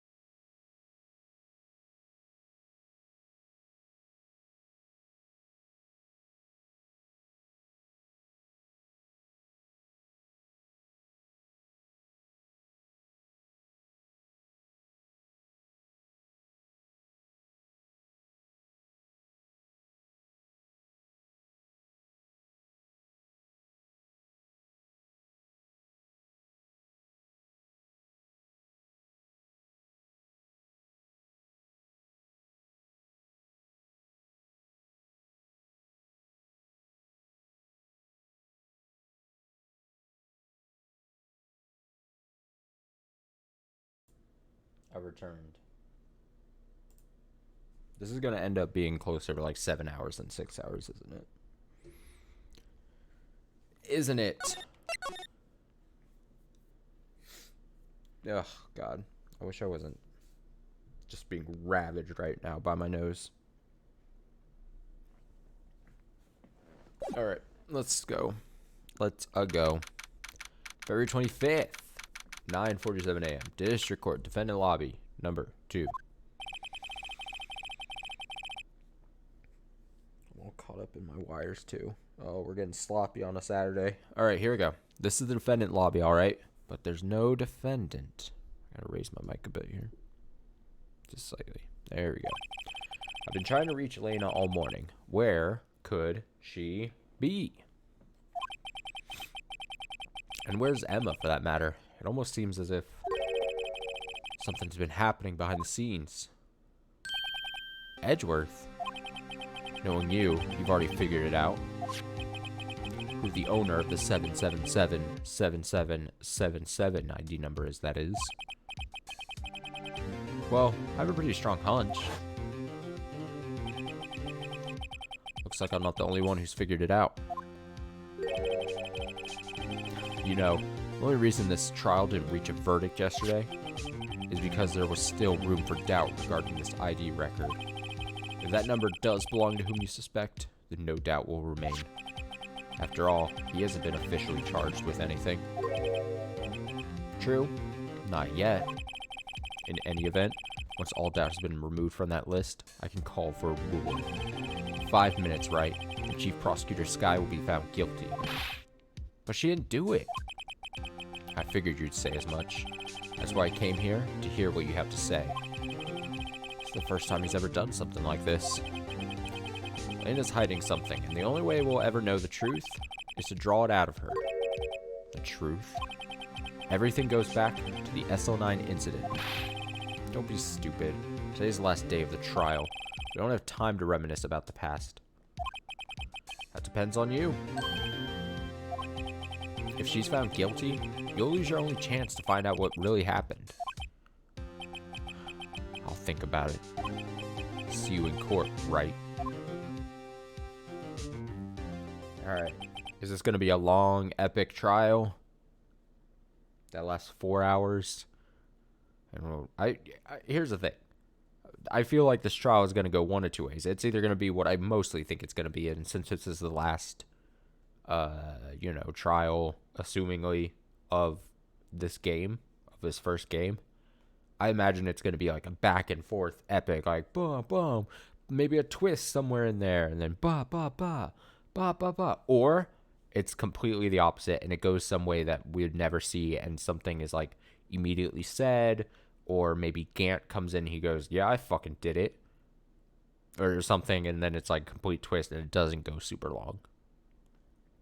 You know, the kind of thing where it's like, okay, we expect it to be a long, drawn-out thing, or the game tries to, like, flip it on its head and go like, oh, look at this, because it's the last one, we want to do something unexpected, and it's really short or something. I don't know. I'm thinking it's the first one, though. This is it.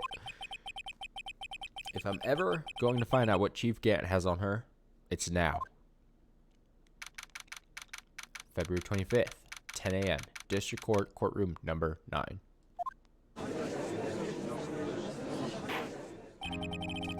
Court is now in session for the trial of Miss Lena Skye. The defense is ready, Your Honor. Prosecution is ready, Your Honor. Normally, this is when the prosecution puts forth its opening statement. But before that, police chief has a proposal to make. Chief Gant. Here materializes. Morning, folks. How's everyone doing? Hey, Udgy. Been back to the pool yet? No, I've been drowning enough as it is in my work.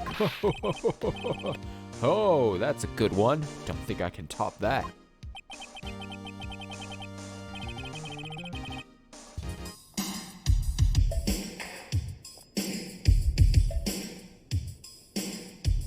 I'm king, and they know it. When I snap my fingers, everybody says short. I'm hot, and you're not. But if you want to hang with me,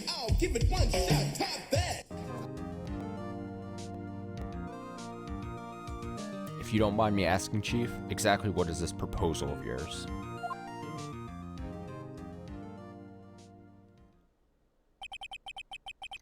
Lena, that is to say, the defendant, has asked me if she could speak directly to the court.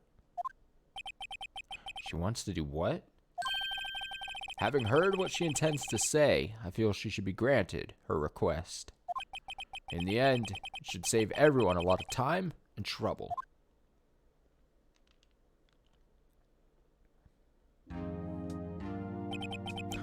What's this all about, defendant? I'd just like to make one simple request, and I'll be finished. Well then, what's your request? Your Honor, I'd like you to put an immediate end to this trial. Huh? I confess to all charges against me.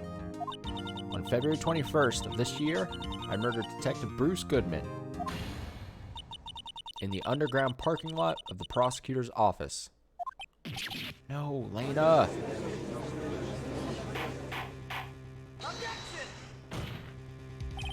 You can't. Your Honor, the defendant's claim does not change the defense's plea. In that case, Mr. Wright, I no longer require your services. But Lena! Your Honor, I hereby forfeit my right to an attorney. The prosecution may lack direct evidence against me, but it has sufficiently proven its case through testimony and circumstantial evidence. I would like you to render your verdict now, if you please. Well, defendant certainly has the right to self-representation. The request is legally valid, although this is an unprecedented situation. Indeed, it appears there's no further need to continue this trial, even if Mr. Wright may feel otherwise. This can't be happening. It appears the time for the verdict has arrived. This court finds the defendant. Objection! Oh shit. One moment, Your Honor. Mr. Edgeworth. Prosecution has not yet proven the defendant guilty beyond reasonable doubt. Any ruling at this stage would certainly be premature. Come now. Come now, Worthy.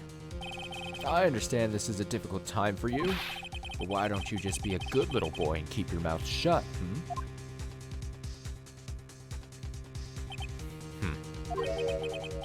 I don't think I care for your tone, Chief Gant. Yeah, I feel as if antagonizing Edgeworth here is probably not the way to, like, go about this, as you're just probably awakening the beast that is Edgeworth. The beast inside that is Edgeworth. What? Creating another fabrication to cover up your past mistakes. Sorry, but I'm no longer the naive little boy you would have me be. With this sudden confession from the defendant, it's obvious to me some kind of deal was struck behind the scenes. Some kind of deal, Not everyone operates as you do, Worthy. I thought so. Your Honor, Prosecution would like to change its first witness. Oh, to whom? As its first witness, prosecution would like to call Miss Emma Skye. I request the court hears her testimony. Mr. Edgeworth, I am exercising my right to self-representation. I don't think we need to continue. I don't care what you think, Miss Skye. The exposure of truth sometimes results in tragedy. However, no matter how tragic the truth may be, it would be an even greater tragedy to avert one's eyes from it. Very well. Court shall grant the prosecution's request. Fuck you, Emma, or Lena. That's okay with you, right, Chief Gant? Worthy, you'll live to regret this. Mark my words. Miss Emma Skye? I don't know why I did that. Please take the stand. Looks like Edgeworth has decided to take the horse by the reins. Let's go, double team, baby. Now then, witness, please state your name and occupation. My name is Emma Skye. My occupation, I'm Elena's little sister, and I want to be a scientific investigator. 2 years ago, you encountered the serial killer Joe Dark of the Joe Dark Killers. Is this correct? Yes. I'm trying my hardest to forget about that, though. I'm sorry, but I'm afraid I'm going to have to ask you to recall those events one more time. Mr. Edgeworth, please remember this trial concerns the murder of Detective Goodman. Is an incident that was resolved 2 years ago really all that relevant? Yes, most certainly is. Well, okay then. Sure gave him fast. Now, please testify about what happened to you 2 years ago. The trip to yesteryear has finally begun. It's bound to lead to the truth behind this trial. 2 years ago. I was waiting in my sister's office that day. A man came running in and took me hostage. Neil Marshall rescued me, but I'll never forget what I saw in that instant. The man raised up his knife and stabbed Mr. Marshall in the chest. It's a good thing you weren't harmed. I passed out. I don't remember much. That's understandable. However, please tell me, Mr. Edgeworth, what does this testimony have to do with Detective Goodman's murder? That will soon become apparent, Your Honor. You gotta admire him for his courage, considering he has no evidence. Very well. Defense may begin its cross-examination.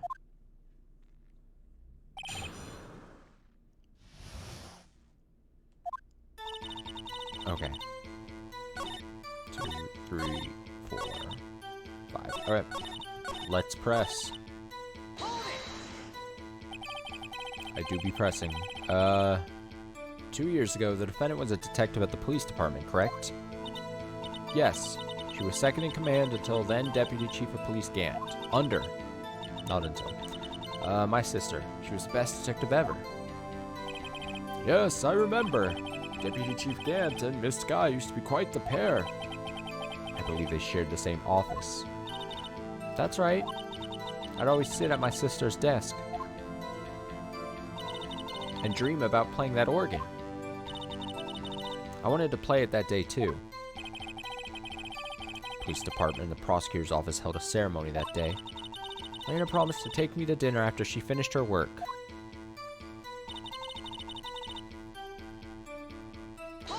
Hold it! A man? Yes, Joe Dark. He was a serial killer. Joe Dark was brought in for questioning on the day of that ceremony. We were desperate to get anything on him that would lead to an arrest. When he saw his chance, he fled the room, right? Upon fleeing the room, Dark proceeded to take the elevator. He must have been in a panic because the elevator was going up. Then, he ran into Sky and Gant's office. There was a lot of noise coming from outside, so I opened up the door to have a look. That's when I saw him.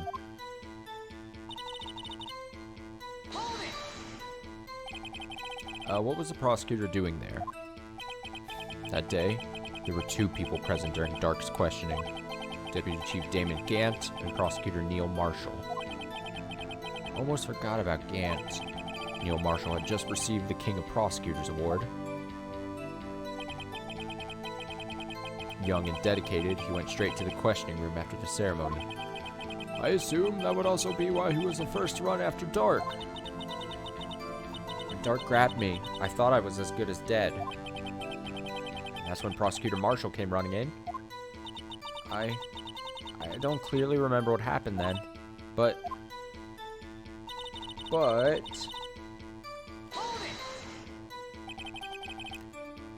Can you tell us about that?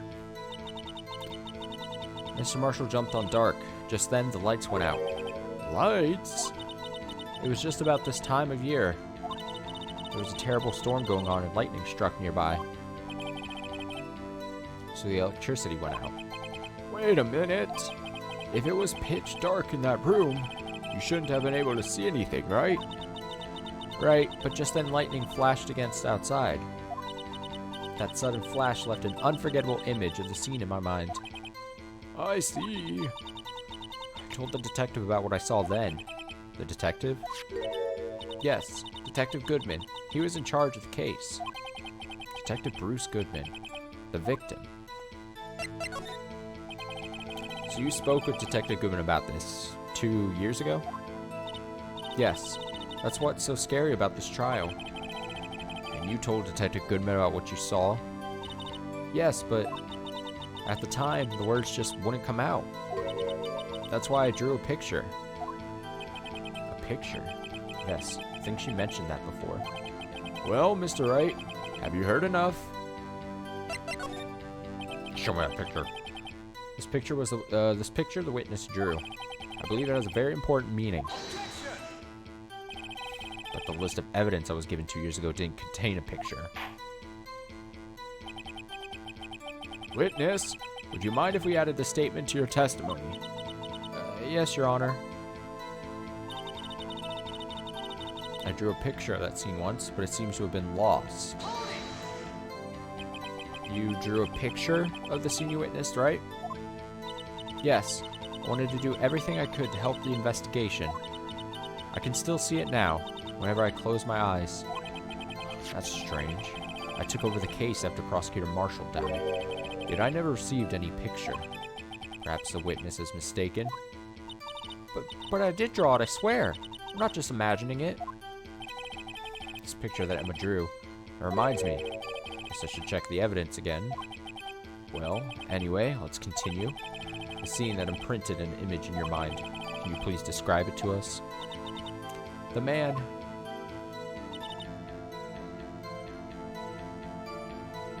I'll just do this as well and get it out of the way. That must have been a real shock. Even now, when I close my eyes, I can still see it just as clearly. Tell us, what were you doing at that moment? I believe you testified that Joe Dark was holding you hostage. When lightning struck and the lights went out, Mr. Marshall jumped on Dark. I was thrown aside and the two began wrestling each other. I'm pretty sure I was watching them. Emma doesn't have any reason to lie. Elena sure does. I need to get Emma to tell me as much about this as she can.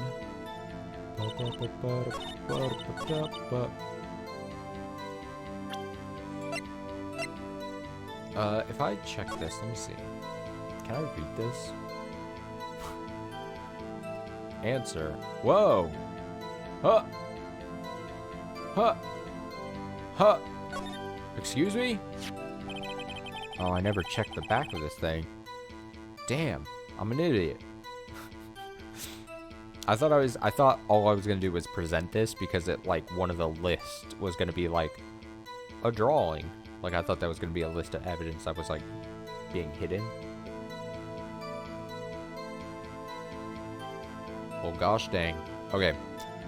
Pictures drawn on the back of the evidence list in magic marker. Got a very bad feeling about this. Okay, well, I'll just go ahead and present this. There's my answer.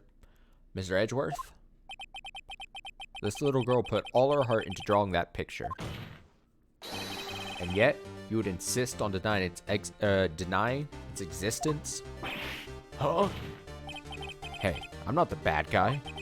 All I'm saying is that as the prosecutor for that case, I wasn't handed such a picture. That may well be, but that doesn't mean it doesn't exist. Behold! This is the evidence list for the SO9 incident. Please turn it over, Your Honor. Turn it over. Turn it. Ah, what's this? Yes, what is that? Hey, that's it. That's the picture I drew. I like her boots. Indeed. Two men appear to be wrestling here. What's the meaning of this? What are you doing with that list? Me? Only the prosecutor in charge should have access to that list.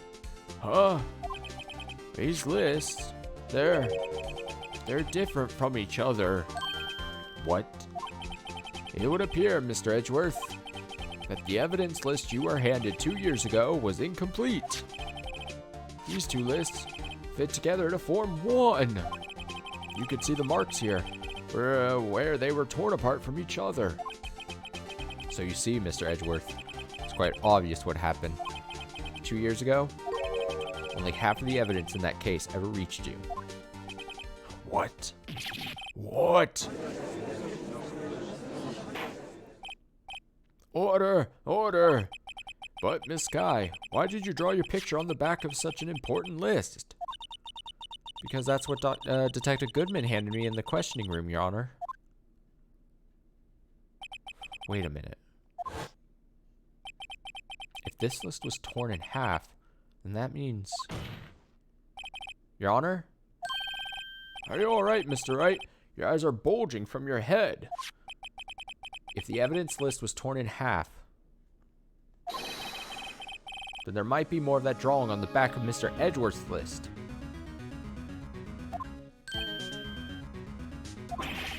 Yes, that's quite conceivable, Mr. Edgeworth. It's possible. Let's see. Wait, you never checked the back page? Come the fuck on. Is something wrong? Do you even have to ask? Look at that face. Sorry, Your Honor. There's indeed something drawn on the back of my list. It's that thing. Oh my god. That's that thing. That thing that was dancing in the evidence room. Clearly, this act of vandalism is the work of a certain chief of detectives. Guess he was out of scrap paper. Evidence list restored and updated. Half the list was found in Gant's desk. Okay. Very well. Witness, will you please testify about this picture you drew 2 years ago? Huh? Oh, yes, sir, Your Honor. What's wrong with Emma? She seemed to be thinking about something when she was looking at that picture. Emma's picture. This is the picture I drew 2 years ago. The flash of lightning was so bright, all I could see were shadows. After that, I must have fainted. This picture shows exactly what I saw in that instant. To think a flash of lightning could burn such an image in your mind. Thanks to that, though, she was able to show us exactly what she saw. Well, I don't see any contradictions here. This clearly shows Joe Dark about to murder prosecutor Neil Marshall.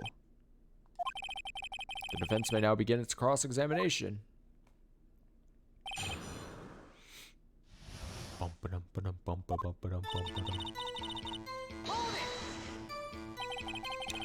Did you draw this picture right after the incident? I think I drew it 2 or 3 days later. At first, I was in such a state of shock that I couldn't do anything. During that time, the investigation team was reorganized. Detective Goodman was placed in charge, under the direction of Damon Gant and Lena Sky. 2 or 3 days later, the memory should still have been fresh in her mind. Excuse me, witness? But can you please tell us why this picture is painted all black?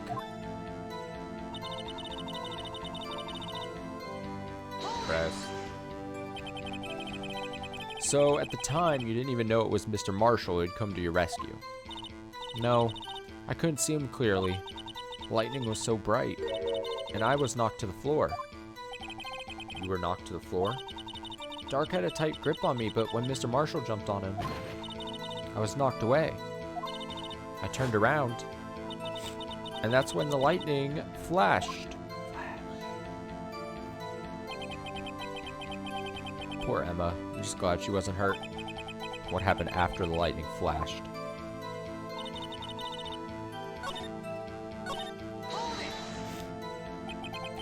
You mean you didn't see the actual murder take place? No. I'm sorry. The flash of lightning only drove off the darkness for a split second. Not only that, but the trauma of the situation understandably caused the witness to faint. Do you really need to torture this girl any further? What? Hey, I'm not the bad guy here. Oh, now it's his turn to say that. Anyway, this picture shows exactly what I saw in that instant.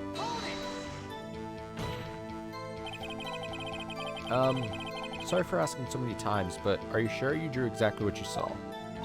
Of course, this is the exact scene. Was it influenced in any way from your talks with the detectives? Are you insinuating we somehow manipulated her memory, Mr. Wright? No, of course not. I better watch out, or we might find some way to cut my salary. I drew this picture before I heard anything from the detectives, so I don't think anyone's story would have influenced me. Mr. Wright, is there something that's bothering you about this picture? Huh? Oh, well... That's strange. She claims this is exactly the scene that was imprinted in her mind. And yet, there's clearly a contradiction here.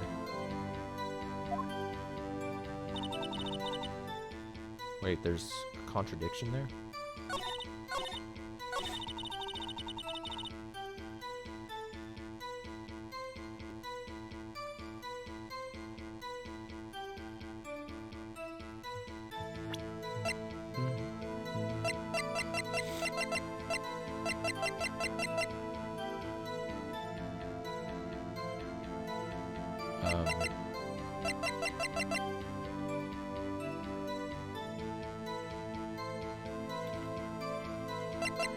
What would be the contradiction?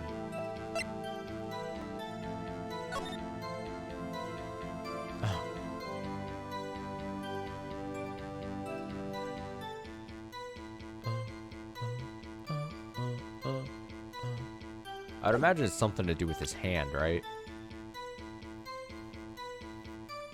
What happens if I just... Okay.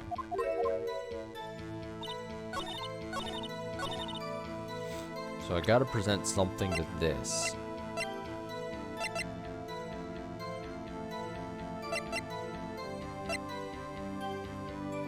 Stabbed in the back, died from punctured heart and lung. Maybe? Stabbed in the back? I'm just gonna assume it's that because it's so, like... so fucking, like, about this, you know? I hate to be the bearer of bad news, but this picture the witness drew contains a blatant contradiction. What? But I still remember it just like it was yesterday. Mr. Wright, perhaps it would be faster if you simply pointed out this contradiction for us. What part of this picture contradicts the autopsy report? Do I point this? Or do I point somewhere here?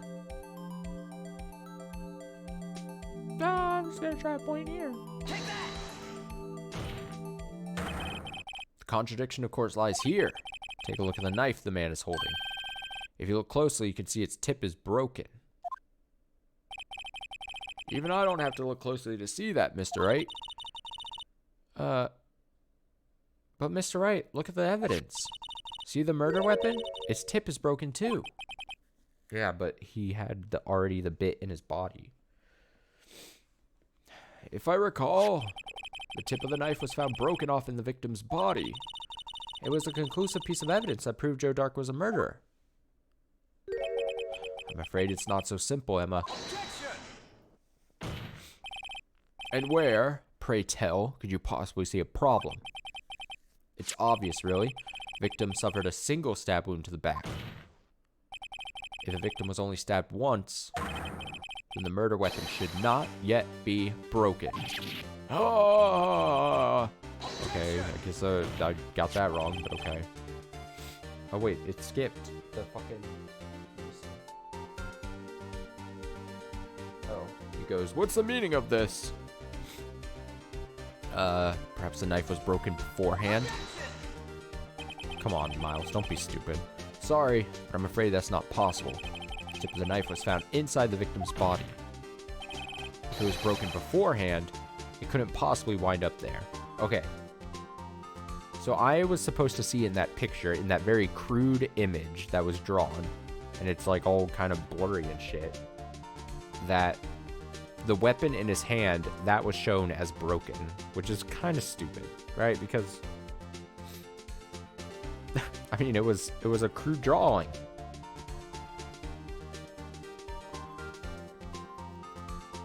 Seems silly to me. If it was broken beforehand, it couldn't possibly wind up there. That's right. But what does this mean? The tip of the knife was undeniably discovered within the victim's body. The only possible explanation is the witness's memory is mistaken. That's why I asked her so many times if she was sure she remembered correctly. I believe you were annoyed at the time, but she was sure she remembered correctly. But there's no other way to explain this inconsistency. Not so fast, Mr. Edgeworth. There's another explanation. Have you forgore already? Oh, I'm funny. About a little something called falsified evidence. You're treading on thin ice, right? All I'm saying is that this broken knife tip might be the piece of evidence that was forged. You can't deny the possibility. No.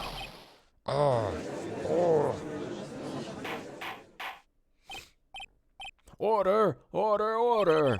Are you saying the investigation really was corrupted? Your Honor, please allow me to once again go over the events that took place the day of the murder. Police department and the prosecutor's office were holding a ceremony that day. After receiving the King of Prosecutors Award at the ceremony, Neil Marshall questioned Joe Dark along with Damon Gant. Oh my god, is it going to be because that's why the knife was, or the sword part of the award was taken off the award? Because the piece of the sword thing on the trophy was the falsified piece of evidence? Is that what that is? Is that what this is? Is that how this all comes back? Am I spoiling it? Am I just that so far ahead of the game? Neil Marshall questioned Joe Dark along with Damon Gant. During his questioning, Joe Dark fled the room. Prosecutor Marshall chased after him and was killed by Dark. It is my belief that somewhere in the story, there's a lie. I'm not lying. The man really was holding up a broken knife. That's true. And there's no other way around it. This could not have been the actual murder weapon. There must have been another broken knife. What are the chances of there being two broken knives? Another broken knife besides Joe Dark's? Could there have been one? There is another one. The witness is this adamant about the accuracy of what she saw. Can't just be explained away by simple observational error. Mr. Wright. In that instant, Emma really did see a broken knife. I assume, then, that you have some information about this other broken knife. If so, please feel free to enlighten us. The murder weapon was already broken prior to the murder. There's only one way. One other way. Take a look at this. Here's the real murder weapon. Can I show this? Is it this?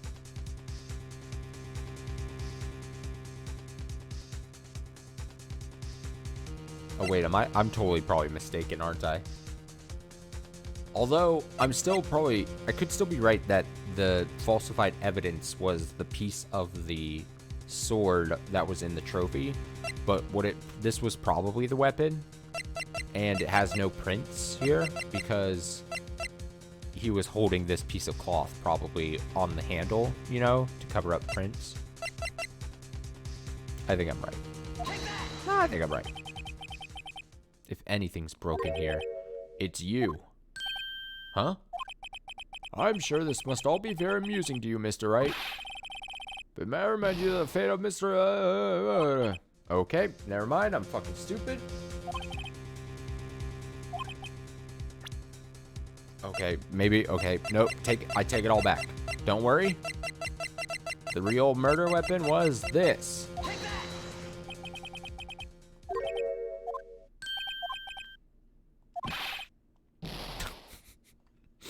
Okay.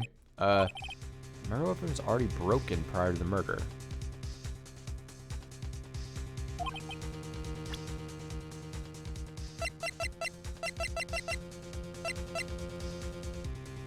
Am I supposed to show this picture? Oh, I should probably save, shouldn't I? Oh, I can't. Damn it. Oh, it's the fucking picture that I was supposed to show. God. I was on the right fucking track. And then the game. That's so obnoxious. I knew it, dude. Why couldn't the game be generous at this point and be like, oh, he showed the I keep saying statue, the trophy thing. He knows what he's doing. Pish posh. The answer lies in the past. 2 years in the past. Right here, inside this picture. This? Oh.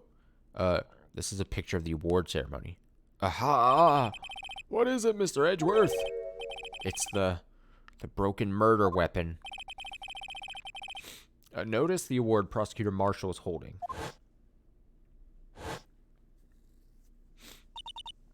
That's a broken knife. As we earlier concluded, the knife in the drawing was not Joe Dark's knife. That being the case, the knife the witness saw was in all likelihood from this award. Order! Order! Order! Neil Marshall was awarded King of Prosecutors that day. As an award, he was given this broken shield and knife. When he chased after Joe Dark, he pulled out this knife. Being a prosecutor, he did not carry a pistol. This broken knife was the only weapon he had in this dangerous situation.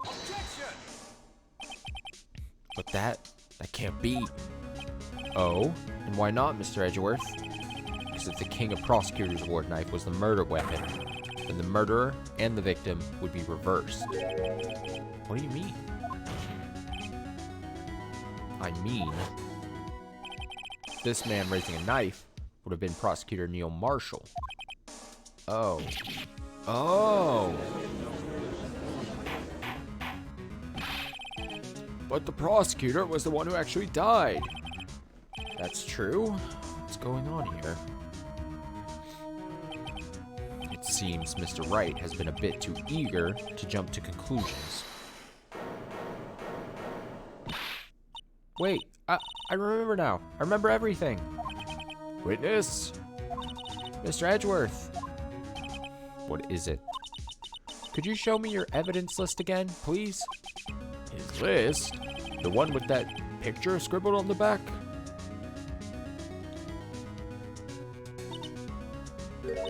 I knew it. This picture. I'm the one who drew it. What? You drew that? That's right. The list wasn't torn in half at the time I drew this picture.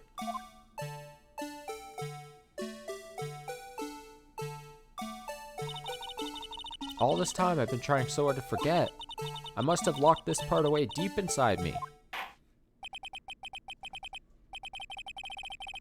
Perhaps it would be best if we added this to the witness's testimony. Would you please tell us what you've recalled, Miss Skye? Yes, Your Honor. First the knife mix up, now the blue badger. Should be interesting.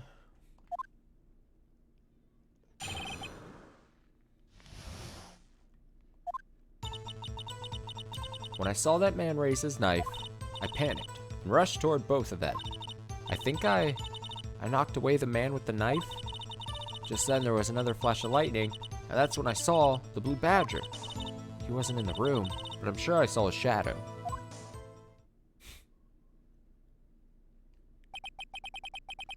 This is certainly most unusual. Try impossible. The chief of detectives hadn't even designed him until this year. That would mean he didn't even exist 2 years ago. Yes, well, The defense may now begin cross... Stop. Please, don't pursue this any further. Lena? What's the meaning of this? Please remain seated in the defendant's chair.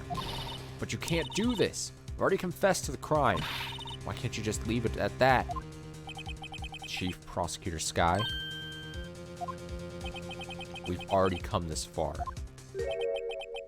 It's too late to turn back. Silence!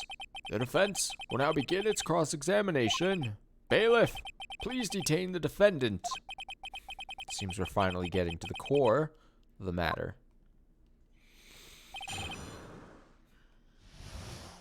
Let's see.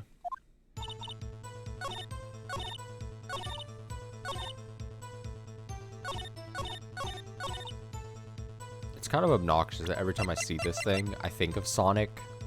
Like, I don't want to think of Sonic, like, ever in my life. But every time I see this stupid face, and just because it's blue, and for some reason the name Blue Badger, I don't know. What is Sonic's nickname? Blue something? No, Mega Man is Blue Bomber. Am I thinking of that, though? But I still think of Sonic? I don't know. It's hard to say. When you say that man, I assume you refer to Joe Dark? Yes, at least I think it was him? You think. All I could really see were shadows. The power outage that immediately preceded the incident is also documented in the prosecutor's office reports. So then you...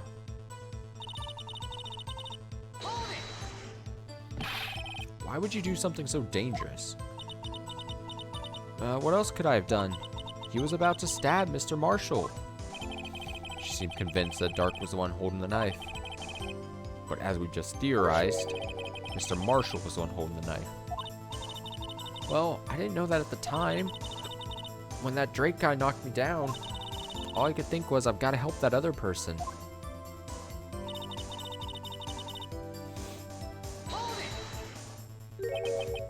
What do you mean you think?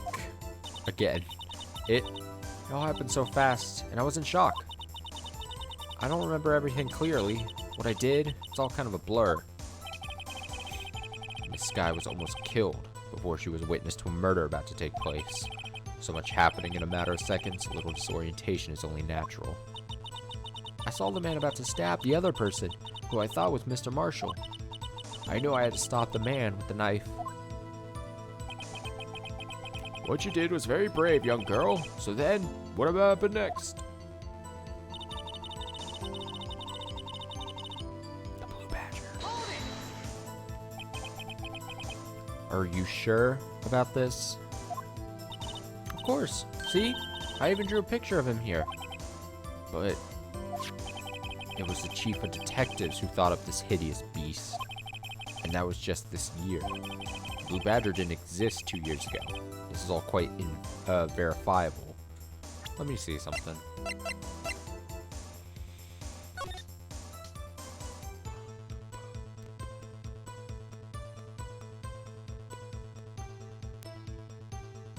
The only thing that's immediately coming to mind is that it's not the Blue Badger, but it's that ugly vase thing.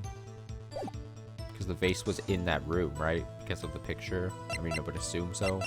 Like, does this look like the Blue Badger thing, kind of? Like, if you squint your eyes, right? Do you go like, oh yeah, this is... Maybe even if you rotate it a certain direction.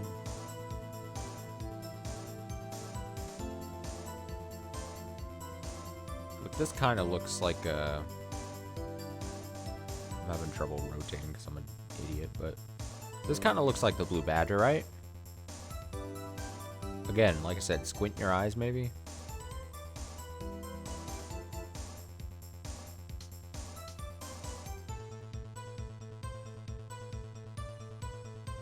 I'm gonna say yes. I assume that's what this all is. I'm just jumping the conclusions. I know it sounds strange. I was surprised too when I saw him at the police department. I had this nagging feeling that I'd seen him before somewhere. Now I finally remember. Oh, brother. Just when you thought that thing had caused enough commotion. It's actually, I am a big fan. It is, at first I thought it was just a stupid, like, supposed to be, haha, look at this stupid little creature thing. But I do like how they're using it in, like, all these different moments as, like, a thing, as, like, a reoccurring, like, somehow this stupid piece of evidence has become, like, an antagonist to the case, which is actually very funny. So I like that. See, I don't just shit talk the games, right? If a game does a good thing, I'll point it out, even if I'm, you know, just get off my case. Tell us, where in the room did you see him dancing? Doing his little cute dance thing. He wasn't in the room, but I'm sure I saw his shadow. His shadow? So you mean you didn't actually see his face with its winning smile and all? That's right, but I still remember it. He had 3 creepy horns. Yeah, it's gotta be the fucking face thing. This is pointless. That thing couldn't have possibly existed 2 years ago. Witness must be mistaken.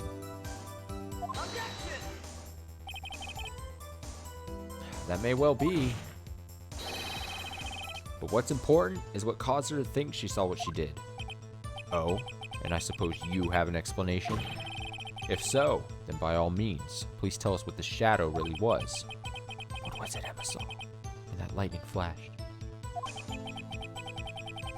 Who is this blue badger really? I just might know. The blue badger hadn't even been dreamt up when Emma drew this picture. Yet she's certain she saw its shadow. It's a hedgehog. Ladies and gentlemen, it is the defense's belief that on that fateful day 2 years ago, there indeed was something that looked similar to the blue badger. Something that is now sitting in this very room. Mr. Wright? In this room? Very well, Mr. Wright. What is it that the witness saw in that instant? Please show us this mysterious blue badger look-alike. Boop, boop, boop, boop, boop, boop, boop, boop. I'm so smart. Fuck God, I'm so smart. The mysterious blue badger was in fact this ugly vase. But that's... what exactly is that? I believe it's some sort of jar. But Mr. Wright, that doesn't look anything like the blue badger. Indeed it doesn't. As it stands now, it's just a plain jar. However, what if we were to change our viewpoint? Maybe squint our eyes a bit, like I was saying. Our viewpoint? Gotta show them the correct angle to look at this form. Boop, boop, boop, boop, boop, boop, boop, boop, boop, boop, boop, boop, boop, boop, boop, boop, boop, bing, bing, bing, bing, bing, bing, bing, bing. Look at this fucking thing.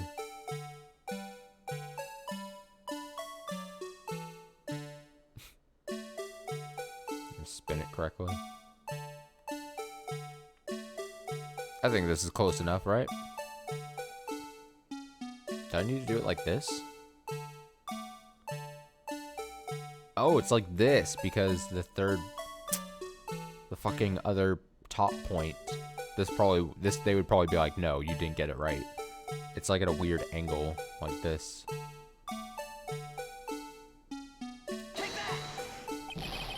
Like how this isn't right. I've got to make it look more like the badger. Allow me to remind the defense its case hinges on the witness's drawing.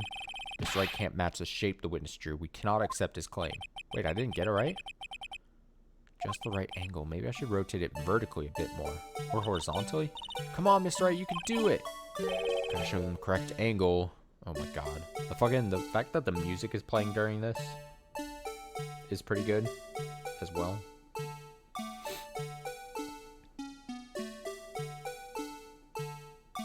So what's the right angle? Is it this? Do I just do this?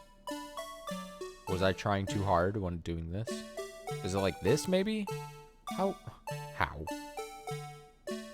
probably super dumb. Is it like this? Is it pointing away? Oh, it's probably pointing away. Because it's probably not like this. Like this? tilt it up a bit. Get those balls dangling. Ugh. Come on, dude.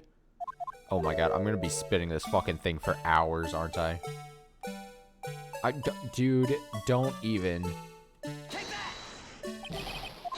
I just gotta go fast. I just gotta try a bunch of ways. Fuck this.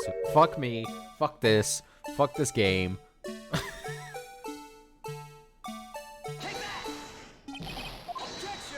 Am I really stupid, or am I just not, like, abstractly, like, thinking about this?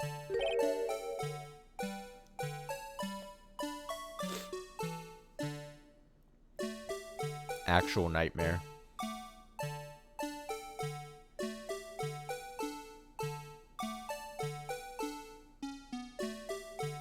It's like this. What is the thing on the, like, this section that's, like, facing the camera now? What would I do? Did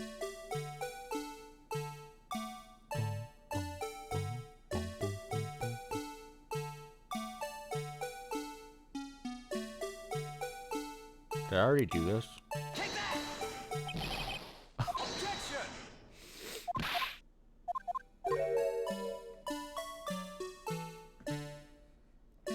Alright, if you're watching this, just place your bets how many minutes this is actually going to take me to find out if I just rapidly guess at this thing. Am I overthinking it, maybe?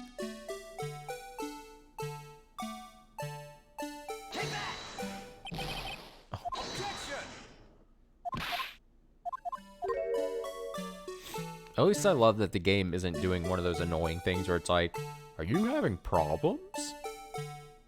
Would you like us to just solve the thing for you?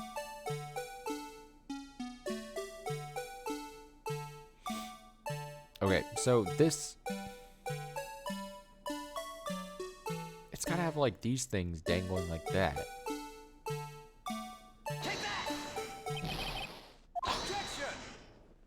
The problem is, I'm probably repeating some of my attempts here at this angles.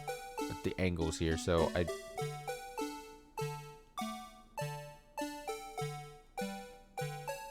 He's got a ball on the top.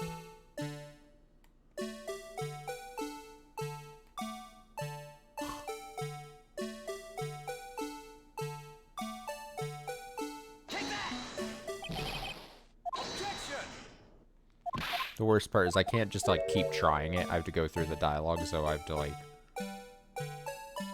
Man, I thought I really had it the first time, and now what are we on?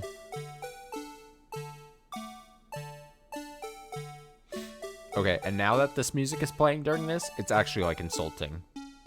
I actually feel insulted. I actually feel as if I'm being made fun of in this moment.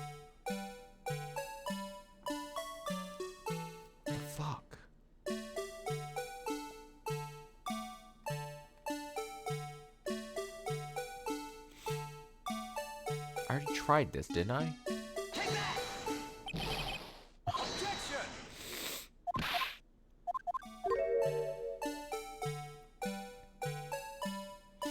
This just goes to prove that, like, I don't look at guides. The only times I look at guides is when I clearly say, like, on stream, I'm like, alright, I just gotta look up this fucking answer. But now this is personal. Now this is, like... This is, I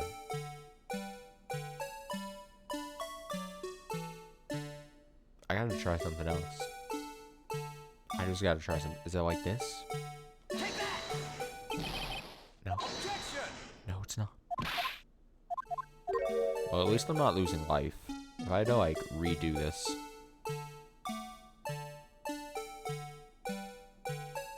Okay, so they're saying it's not like that. We can't just have the blood thing showing like that. It's gotta be a... Why is it not this? Why? Someone tell me why it's not this, because it has the things on the side. It's clearly not gonna match perfectly.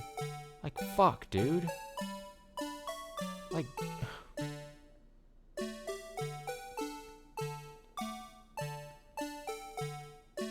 What am I not getting right? What am...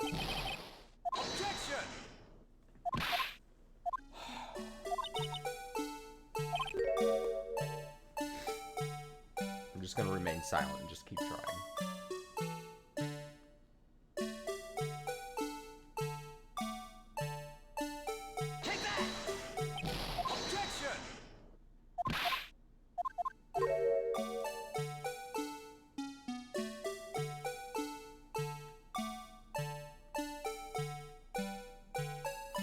will say, if this ends up being that, like, one of my attempts were just, like, a few millimeters off or something, like, perspective angle-wise, and it's just not giving it to me, I'm gonna...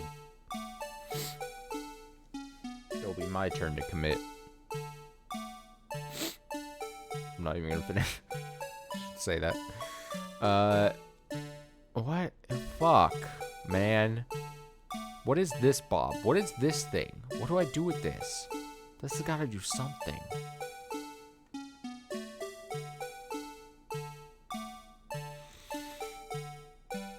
Oh my god, dude. This honestly, at this slight thing, with so that it looks like, this has gotta be it. The fact that that's not it is really annoying. Because that is like, actually makes sense. That actually makes sense because you have the things on the side, you have then this angle making the third at the top. Is it like this because it's supposed to be tilted more? Oh my god, it is this, right? Because it's got... Oh my god, really?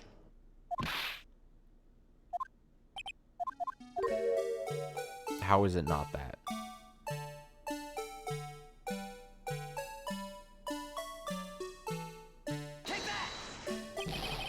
Fucking give it to me, dude.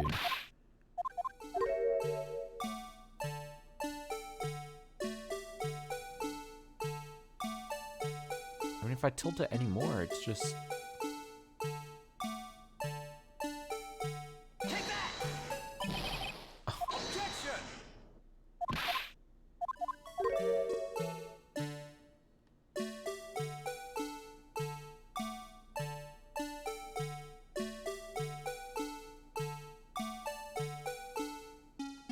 Honestly, dude, let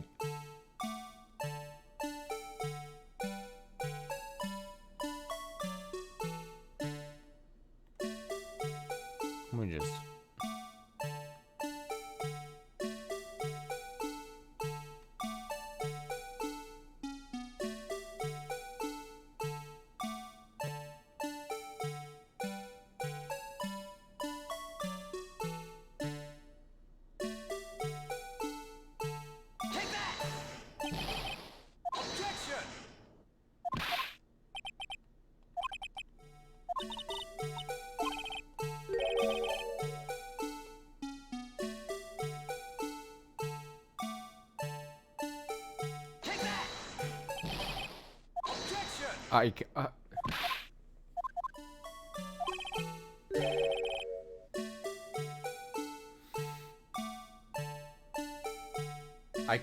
if I somehow at the end of the stream, I then, you know, tomorrow, I then look into like if other people have the same problem.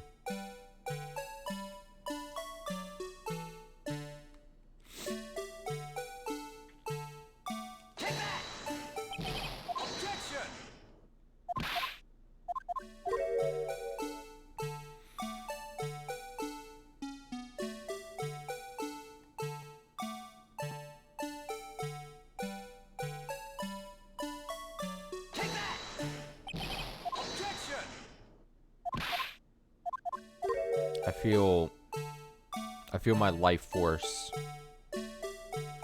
slowly draining from me.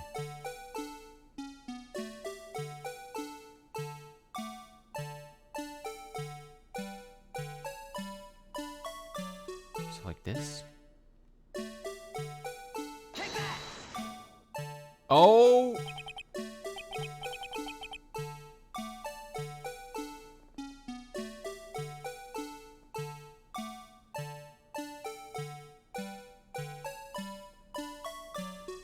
I can't believe this.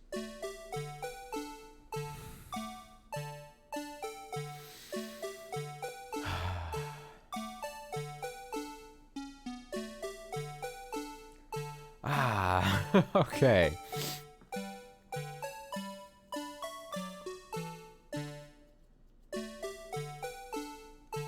Alright, that was fun. Well, is this a miracle or what? That is some fucking bullshit.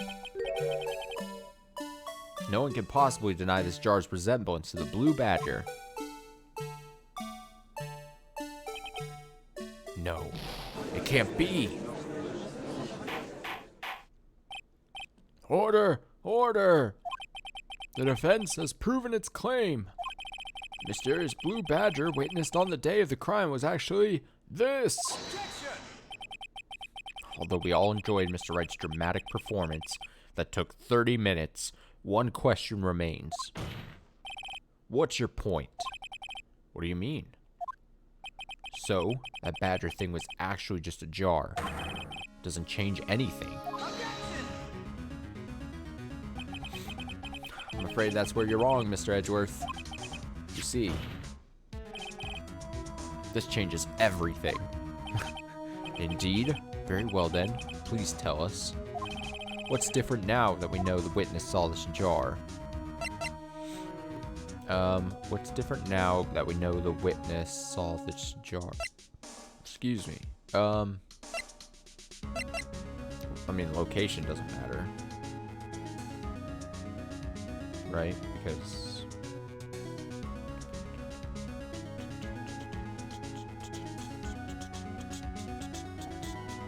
Is it murder weapon?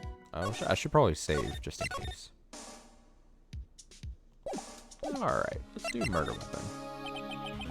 Allow me to take these in turn. At the moment of the murder, the witness saw this jar. A very specific angle, I might add, Mr. Wright. Yes, well, knowing this, where could she have seen this jar? Where? The location of the jar is shown in a picture taken on the day of the crime. It's on a shelf in the office of Damon Gant. But the body was found lying near Lena Sky's desk. Witness testified so herself. Yes, and it is these two facts that reveal what actually transpired.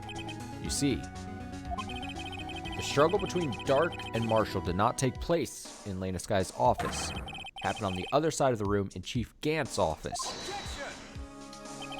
Are you implying the murderer moved the victim's body from Damon Gant's office to Lena Sky's office? Yes. Why would he do that? There's no reason. Exactly.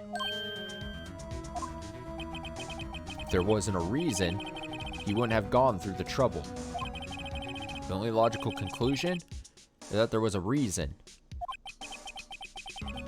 Do you know what that reason was, Mr. Wright? I finally figured it out. So this is why Lena tried to stop the trial. It's too late to quit now, though. Please recall the witness's testimony. She said she knocked away the man who was holding up the knife. In the next instant, the jar was hit and flew through the air. Now tell me, what could have sent the jar flying? That would have to have been the impact the man made when he was knocked into the wall. Ladies and gentlemen, if I may draw your attention to this picture once more. If the man was knocked in the direction of the shelf the jar was sitting on, what would he have hit? Oh, that's Emma. The suit of armor holding a very sharp and dangerous looking sword. Yes. And since the man who was knocked into the armor was carrying a broken knife, he would have had to have been Neil Marshall, wielding the King of Prosecutors trophy. No, Mr. Wright, you can't be thinking. Yes. There's another possibility of what actually transpired in that room. Another possibility? Of course, the perpetrator would have had no idea, but nevertheless, I don't know if I can go through with this. Mr. Wright, what's the matter? Events took place as the defense theorizes, and the outcome is obvious. In that moment, assuming the man Emma Sky knocked away was actually Prosecutor Neil Marshall.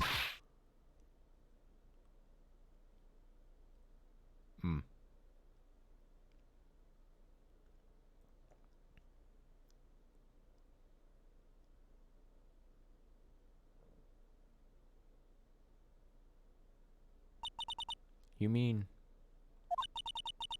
Mr. Marshall died because of me? No. The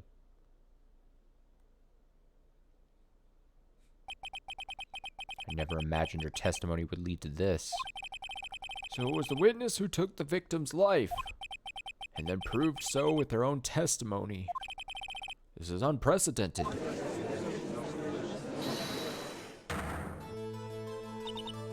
What? What are you saying? I'm sorry, Miss Guy. Given the circumstances, Joe Dark murdered Prosecutor Marshall. How can you think it was Emma? How dare you try to pin the crime on her? Imagine that coming from you. If you recall, it was you who admitted to forging evidence 2 years ago. The reason you moved Prosecutor Marshall's body was to keep anyone else from finding out about what Emma did, wasn't it? I assure you, Mr. Edgeworth, I have no idea what you're talking about. If you hope to have anyone believe your insane allegations, I'm afraid you're going to have to prove it. Tell me, do you have any conclusive evidence that proves my sister killed Neil Marshall? Evidence? I'm willing to bet you don't. Yes, it certainly would be difficult to prove this with evidence. If we don't have evidence, we'll have to rely on testimony. I'm afraid that won't work in this case. Both parties involved in the incident are dead. Certainly can't get dead people to testify. It's all been a wild goose chase from the beginning. Touché, Miss Sky. Of course, that only leaves us with one possibility. You mean there's still another possibility? What do you mean, Mr. Edgeworth? I mean, the possibility that the victim has left us a message. For better or for worse, Mr. Marshall did not die yet instantly. He may have left behind the name of the person who took his life, in one manner or another. That's impossible. Well, Mr. Wright, this is the only possibility left to you. A message from the deceased. Does such a message exist? I think back to the court record. The real murderer's name. That the victim, the real murderer's name. I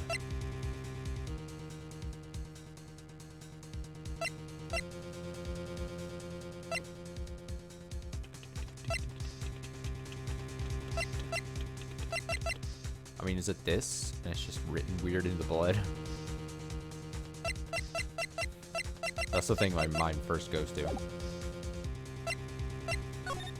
I don't know. We'll find it. This message from the deceased is already in our possession. Mr. Wright, will you stop at nothing to prove my sister a murderer? Do not be mistaken, Miss Sky. Our purpose is not to accuse Emma of any crime. There's only one thing we seek. The truth. No matter how painful it may be. No matter how painful it may be. I read that weird again. Now then, Mr. Wright. Please show us a piece of evidence that conveys a message from the deceased. Oh shit, I don't save.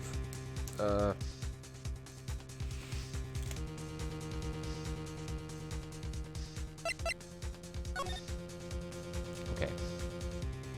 It's not this. I mean, the only thing I can think of is this, because the weird blood trace on it. Unless that's not like a thing and I'm reading way too much into that. You know?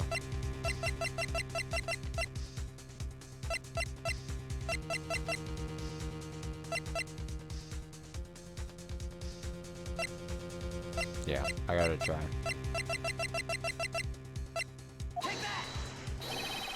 This is a message left by the deceased. This is that blue badger from before, right? Oh, is he going to just speak the killer's name? If that thing could, I'm sure it would. It's like everyone's forgotten this is just a jar. A message was left here. on the surface of this jar. What do you mean? If you look closely, when you squint your eyes again, you can see a faint trail of blood on this jar. Looks like someone wiped the blood away. Yes, but notice. For some reason, the blood on some of the fragments was not wiped away. Oh, is it part like, you can see partly like an E and an M? And then part of an A. Like A wiped away there at the end, maybe? Yes, there is a line here drawn in blood. So what you're saying is that these dots were once lines? Prosecutor Marshall did not die instantly. He used a few precious moments left to him to leave behind a message. One that someone apparently wiped away. But blood must have seeped into the jar where the lines changed directions. Precisely so. All we need to do is connect these points, and the victim's message will become apparent. No. Mr. Wright, what kind of message did the victim leave for us? Your Honor, I believe these bloodstains will reveal to us the answer. Gotta connect these dots to make letters. Oh, another minigame? There's only one thing the victim could have written given the circumstances. His murderer's name. Do I get to... Oh, yeah, baby. Oh, wait, do I have to... Boop. Oh.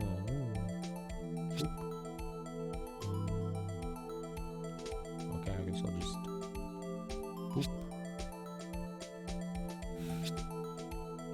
Look at me go, baby. I do be making letters. Did I connect this? Or is this just fine? Okay. I don't want to get boned by the game being like, oh, you didn't do this thing.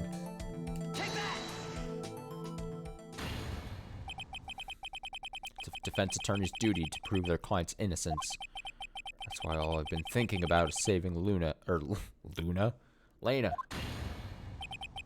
After all my efforts, I never thought it would turn out like this. There's no way this whole 5th chapter is going to turn.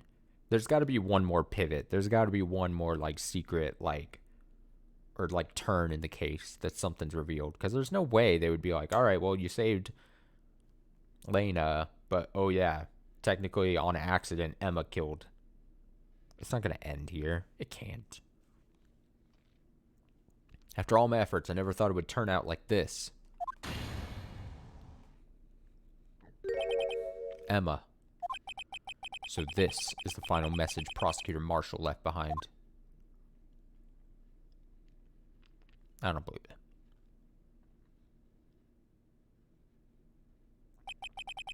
Of all people, she may not have meant it, but in the end, the one who took the victim's life Was Emma Skye.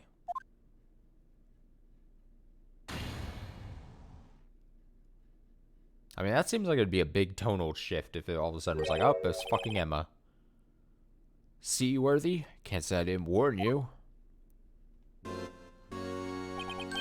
Chief Gann, do you understand the implications of what you've done? What? What are you talking about? 2 years ago, Joe Dark was sentenced to death. He was convicted because of his final murder. I believe you were the prosecutor in that case, were you not? Yes, Worthy.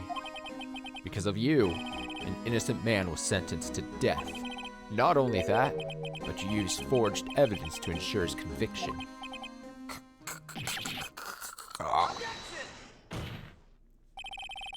But Joe Dark really was a serial murderer. That's undeniable.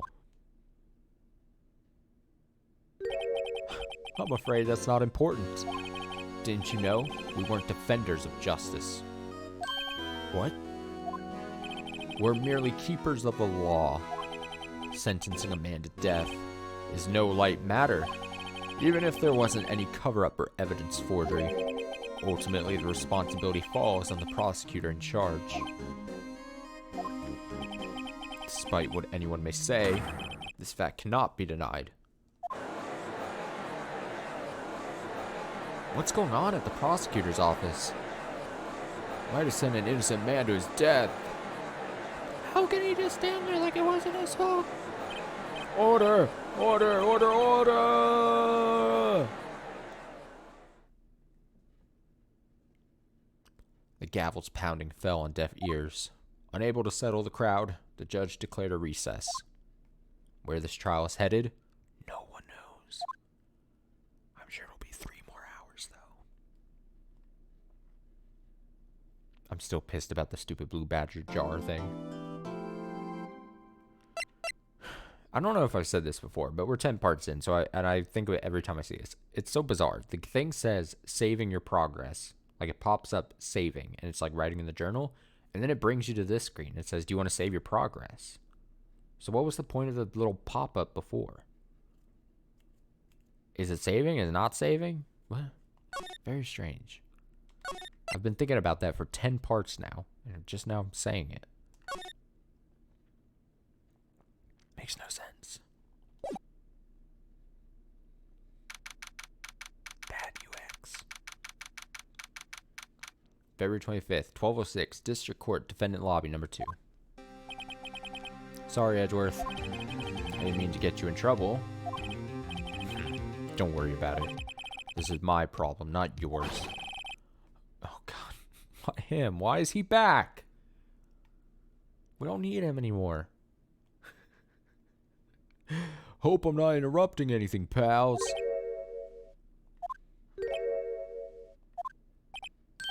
Oh, guess I am. I'll come back later. Bye. Wait, Detective Gumshoe, what is it? You got a lot of nerve, pal, making a detective run all around while on duty. And to top it off, you call me here? I've seen happier people at funerals. Take Elena's having you run errands again? Let me tell you, this is the last time, pal. Here, she asked me to give this to you if there was a break in today's trial. Evidence law? Edgeworth was talking about this just the other day. You must know the 2 rules of evidence law. Rule number 1, no evidence shall be shown without the approval of the police department. Is that right, Mr. Wright? It seems so. You could at least study some evidence law, really. Damn, burn. The chief prosecutor also wanted me to give you a message. A message? She said, if you're planning to take him on, you're going to need this book. Him? Guess I'll need to give this book a thorough read. Evidence law from Miss Sky explains the 2 rules of evidence law. Evidence law securely slipped in the pocket. It doesn't look like that book will do you any good now, though. All that's left now is the chief prosecutor's sentence. That's where you're wrong, Detective. Huh? Haven't you figured it out yet? Why I'm still sitting in that prosecutor's seat? Despite all these allegations being thrown at me? Mr. Edgeworth. The real trial today hasn't begun yet. What? What else is there left to do? Your credibility's been all but ruined with this forged evidence you were unaware of. Emma Sky found out she unwittingly caused the man's death, and now you're telling me you want to do more? You gotta be kidding me, pal. You're missing the point, Detective. Lena didn't murder Detective Goodman. She merely stuck a knife into his dead body. That means the real killer is still out there. What? And we're going to expose him. No matter what it takes. This case has hurt too many people. It's time to bring it to an end. February 25th, 12:52, District Court, courtroom number 9.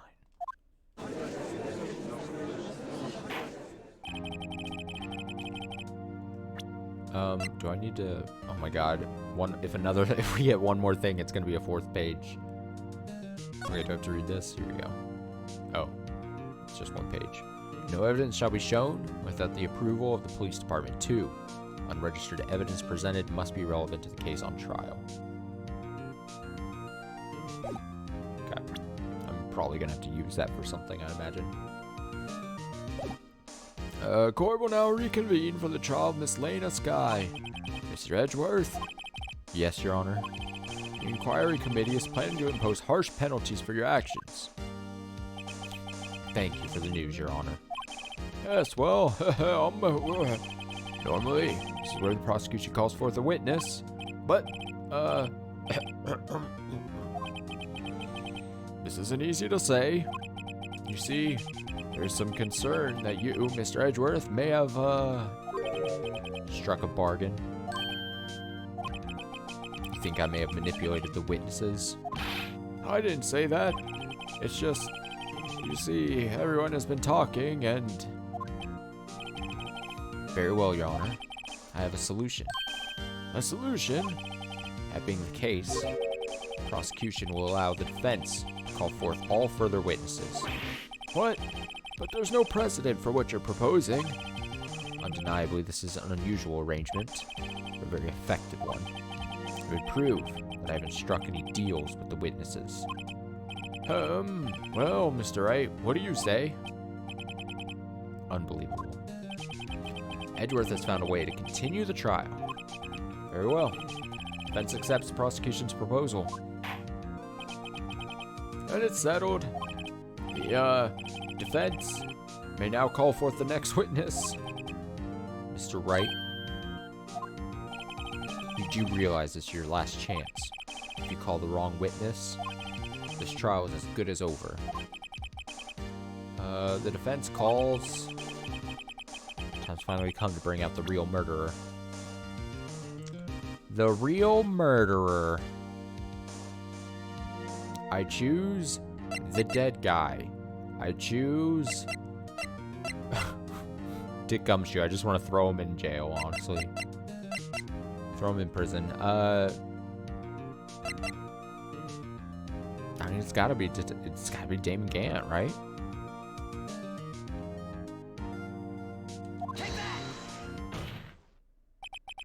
Damon Gant. The defendant calls Damon Gant to the stand. Damon Gant? What does he have to do with anything? As the defendant's partner 2 years ago, Mr. Gant has first-hand knowledge of the crime. I feel we should hear what he has to say about it. As luck would have it, he should still be in the courthouse. He would also be the least likely to have been manipulated by me in any way. Wouldn't you agree, Your Honor? True. All right. Bailiff, please escort Mr. Gant to the stand. Witness, please state your name and occupation. What is this, some kind of practical joke? I was just on my way to lunch. Your name and occupation, sir? Worthy, are you sure you want to do this? Your name and occupation. So, you want to play hardball, eh? Please, Mr. Gant. Fine. My name is Damon Gant. I'm the acting chief of police. Now then, Chief Gant, court requests to hear your testimony. Oh, righto. What's with the grim face? First, let's clear up this SL9 incident. Oh, you mean that time when Lena's sister murdered that prosecutor? Personally, I think it's been made pretty clear already. There's still some things unaccounted for. Oh, like what? Like the role you played in all this. Son, either you're very brave or very foolish. You are aware, of course, the police chief has all kinds of weapons at his disposal. Weapons? Sure. Take my testimony, for example. Uh-oh. Wireless battery low? Oh, boy. Let me see. Where's the charging thingamabob? Let me see if I can do this while staying seated. Can I just reach? Oh, I can, dude. Look at me. I'm a modern day Pilates instructor or something. There. I plugged it in. Okay. I don't have to give it if I don't want to. What? Is that true? I'm afraid so. Chief of Police has the right to refuse to testify. Of course, such an action carries with it certain risks. Don't worry. I'm not here to hinder your trial. Just remember, if this turns out to be a big waste of time, don't say I didn't warn you. Very well. Witness may now begin his testimony.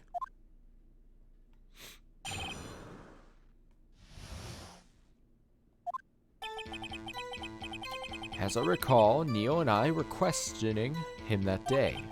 To make a long story short, we slipped up. That power outage didn't help either. When I went to my office, I found Lena there. Apparently, she had already arranged the crime scene. As you can see, I had nothing to do with the forgery. Is that when Dark was arrested? Him? He was lying on the floor unconscious.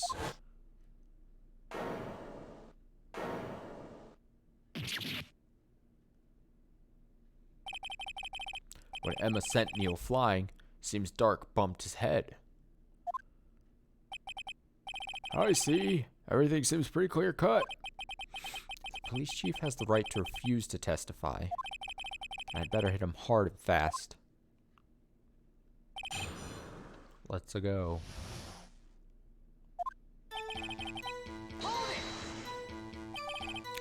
As I recall, a ceremony was held at the police department that day.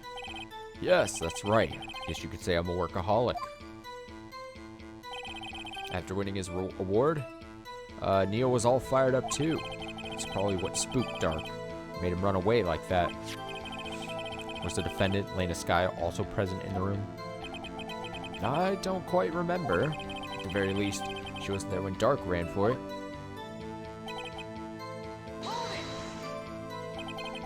So the two of you ran immediately after him, right? That's right, but Dark made it to the elevator first. So Neil and I split up. He went upstairs, I went downstairs. I guess you could say he got lucky. What's this about a power outage? Oh, that. The elevator stopped all of a sudden. I got the shock of my life. Well, probably not as shocked as Neil was when that knife went into his heart, though. It's not funny.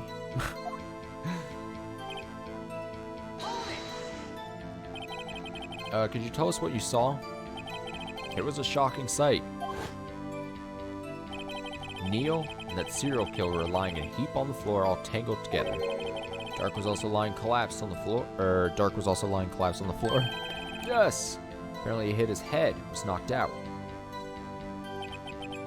Next to them were those two poor girls. Lena and Emma. Lena was cradling Emma in her arms. Looking back at it now, she must have already known what her sister had done.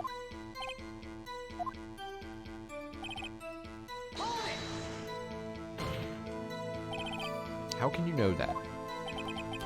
Because of the victim's body. It had already been moved. So that means you found the body near Lena's desk? That's right.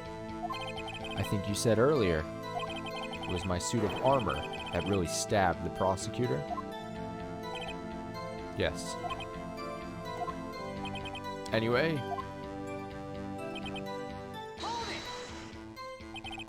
So you're saying that the forgery had already taken place by the time you arrived at your office. That's exactly what I'm saying. I can understand how Lena must have felt. But moving a body and hiding evidence are inexcusable, no matter what the circumstances. Is that how it really went down? Staring at the witness won't do you any good, Mr. Wright. If you're going to stare at anything, you better be staring off at the court record.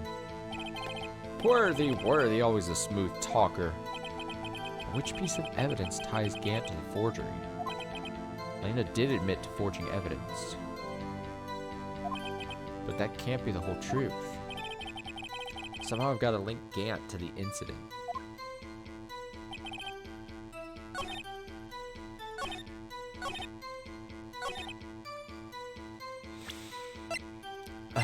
I mean, it's going to be the evidence list or this, right? Because those were in his safe.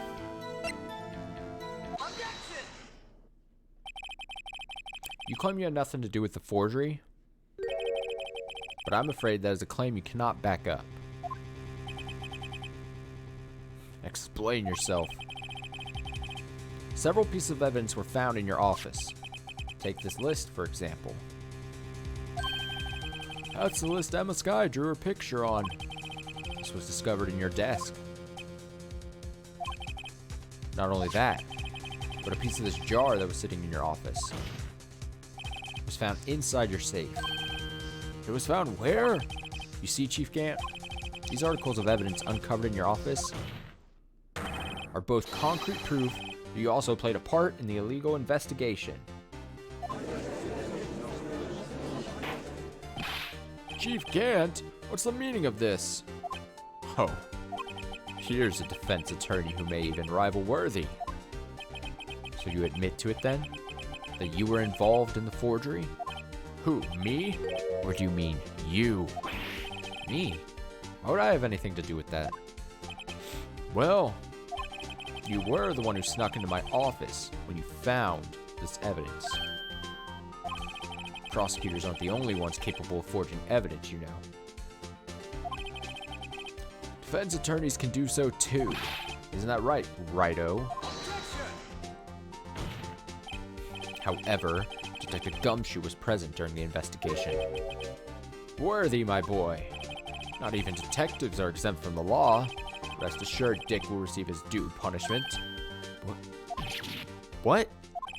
Detective Gumshoe's salary drops any further, he'll end up paying to work.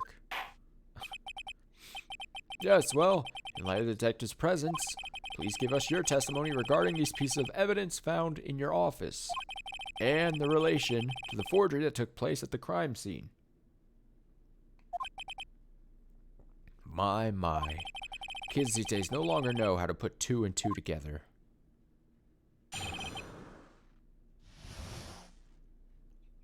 Evidence and forgery.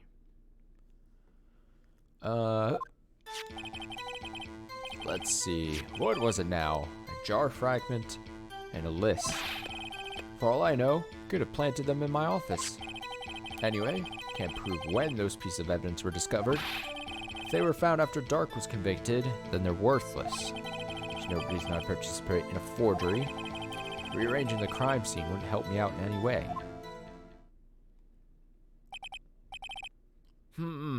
Mr. Wright, Yes, Your Honor? when investigating the crime scene, you should have been more careful to observe protocol. You do understand that I'm the chief of police, right? There will be consequences. Indeed, I believe I will press charges, so you won't make the same mistake again. My apologies, Chief, but would you mind waiting until tomorrow for that? Today is, well, you know. All right, Udgy. In return, though. I know, that place, right? Huh? What are these guys, telepathic? All right, let's go. All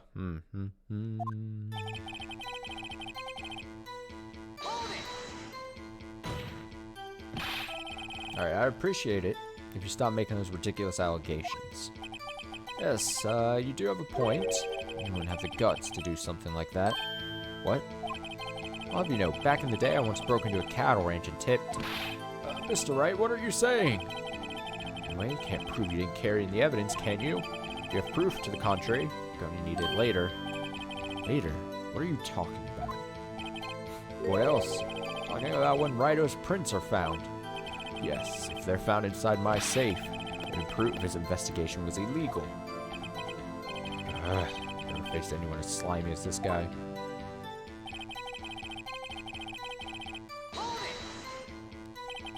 What do you mean by that? What do you mean by that? This is all purely hypothetical, of course, but suppose I did place those items in my safe. Such an act, though, wouldn't necessarily constitute forgery. If concealing evidence found at a crime scene isn't forgery, I'm not through speaking yet, righto? It all depends on when the evidence was discovered.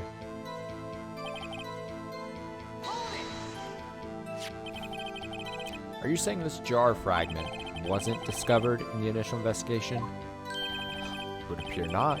After all, it wasn't listed in the evidence list. For all we know, it could have suddenly materialized the day after Dark was sentenced. Oh, and wouldn't that be convenient? Right? The chief is talking about a possibility. So long as you can't rule that out, your remarks, however clever they may be, will only succeed in wasting time. Tell me something I don't know. Come now, Righto. Think about it.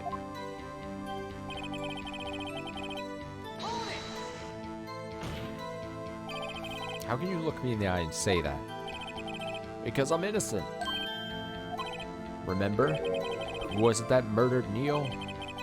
I'm not sure I care for the word murder here, but in the end, the person responsible for Mr. Marshall's unfortunate demise was Emma Skye. Well, now do you see? Really, Chief Gant. At the very least, there is one very large benefit you've reaped from all this. Oh? I wasn't aware. What is this benefit? That would, of course, be the position you have, Chief of Police. Oh! Resolution of the SO9 incident secured your promotion to Chief. That in itself is sufficient motive. Ho ho ho! Oh, that's a good one. Huh? Do you really think I'm that incompetent? What do you mean? Even without that case, I was already in line to become the next chief. Resolution of SO9 merely sped up the inevitable a little. Is that true, Edgeworth? Yes, he was going to be made chief anyway. Gah! Be careful when pointing that finger, or you might wind up being the one pointed at. So that means there's only one possible motivation for you to commit forgery. If you didn't do it for yourself, and you did it for someone else.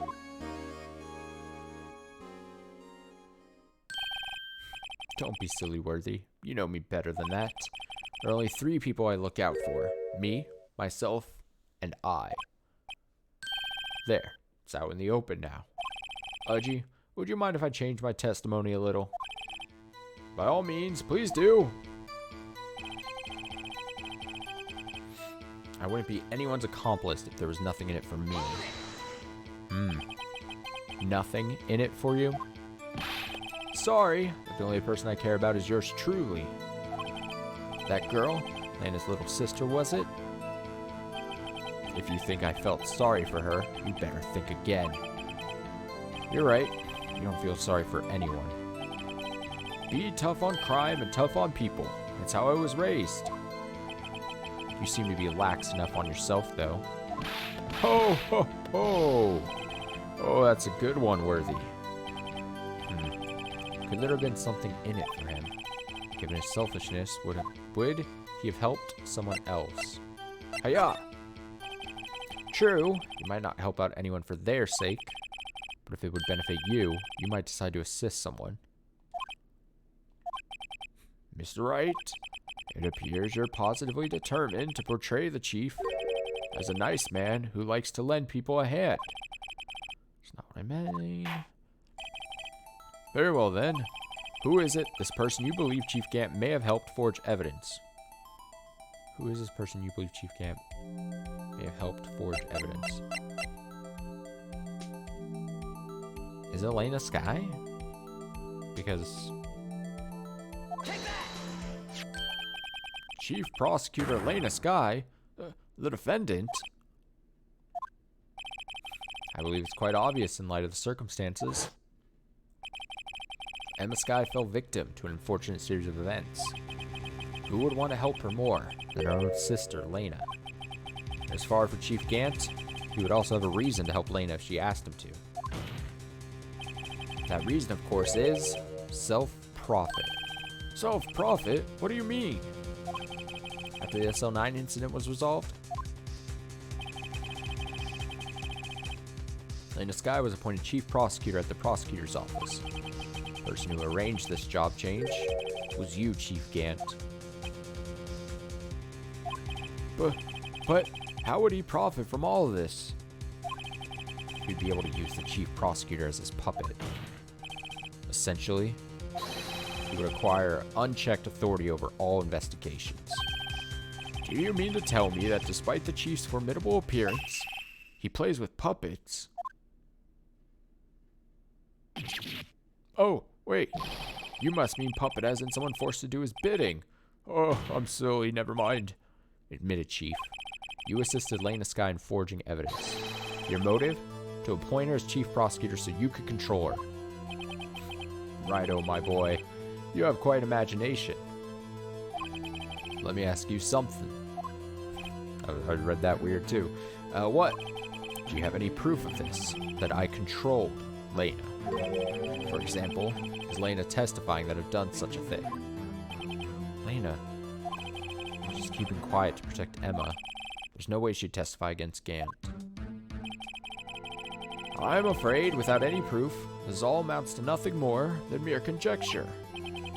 Unless that is also what happened in this incident.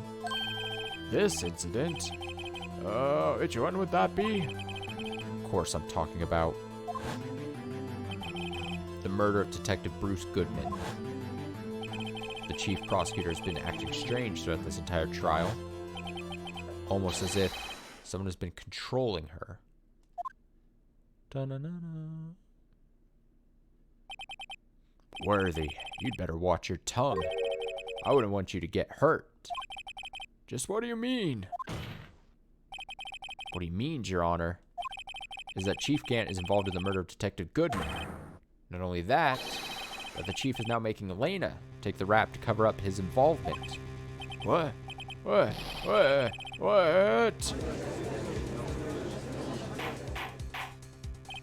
Order, I said order! Mr. Wright, you can't be serious. Huh? This is an affront to the highest ranking officer in our law enforcement agency. To accuse the chief of police of blackmail and murder? That's, impossible.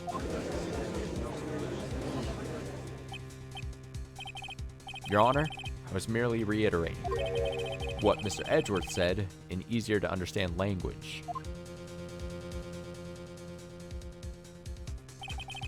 It's too late, Mr. Wright. There's no turning back for us now. Looks like he's the one who's decided to go through with this.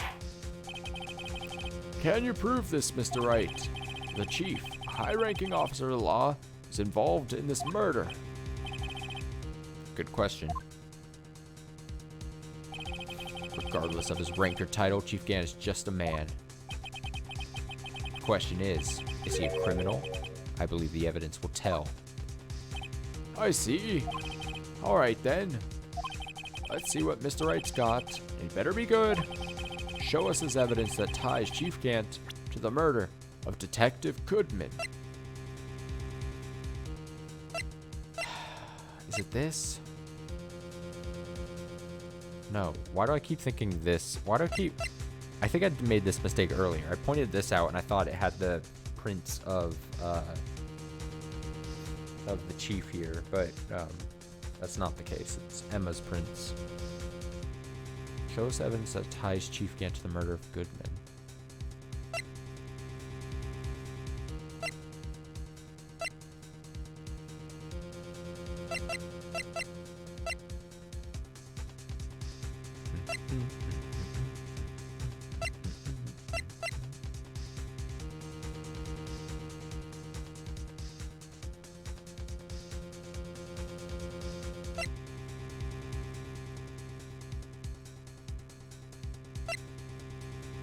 I have no idea.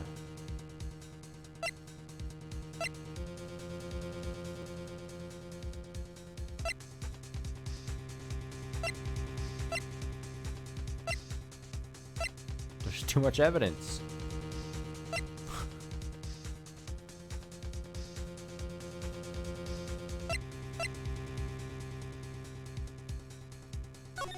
Is it this? Is it this because then he went and got this? I'm gonna guess. Because we know his number is 777 now. He went in and got this. This was found at the crime scene.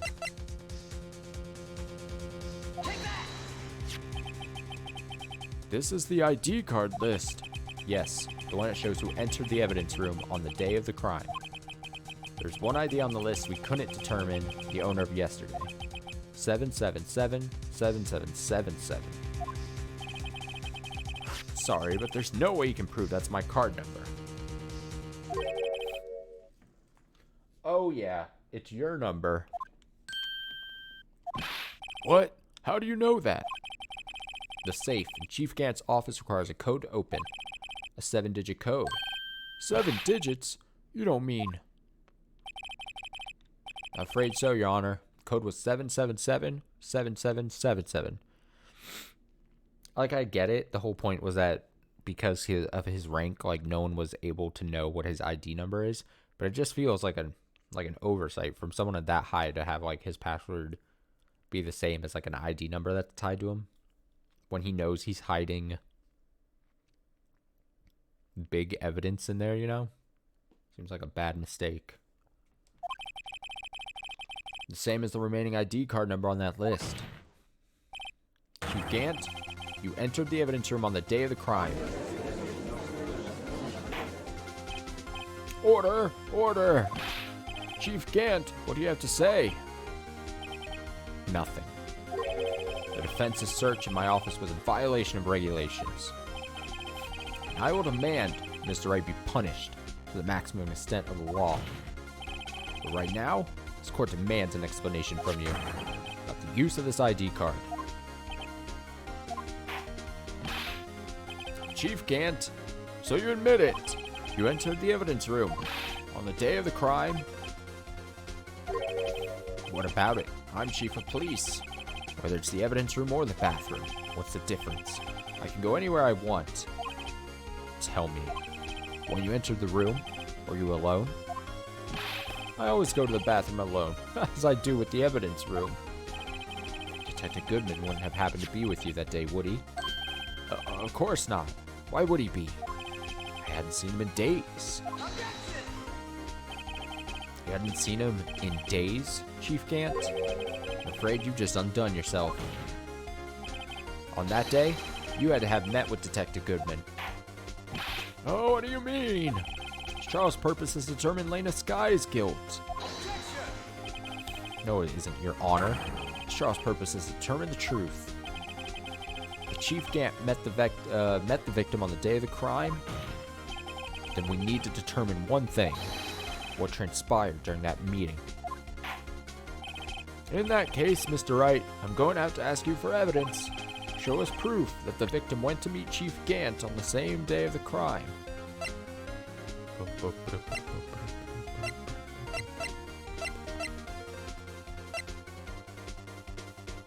I have no idea. Show us the proof that the victim went to meet Chief Gant on the day of the crime.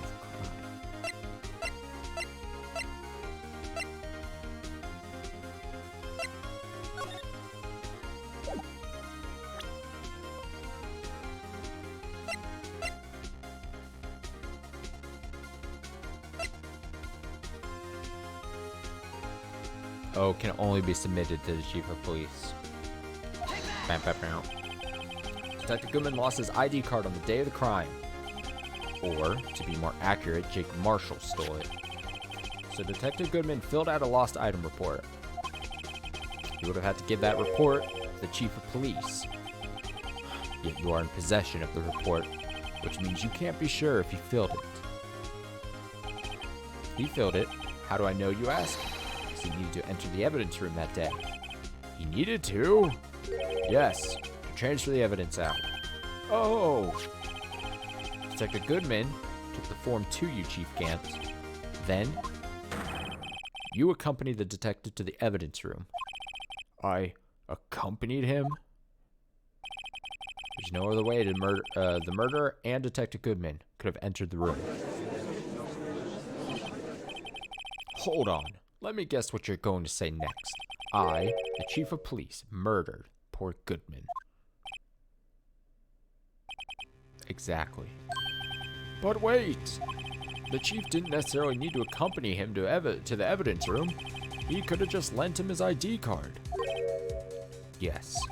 Now that you mention it, I believe I might have done something of the sort. Sorry, that's not possible. According to the record, your card was only used once. Yet you showed us your ID card earlier. If you had really lent it to Detective Goodman, it would have been found on his body. No! Whoa, that was a weird frame. Chief Gant, you didn't.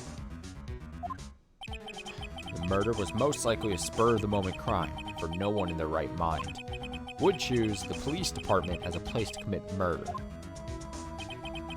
After the murder, you contacted Lena at the prosecutor's office. Why? To dispose of Detective Goodman's body, of course. You're forgetting, Mr. Wright, that the victim's body was discovered in the prosecutor's office's parking lot. How did he manage to move it there? I was at the police department the entire day, you know. And everyone's aware that Lena stayed at the prosecutor's office after the ceremony.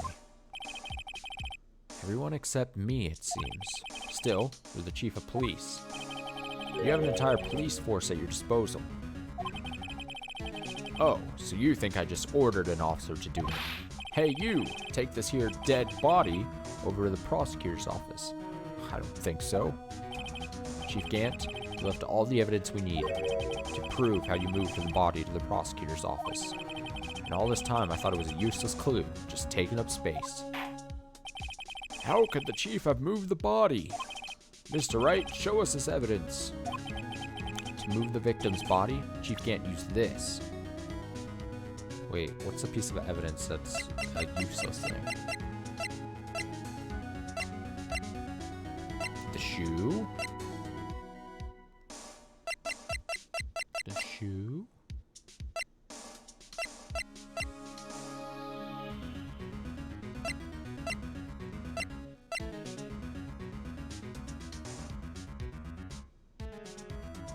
To move the victim's body. I don't actually know. What? The blue badger?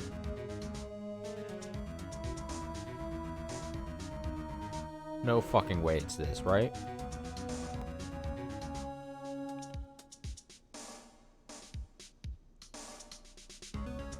No, it's not that. That would be really dumb. It can't be.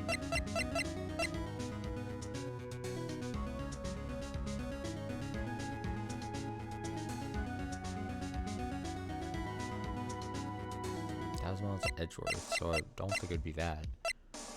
Something that's just been taking up space in here?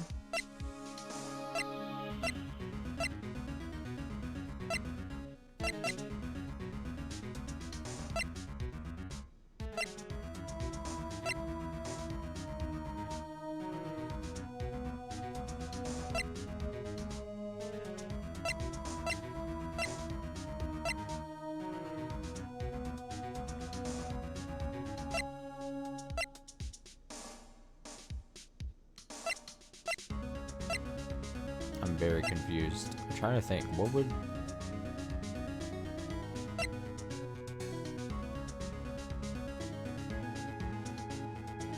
To move the victim's body.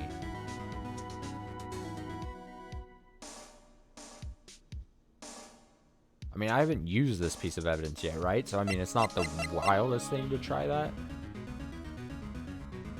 That was fun. Let me just... Wow. It is it. Okay, well, I needed to explain to me, but I only knew to pick it because it's something we haven't used this whole time, and we've had it for a long time. This is how we moved Detective Goodman's body. A parking stub? How's Edgeworth? You mean? The body was found in the trunk of Mr. Edgeworth's car. I think it's obvious what happened. The body was moved by that car. You mean I carried the victim's body? Precisely so. But wait, even you know. I didn't plan on returning to my office after the ceremony finished that day. Sorry, I gotta set a reminder for myself for something to do tomorrow. So let me...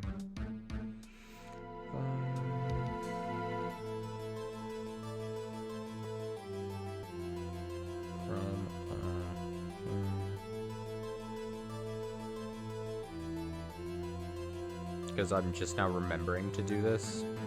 But if I don't make a reminder for myself then, I'm gonna forget to do it tomorrow. Because I'm just not remembering now. But you did return. Tell me why. It's because you had to bring the screwdriver, right? I was asked to go by Chief Gant, no less. He told me he wanted me to keep it in here in the prosecutor's office. In any case, on the day of the stabbings, I brought this back here. So, you see, what you were really taking to the prosecutor's office wasn't the screwdriver, but the victim's body in your trunk. Detective Goodman's body was carried in the trunk of Mr. Edgeworth's car. Yes, unless of course you have another explanation, Chief. Why else would you have asked Mr. Edgeworth to transport evidence from a closed case? There's only one plausible explanation. Transport the body to your accomplice, Miss Lena Skye. Order! Order! Order! What's going on here? Is there no room for rebuttal to the defense's outrageous accusations? Think back to the photograph Miss Starr took of the prosecutor's office. This was not a photo of the body being stuffed in the trunk to be taken away. It was exactly the opposite. It is a photo of the body being taken from the trunk. Chief Gant, please say something. I believe your time's up. My time's up. Sorry, Righto, but I'm having lunch with the District Attorney General after this. We have to get going if we're going to make it in time for the early bird special. That's quite the attempt to get out of this. But cross-examination isn't finished yet. Remember what I told you earlier? The police chief has all kinds of weapons at his disposal. Weapons? Like the right to refuse to testify. I'm invoking that right now. What? That is not a right to be casually invoked. There are certain risks to be considered. So you're going to just run away after all this? Run away? Don't make me laugh, Worthy.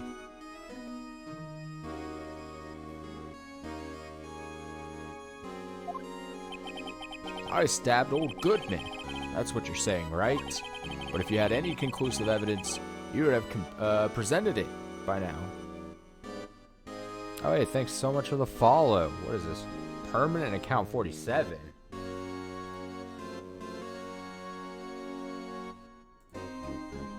Excellent name. But if you had any conclusive evidence, you would have presented it by now. Well, You think I had Lena disposed of the body? If so, then show your proof and get it over with. I'll say it again, Mr. Wright. Damon Gant is the current chief of police. This court will not tolerate any accusations against him without concrete proof. Well, Mr. Wright, Your Honor? you have any concrete proof? Proof that Chief Gant murdered Detective Goodman and made Miss Skye dispose of his body. Do I have any concrete proof? Proof that he disposed of... That he... I mean... What would... Oh boy. We still haven't used this, right? I mean...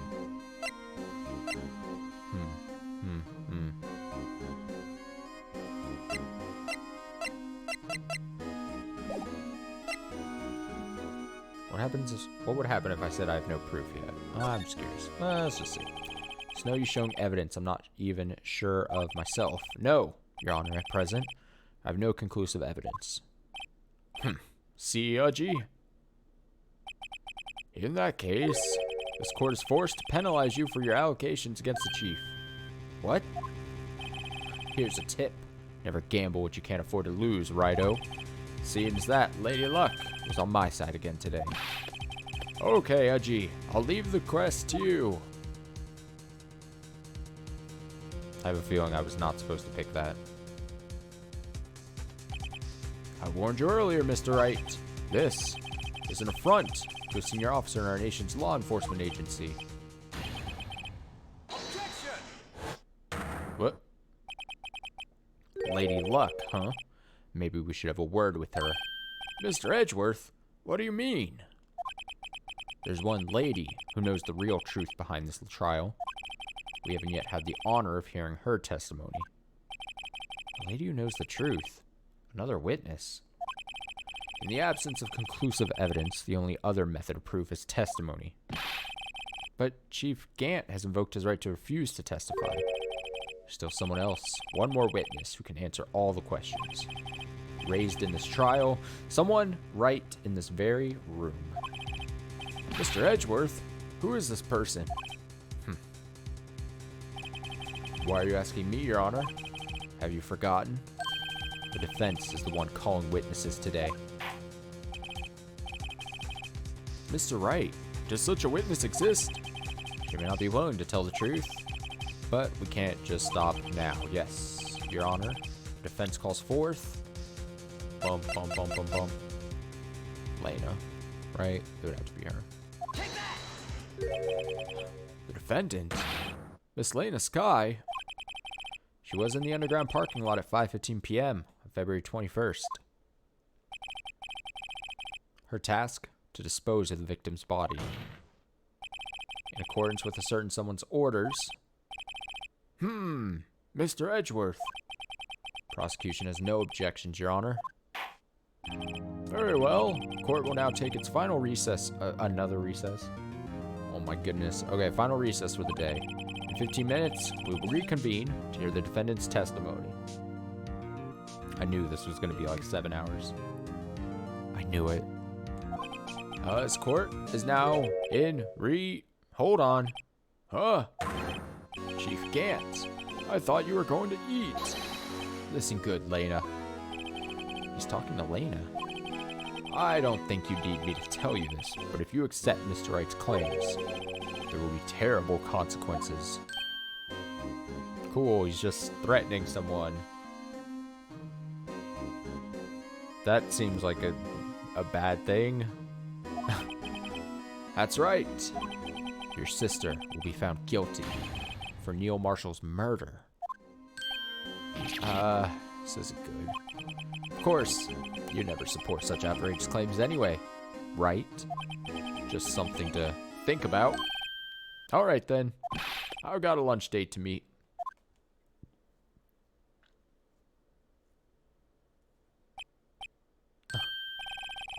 Okay. If there aren't any further objections, this court is now in recess.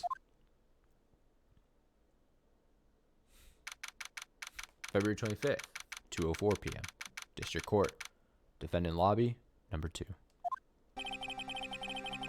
Looks like we managed to stay in the game. Yeah, thanks to your help, Edgeworth.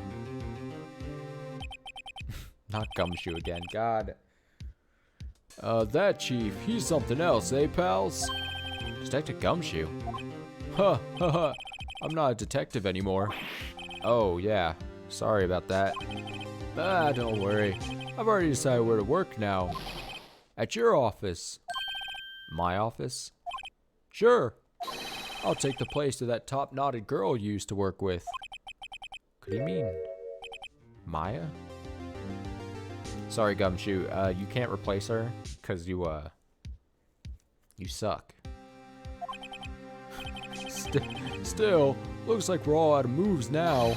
Chief Gant's done it again. How is he always gets the upper hand? It's not fair. He has the right to refuse to testify.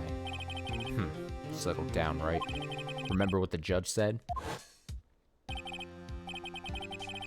But Chief, that is not a right to be casually invoked. There are certain risks to be considered.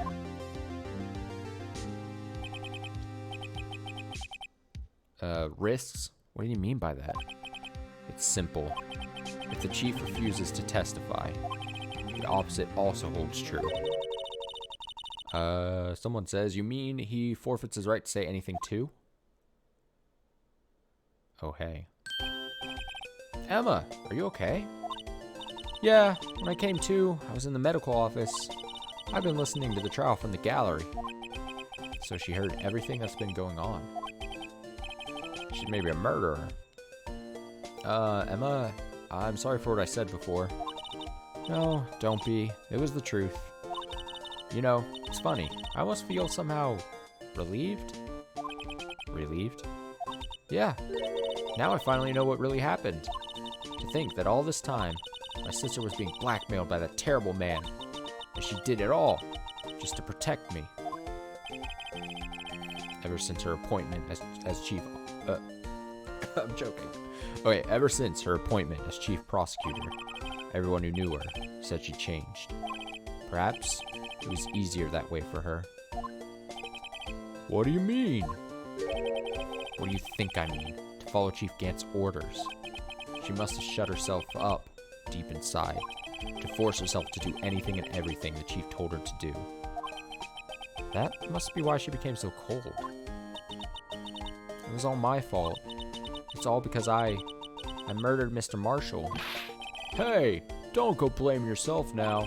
If you want to blame anyone, blame society, pal. Chief Gant may be able to fool everyone else with his forgery, but he can't fool my memory. I remember now. I knocked Mr. Marshall into that armor. I see. Well, we better get back. It's time for the final act. Emma, why don't you wait? No, I'm going with you. I want to be there when Lena tells the truth. Let's go, Wright. It's time to end this. To be continued. I muted myself before I sneezed. I did good. Here we go. Click save. Alright, final act, it says. Finally. Final. February 25th, 2:21 p.m. District Court, courtroom number 9.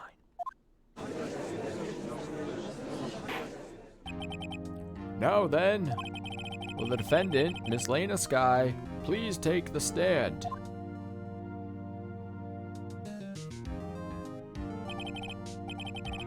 Miss Lena Skye, you are the chief prosecutor. I'm sure you're aware of what is required of you. But Mr. Edgeworth, you already know everything.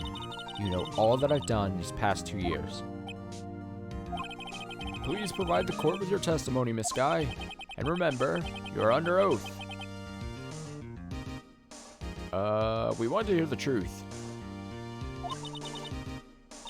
Of course, the truth. Lena, no matter what happens, I'll always be your sister. That's how it works. Now then, your testimony, if you will. First, tell us about your relationship with Chief Gant.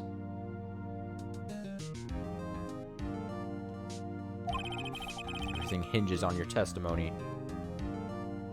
You're the only chance we have to get Gant.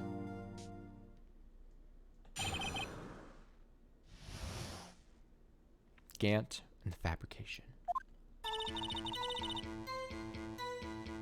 I worked alongside Gant for years. There's no truth to this blackmail theory. I fabricated the evidence 2 years ago all by myself. When I found Prosecutor Marshall's body, I rearranged the crime scene. My only motivation was to get Dart convicted. It had nothing to do with Emma. Yeah, that was convincing. Are you sure about this testimony? Your Honor, I'm confessing to a capital offense. Of course I'm sure. But Lena...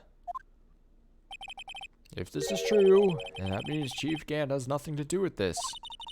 That's what I've been telling you from the beginning. Please, Mr. Wright, you've got to help her. She's sacrificing herself because of me. But what if she's telling the truth? She's not. I know my own sister. Whenever she speaks stiffly like that, she's hiding something inside. Deep down, she's really screaming in agony. Yeah, this is no time to start second-guessing myself. The defense may now begin its cross-examination. Do the dang thing.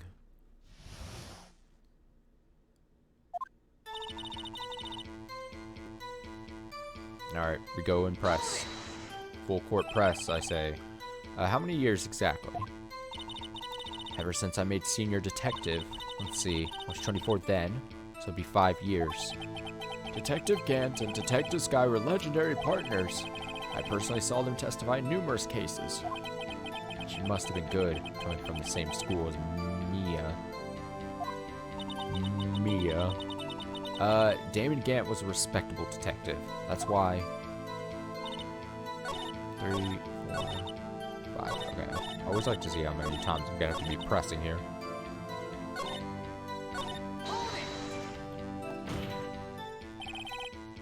But think about it, Miss Sky. You didn't murder Detective Goodman. You told me as much yesterday in jail. You still don't get it, do you, Mr. Wright? Any testimony you cannot present in court is as useless as idle gossip. I stabbed Detective Goodman with a knife. And?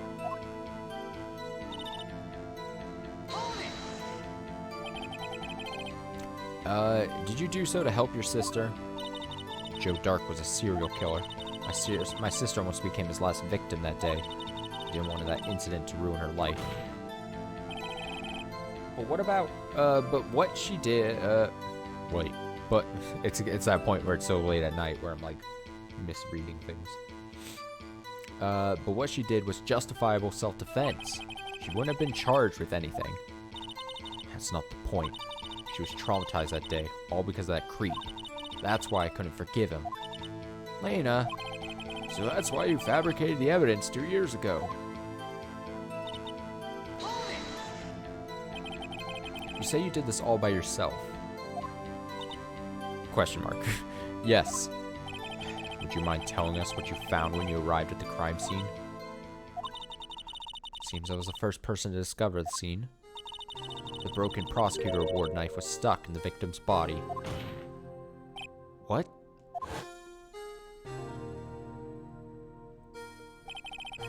But Prosecutor Marshall died from an unfortunate accident. That's only a situation you dreamed was possible. The reality is, it wasn't my sister who took the prosecutor's life. Fantasize all you want, Mr. Wright, but you'll never change the statement. You mean Prosecutor Marshall wound up being killed by I almost said Drake now. Dark? Something like that. If that is so, what happened to the other murder weapon? Dark was carrying a switchblade knife. Oh, that was lying on the floor a little distance away. It was probably knocked away in the struggle. That's not how it went down. She's trying to cover up her lies with more lies. All just to protect me. So when you found the scene like this, what did you do? After all, this is what everything boils down to. Yes.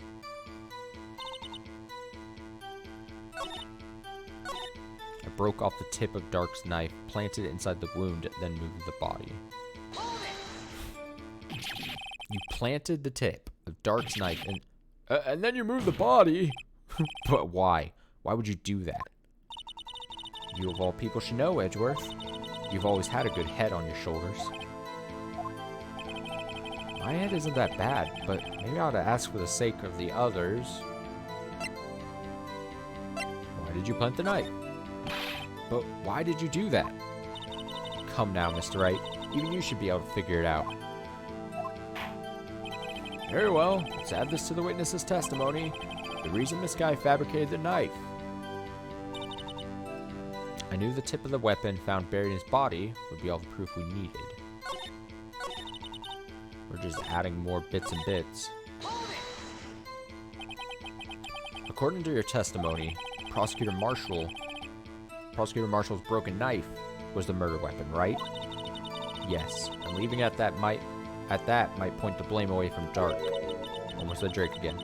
I felt the most effective way to get him convicted would be by having the tip of his knife found inside the victim's body. So you buried it inside the victim's stab wound? Yes, because I hated Dark for what he did.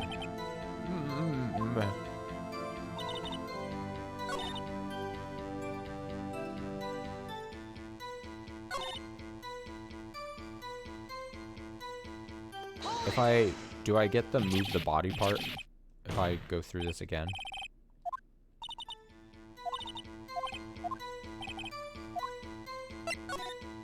This might be added. Maybe. When you showed up on the scene, where exactly was the victim's body? It was where you deduced it was, by Chief Gant's desk. But the body was found by your desk. Why did you move it there? The reason for that is simple. Let's have the witness explain this in more detail. The reason this guy moved the body... The pieces of the jar. Pieces of the jar that shattered during the events threatened my plan. Pieces of the jar? You mean... Yes, that wretched jar you showed us earlier. In order to show that Dark committed the crime, I felt it would be more expedient to move the body. So, when you first found the body, the jar was already... Of course, it had been shattered to pieces. If you looked at the crime scene, it would be clear right away what happened.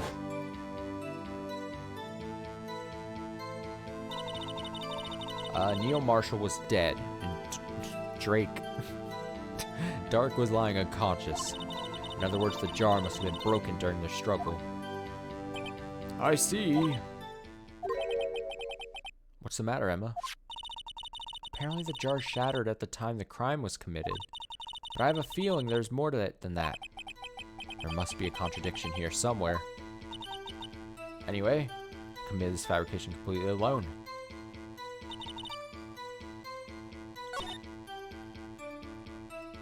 Some kind of contradiction here, probably, right? The pieces of the jar that shattered during the events threatened my plan. And present something that shows that it wasn't shattered at that point. I mean, probably this, right? Because he wrote the name. He wouldn't have been able to, if it shattered while he was dying or whatever, he wouldn't have been able to write the name on it. As he did, because it was across the broken pieces. It's bullshit. Miss Guy, I understand how you feel. You committed that crime 2 years ago to protect your sister. You mean the forgery at the scene where Neil Marshall was murdered? If that truth were to be exposed now, the past 2 years of your life will have been in vain. Even so, I am compelled to bring to everyone's attention a significant... It is so late that my brain is struggling to just read. A significant contradiction within your testimony. Contradiction in my testimony?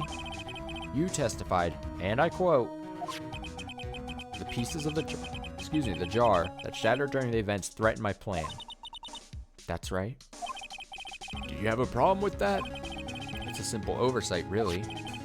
You see, a message was written on this jar with the victim's blood. Yes, the prosecutor must have written it in his final moments. Exactly so. And this is where the contradiction lies.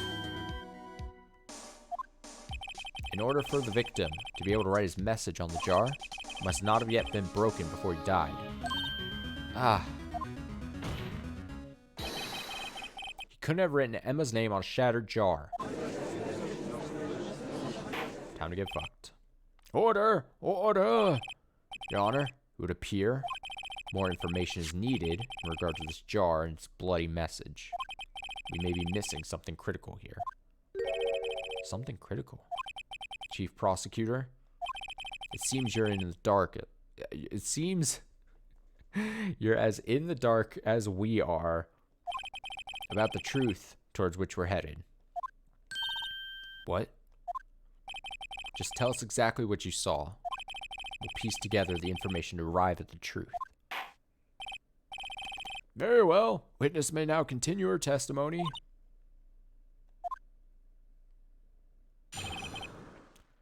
jar and message in blood. Jar. Okay. I immediately noticed the blood traces on the jar, but it was dark in the room and I didn't have time to check it out. To be safe, I wiped away the blood. Fragments were large, so I'm sure I got them all. All I could think about was wiping them clean before they were discovered. You mean you were the one who wiped away the message in blood? I wasn't chief prosecutor at the time. She didn't think Dark was the real murderer. That's why she tried to erase the real evidence. Very well, defense may now begin its cross-examination. You know the deal.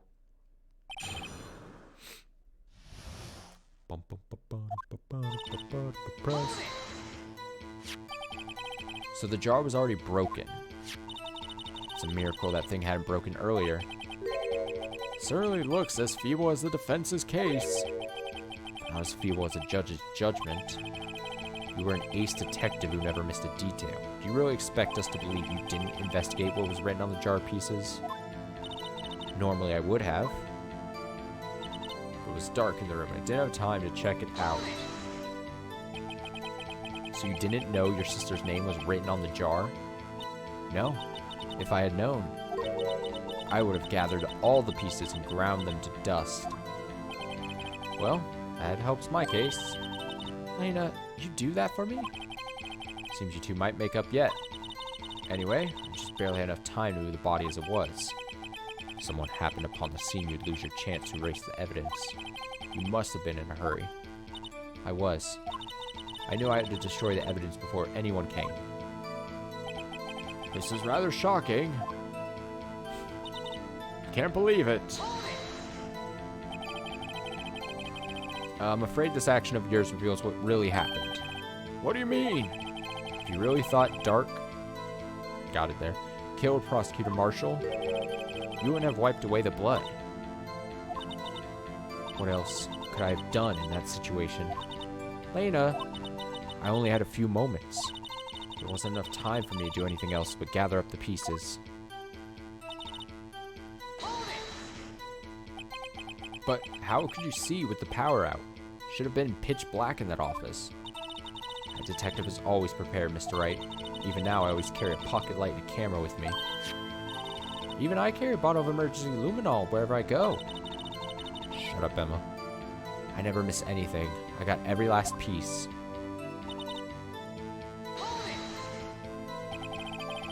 So you illegally rearranged the crime scene.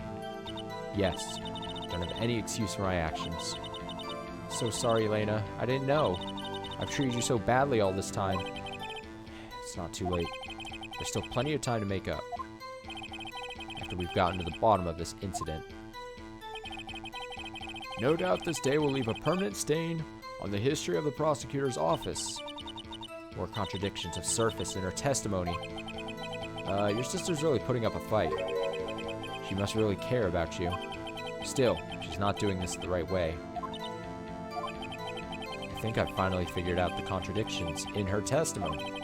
There's one final possibility that might turn everything around. Okay, does not immediately come to mind.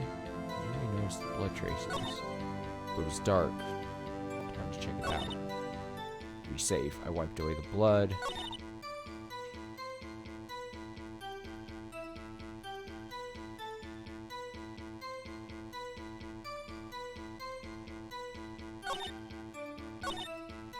The fragments were large, so I'm sure I got them all. I mean...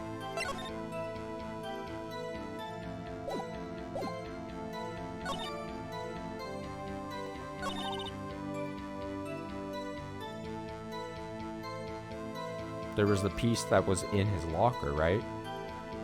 That wasn't wiped away at all. Or not really wiped away. Like... Miss Sky, I believe this jar conceals a truth even you were unaware of. What? We found the final piece of this jar in Chief Gant's safe. In the chief's safe? But how? I knew it. She really didn't know. There's something even more disturbing about that final piece. There's still blood on it. But the witness just testified that she gathered every last piece and wiped the blood off of them. Yes, which leaves us with only one explanation. On the night Prosecutor Marshall was murdered, you were not the first one to show up on the scene. Chief Gant got there before you. But couldn't the defendant have simply missed a piece? I'm afraid that's unlikely. The pieces are too big for anyone to miss, let alone an ace detective. That may well be, but everyone else makes mistakes. Like me, the reader. You and I once wasted an entire day looking for my dentures. They were in my mouth all along. Can you believe that? Have you forgotten, Your Honor? When this witness arrived at the scene, the jar was already broken. Oh, that. There's no way a name could have been written on a shattered jar. Another person discovered the scene prior to the witness. I hope you're not implying this person was Chief Gant. At the time, he was looking for Dark downstairs. Besides, even if he was there first, why would he break the jar? The question is, if he did arrive there first, why did he hide the fact for 2 years? Well, Your Honor, can you answer us that? No.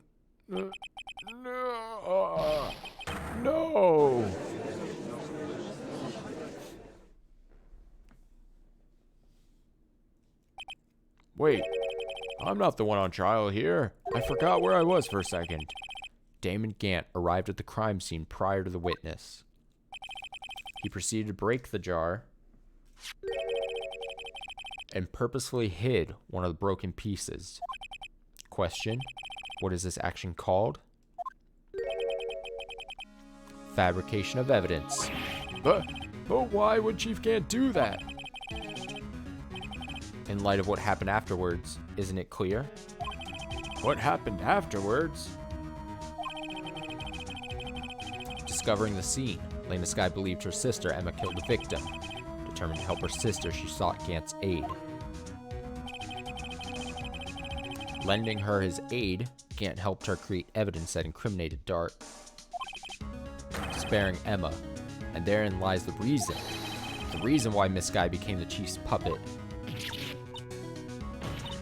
No, I did on my own. Please, sis, stop trying to protect the chief.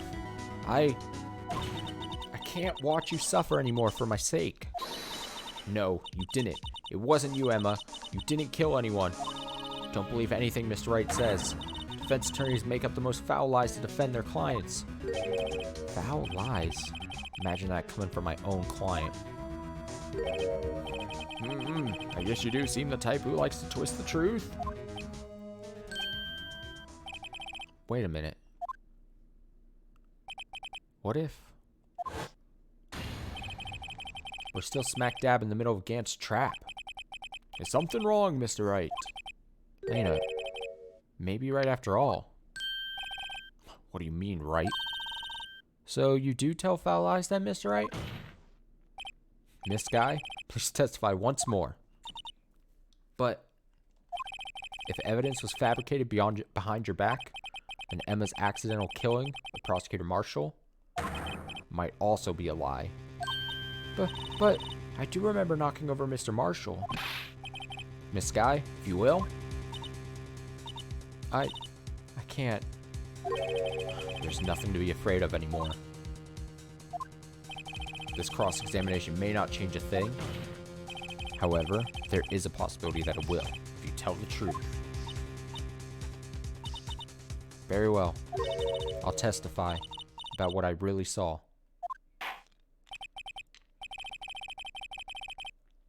All right. Witness may testify once more for the final time. Please, for God's sakes, the final time. Actual crime scene. When I arrived, I found Mr. Marshall's body impaled on that suit of armor sword. Emma and Dark were lying unconscious on the floor nearby. When I saw what had happened, I thought she did it. That's why I erased all the evidence that linked her to the murder. I had Chief Gant help me remove the body from the sword and carry it. But if it all really was a fabrication, Emma might be innocent.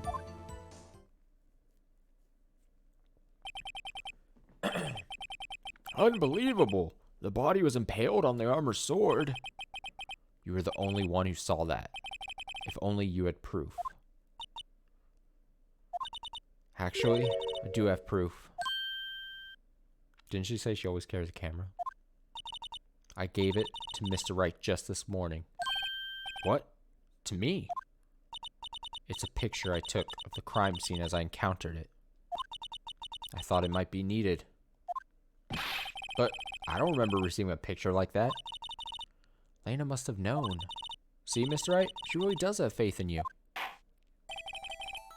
Very well, Mr. Wright. Please present this picture. I don't remember receiving any pictures from Lena. Lena said she gave it to you this morning, right? I seem to remember getting something from her then. Let's check that evidence again. There must be a picture in there somewhere. Is there a picture, like, smushed in the pages, maybe?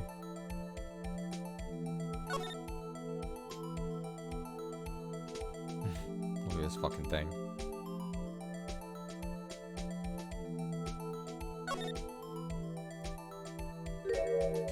Nice. Hey, there's a picture here.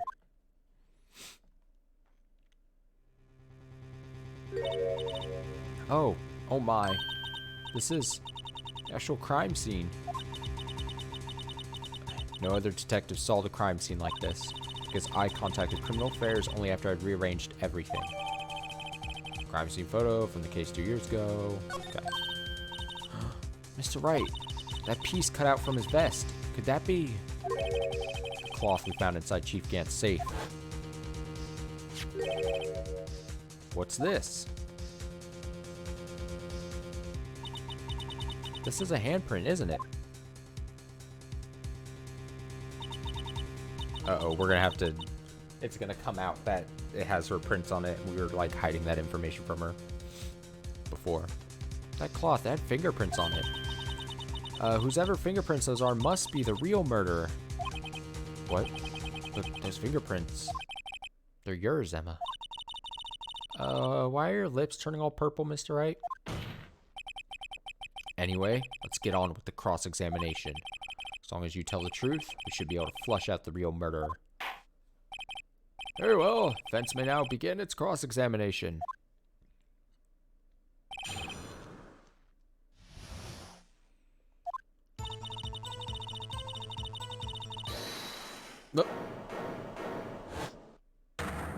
Oh, he's back.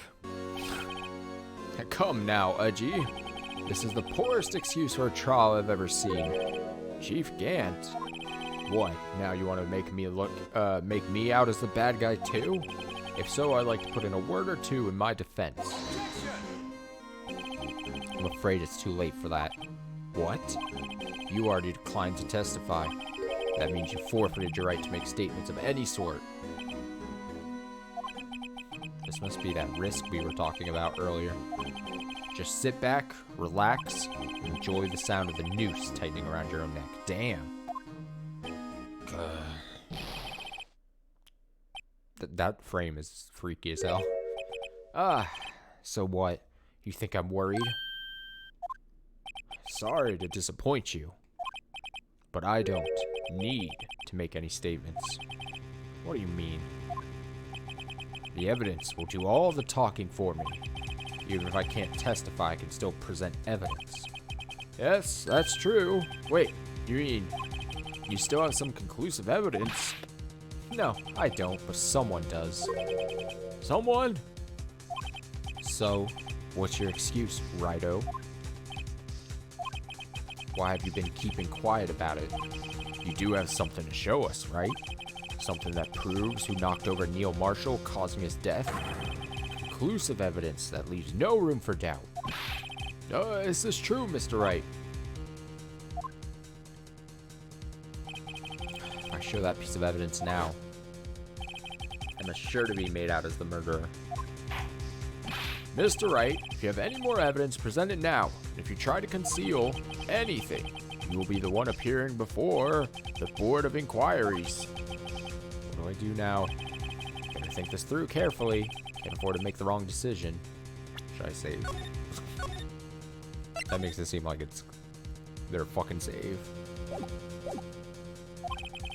Should I present that piece of evidence? One that shows who really killed Prosecutor Marshall.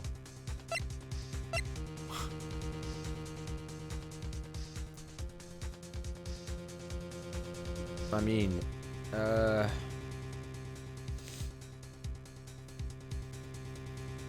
sure. Let's see what happens. Yes, Your Honor.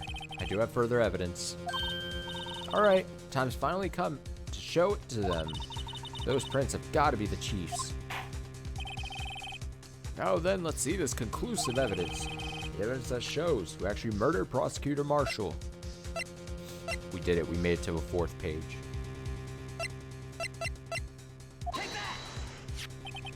It's a piece of leather cloth. Yes. Looks like it was cut from the victim's vest near his chest. What's this? There's a big handprint on it. Surely it must have been left on the cloth by whoever shoved the victim into the sword. What? Whose fingerprints are on this? I'm sure Righto has checked. Haven't you? Well, whose are they?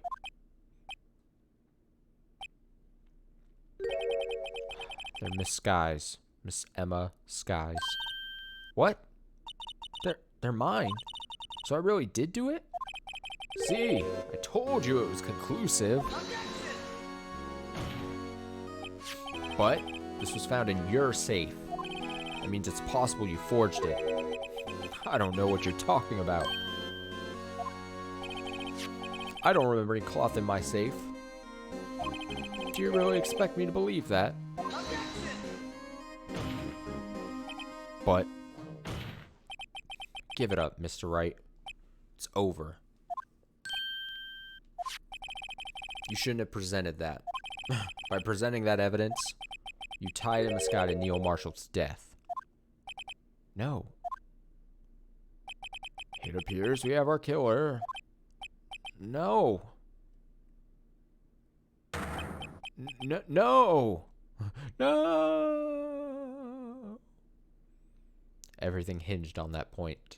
In the end, Lena... Oh, fuck. What did it say? No.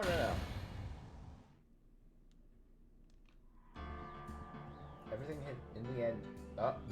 It just... I clicked way too fast on it. Oh, man. Could you imagine if I didn't save here? Saving right before that thing? Wow. I would have had to redo so much. Clutch save. Alright, I guess I just withhold evidence. Your Honor, don't have any evidence I can present at this point in time. What? You lie. Chief Gant. You opened my safe. I know you took what was inside. Conclusive evidence. I don't know what you're talking about. Mr. Wright, why don't you show them? We found it together. Oh, I see. It's because you know the truth, don't you? You know his fingerprints are on it. That's why you won't present it. What are you talking about, Chief Gant? Can't you figure it out? Take a good look at this picture. See the victim's vest? Notice anything odd about the chest area? It looks like part of it's been cut out for some reason. You mean you had this in your safe? What? That means you, Chief of Police, have been concealing evidence. This is going to be the biggest scandal in the history of the police department.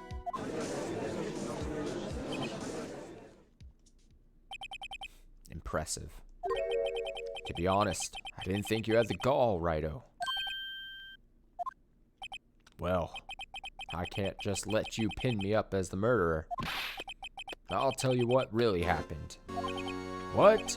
You mean you admit to it?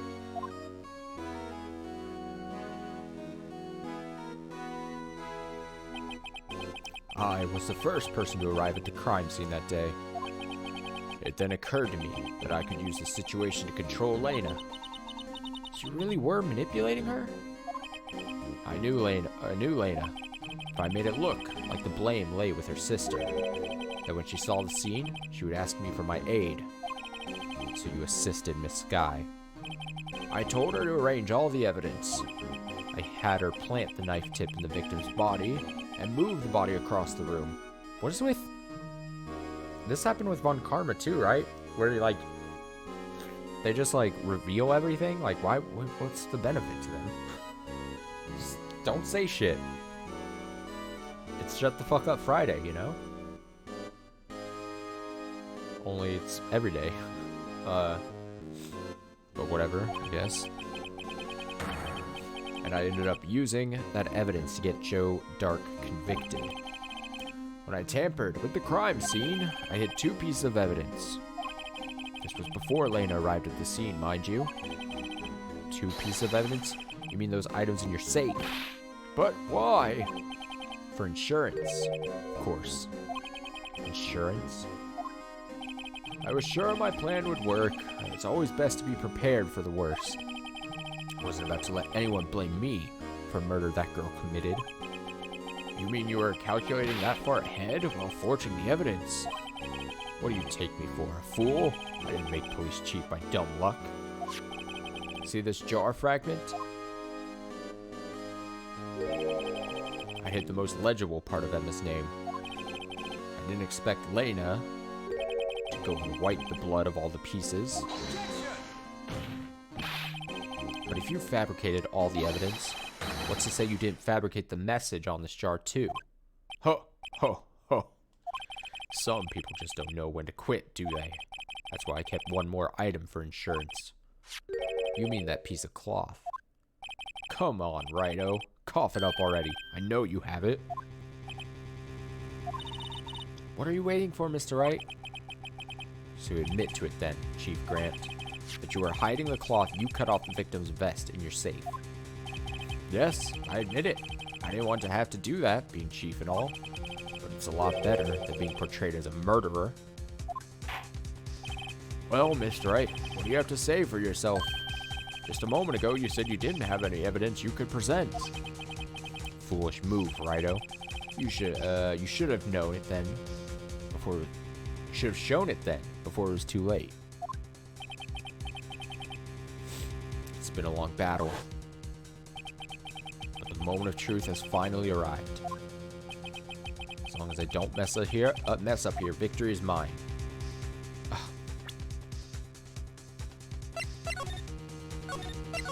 Now do I show it?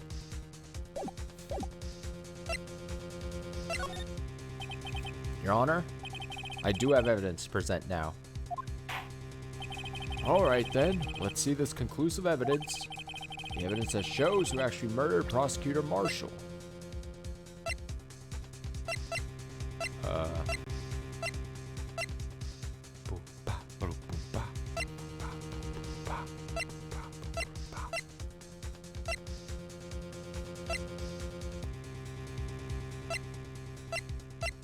I can't just show the cloth thing, right?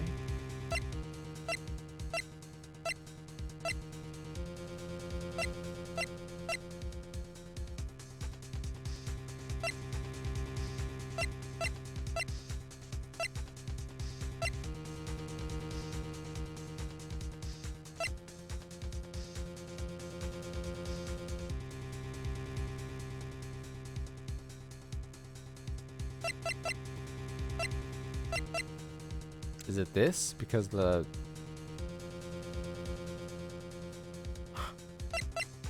thing was removed?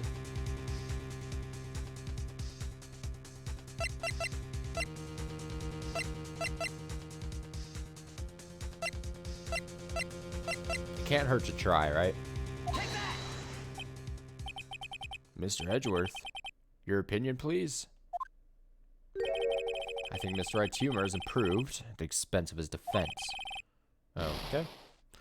Well, I mean, you remember that thing with the murderer's handprint on it, don't you?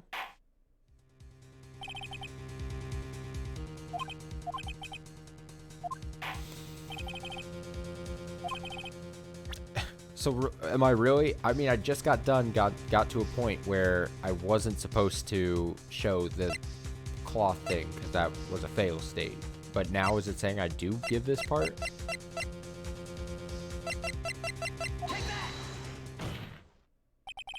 Let me verify this once more.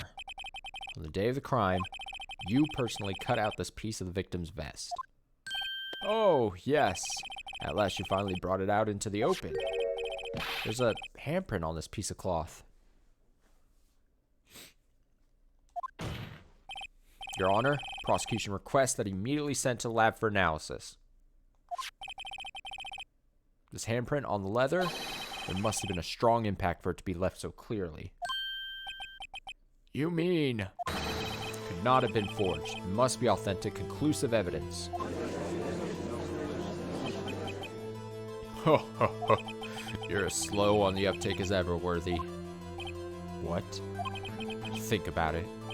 Rido had all this time to present this evidence, and he was reluctant to do so. Why would that be? You mean you already know? You know whose fingerprints are on that? Mr. Wright, do you really know? Whoever the fingerprints belong to must be the real murderer. Whose fingerprints are they? Very well. I'll tell you. Should be okay now. Everything's proceeding as predicted. The person to whom these fingerprints belong to is... Emma? Emma Skye? What? They're mine? I'm sorry, Emma. But why? Why didn't you tell me? Oh, you're really something, Rido. You knew this girl did it all along. And you still tried to pin the murder on me. So it's true. Tragic, but true. This girl really did shove Prosecutor Marshall to his death. How could you? You monster. Miss Skye. You knew whose fingerprints those were all along, yet you acted like she really didn't. Miss Skye, it's not over yet. What? I said this trial isn't over yet. Ha! I'm afraid it is over, boy. Not only this trial, but your career too. You purposely concealed this conclusive evidence. That, my friend, is a serious offense. I'm looking forward to pressing charges after the defendant is convicted. I'll have your badge, boy. What's the matter? Cat got your tongue? I think I'm gonna be 100% honest. I mean, even depending on, whatever even comes up next. Like, I think it's pretty lame that, like, 2 minutes ago, if I presented the cloth thing, it's a failed state. But then 2 minutes later, it's like, no, now you gotta do it. When it's like, not much had changed, really? Like, really, all things considered, nothing really changed except for him saying, like, whatever. Whatever. Aren't you going to tell us how it feels? How it feels to be the one who single-handedly turned a poor little girl into a murderer? Before I do that, there's just one little thing I have to clear up. Oh? And what's that? Who really killed Prosecutor Neil Marshall? What? Chief Gant, you are absolutely right. This piece of cloth proves who the real murderer is. Who killed Neil Marshall, you ask? It was Emma Skye, wasn't it? I'm afraid that's not possible. You see, this piece of cloth contains a critical contradiction. What? A contradiction? What is this fool babbling about? Talking about a contradiction, one that proves who the real killer is. But, Mr. Wright, this piece of cloth, what could it possibly contradict? Chief Gant, your tyrannical reign ends here. Behold, a piece of evidence that contradicts this cloth. Is it this?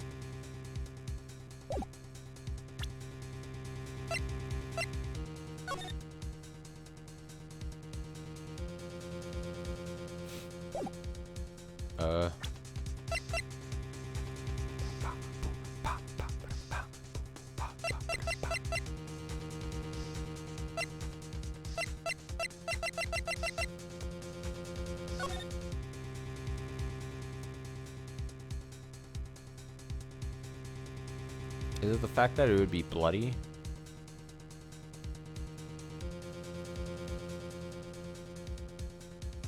It would be bloody, right? Because if it was cut off like that, I would assume it's probably this. What exactly is this supposed to be? This is the picture Miss Guy took. Take a good look at it. See where the piece of his vest was cut out? Yes. His shirt is showing underneath. It's hard to make out with all the blood on his vest, though. Exactly my point. His chest is soaked with blood. It's only natural. His lungs no doubt were punctured. Blood poured out of his mouth. Oh, that piece of cloth.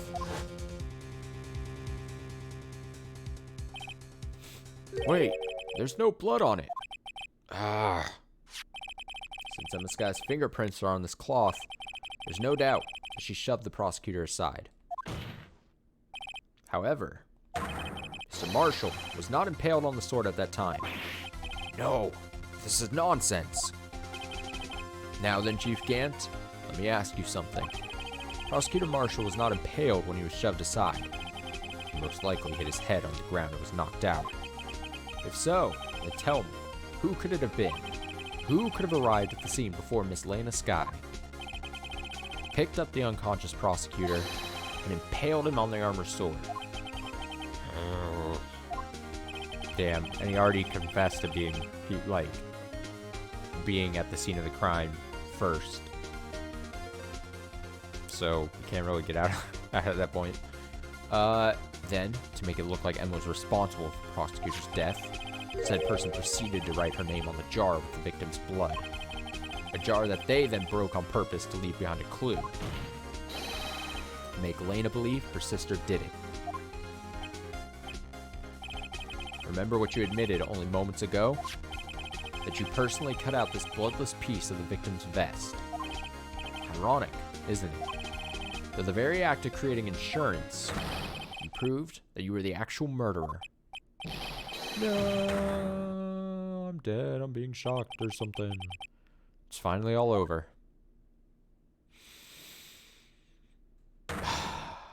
Oh.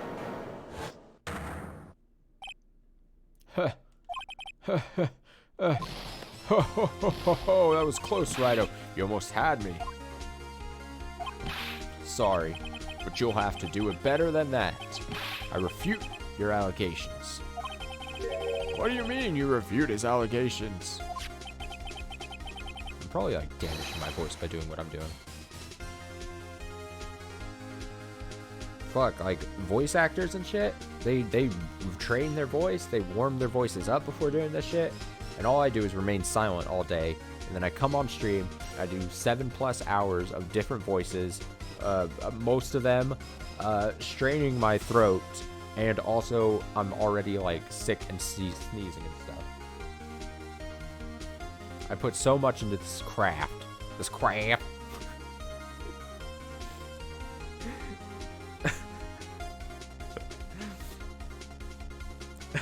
I suffer from my art.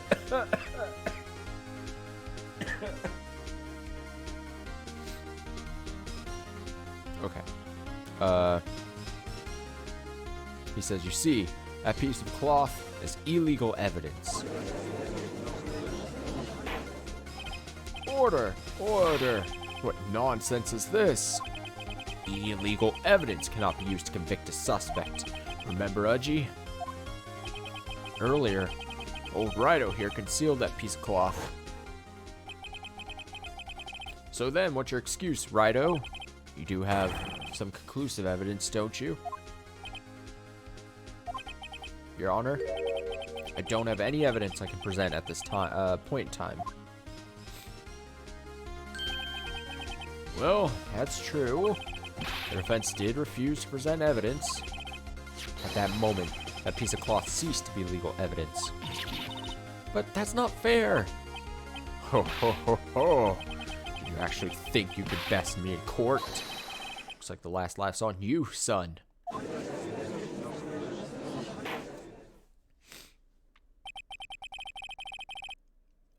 It's kind of wild because if this ended up holding up, right?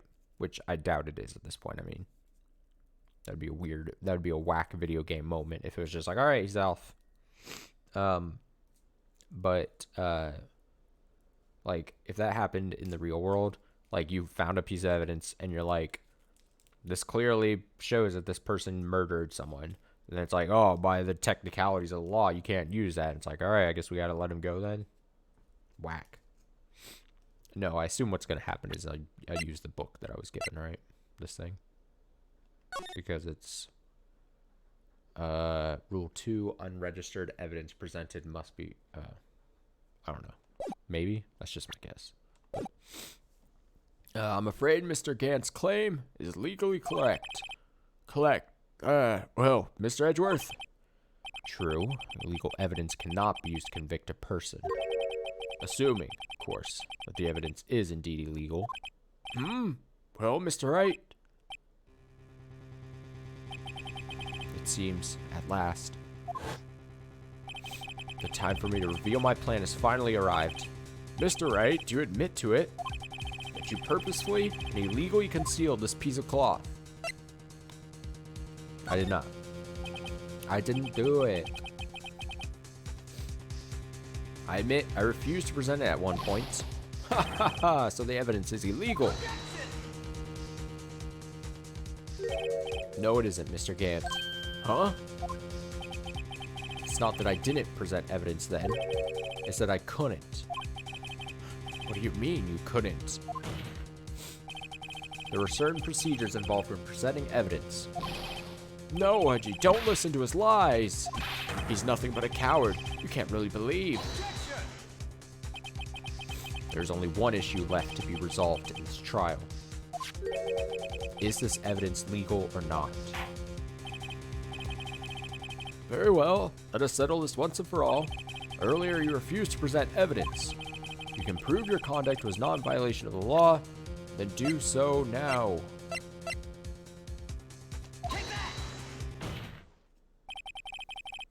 This is my proof, Your Honor. Evidence law. What's this? I've done my homework too, Chief. Indeed, Emma Sky's fingerprints were on this piece of cloth. However, at that point in time, this was merely a piece of cloth, nothing more. What? You see, it's written right here in this book. The second rule of evidence law. Rule number 1, no evidence shall be shown without the approval of the police department. I found this piece of evidence myself inside your safe. It goes without saying, I did not have approval from the police department. Rule number 2, unregistered evidence presented must be relevant to the case on trial. And here's the crux of the matter. You see, at the time it was impossible for me to prove the relevance between the cloth and the SL9 incident. What? What kind of nonsense is this? You want relevancy? Just take one look at this picture and... Sorry, but can you recall when was that picture presented? That was shown only a few moments ago. No. He's right. At the beginning of today's trial, that piece of cloth was still meaningless. The person who gave it value as evidence was you, Damon Gant. You yourself confessed to a certain truth. Let me verify this once more. On the day of the crime, you personally cut out this piece of the victim's vest. Oh, yes. No! It was then that you approved this cloth as conclusive evidence. Yes, you, the chief of police, personally approved this cloth. Damn. Technicality got him. The only person who could have cut this from the victim's vest is the one who stood before Prosecutor Marshall in his final moments. In other words, the real murderer, and there's only one person who could Oh, in other words, the real murderer. And there's only one person who that could be. Oh god, it is truly late at night and I don't know how to read. Damon Gant, the killer was you. No.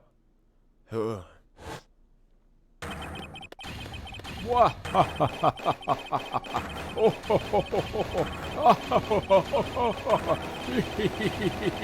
Oh, he's gonna clap himself into oblivion. He just claps so hard, like all his molecules just like separate, and he just. That's what I truly wanted there. I knew I should have gotten rid of him. That good-for-nothing scum. For 2 years, he's been snooping around the department trying to get something on me. Crimes are being committed every day, yet he insisted on hounding me. Well, your crime wasn't exactly petty. He wanted to reinvestigate the case. He recruited Angel Starr, then convinced Bruce Goodman. Detective Goodman? Yeah, that's right. Oh, I gotta do Marshall's voice. If the evidence is transferred, I'll lose my only chance to find out the truth. Please, you gotta help me. I don't remember. I don't know, dude. Goodman turned him down, as he ought to. Still, Jake Marshall didn't know when to quit. He stole Goodman's ID card and tried to take the evidence. Goodman came to me that day. He wanted to fill a lost item report. I went with him to the evidence room. Then all of a sudden, he decided to speak out. What are you talking about, Goodman? Can you please reopen the investigation, Chief? We can't transfer the evidence out. There are too many questions left unanswered.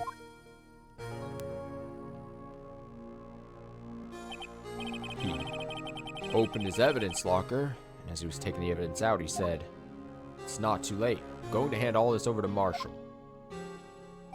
Well, to be honest, I was a bit taken aback by his words. I had a bad feeling when he came to see me. I never thought he'd bring up SL9. That's when I saw it, that accursed knife. I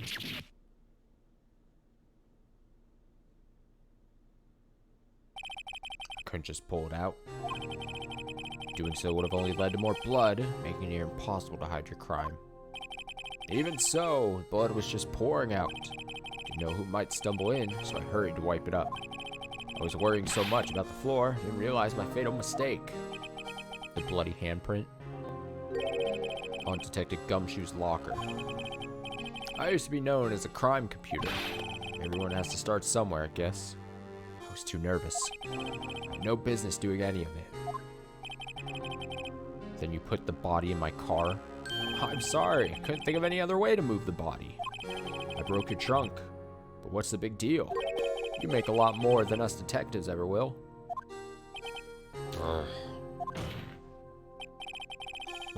Leaving the prosecution's car side. How? How could you get Miss Sky involved in all this? Well, she had as much to lose as I did if the truth came out. So you took the evidence from Detective Goodman's locker. I felt bad for having to do it. I also didn't have the time to pick and choose what to take. So, you left the jar fragments in the glove. Yeah. Looks like I was better off being an investigator of crimes than a committer.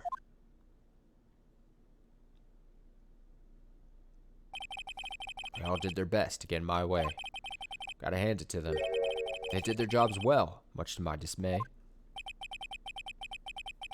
Fake evidence doesn't hold up very well upon close examination. You must have known that. Tell me, Worthy, why do you stand in court? Me? You despise criminals. I can feel it. You and me, we're the same. One day you'll understand. Oh, believe me, you will. You're just one man. You'll see what it really takes to bring them down once you try to go it alone. Damn.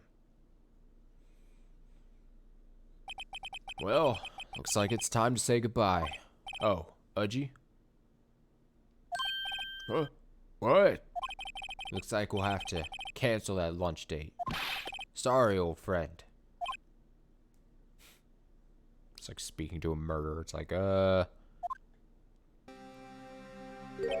I'm sorry too, Damon Gant.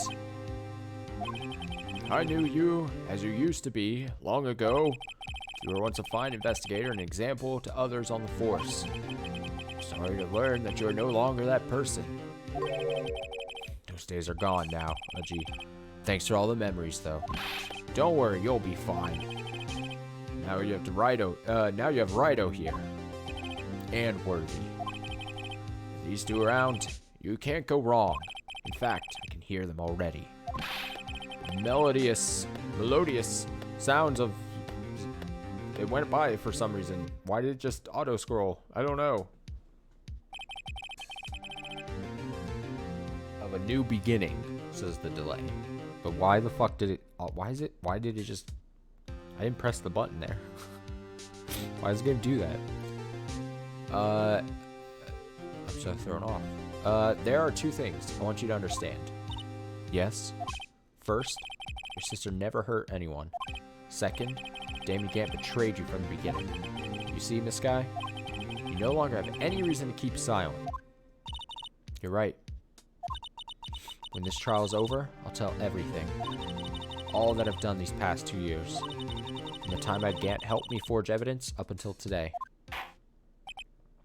So, it seems all the questions raised in this trial have been answered. I'm sorry, Miss Sky. I couldn't get you out of all your trouble.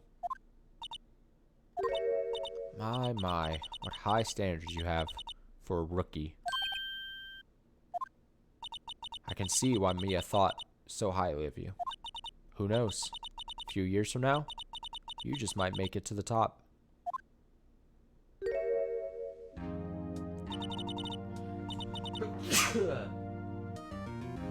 Dang it.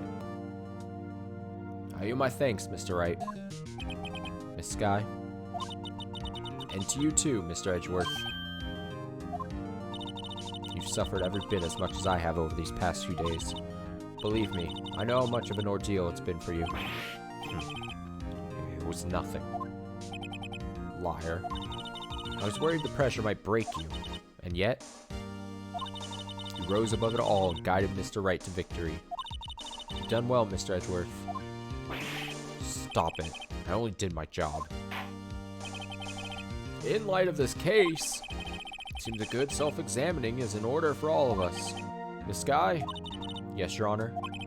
You are innocent of murder. However, although the chief blackmailed you, the fact is you still acted as his accomplice.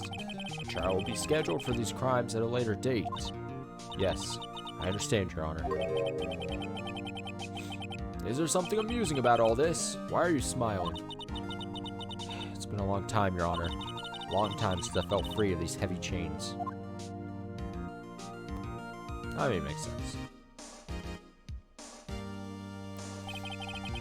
Well, this trial has gone on far too long already. I agree, Judge. This has been way too far long. Regarding the charge of murder, this court finds the defendant, Miss Lena Sky, not guilty. Yeah, confetti. God, it's been forever since we've seen the confetti stuff, too. God. That is all. This court is adjourned. February 25th, 5:03 p.m. District Court, Defendant Lobby, number 2. At long last, it's finally over. Emma? Why the long face? I'm sorry your sister didn't get completely off the hook, but at least she wasn't convicted for a murder she didn't commit. No, that's not it. Just now, after the trial ended. I can see why Mia Fey thought so highly of you. She didn't say Mia Fey, did she? This isn't a direct quote. I owe you my thanks, Mr. Wright. And to you too, Mr. Edgeworth. We just saw this. Why are we having to replay it? You suffered every bit as much as I have over these past few days. You've done well.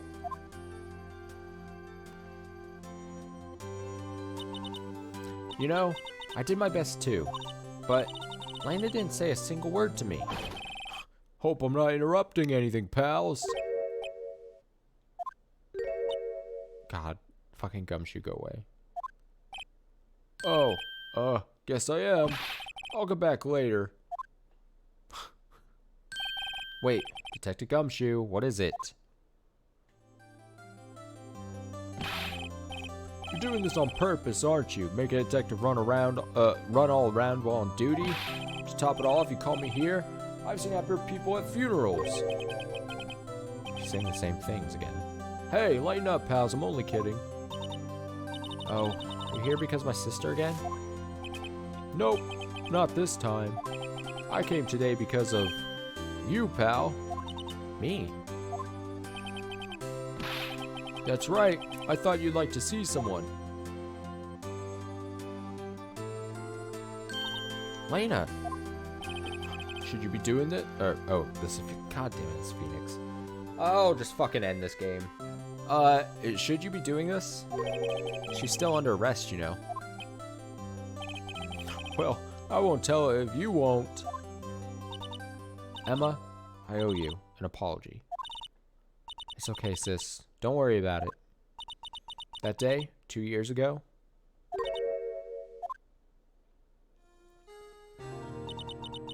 was the first time in my life I ever panicked. It was all I could do to keep myself from screaming. All I could think about was keeping you from getting wrapped up in that mess. Sis, I asked Gant to help me cover up the truth. I thought I was doing it for your sake. But now, I realize I was wrong. I changed after that day. I had to. It was the only way I could make it through the past 2 years. I knew how much I was hurting you by distancing myself, but I couldn't bring myself to tell you what I did. I was scared. Scared that you'd look at me with those eyes of yours. I was scared of how you'd react if you knew. But sis, you're only doing it for me.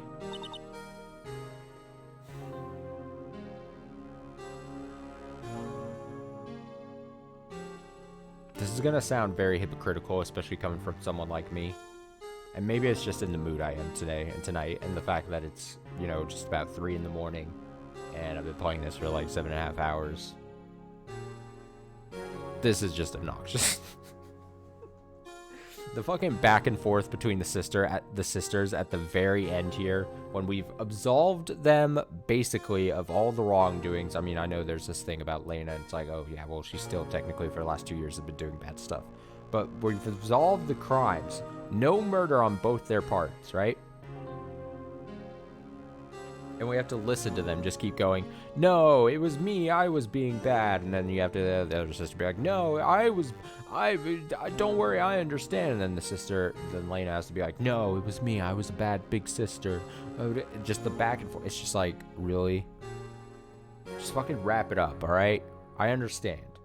It's supposed to be a moment between these sisters, and you know, at the start of chapter 5, it was this whole big thing where it's like, oh, she acts very cold and indifferent to me, and I'm just trying to help her as a little sister, and this is supposed to be the changing point, right? But now, instead of like a good happy moment, it's just like constantly have to sit. They've been doing this whole time, this past like hour and a half. The interaction between the two sisters is just, oh, you don't understand. No, you don't No, I'm doing this for you. No, I'm just trying to help you. I'm doing this for... Fucking stop. Please, game. It's a bit much. It's a bit much. I don't care if they did that a bit. It just feels, and I get it. I'm prolonging how late I'm staying up by even just complaining about this, but I gotta put it out here. Just put it out here on the record. I think it's bad writing. I think it's bad writing if the two sisters, who's this whole thing, that now it's like we're wrapping up and they've done, like I said, other than the parts with Gant in that trial, for the past hour and a half, whenever it was we were talking with one of the two sisters, it's the younger sister being like, I'm just trying to help, and her being like, no, I'm being cold and distant, and then them being like, oh, we don't see eye to eye. It's just bad writing. And obnoxious writing at that. It's unfortunate. Huh? But let's see what they have to say. Let's just see. Maybe I'll change it in the last 10 minutes here. I don't know. I turned my back on you that day. Just go right back to reading it. Fuck.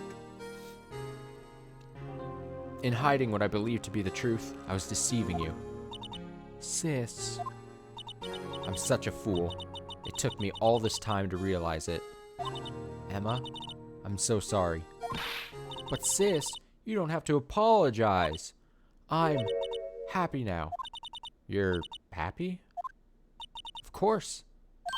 You know, sis, I always knew that one day you'd come back. And now you have.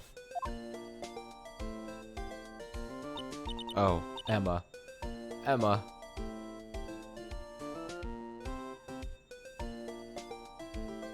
A happy embrace. No one can change the past. The only thing we can do is strive to make up for our mistakes. Why must we make up for our mistakes, you ask? Because in doing so, because in so doing, I mean, we can find the way back to our rightful path. And it is from there that we can move on toward a brighter future.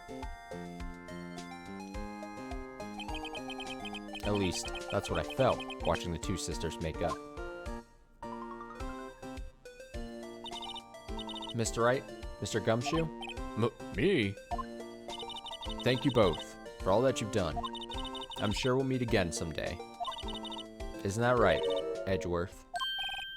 Edgeworth? Stop hiding and come over here.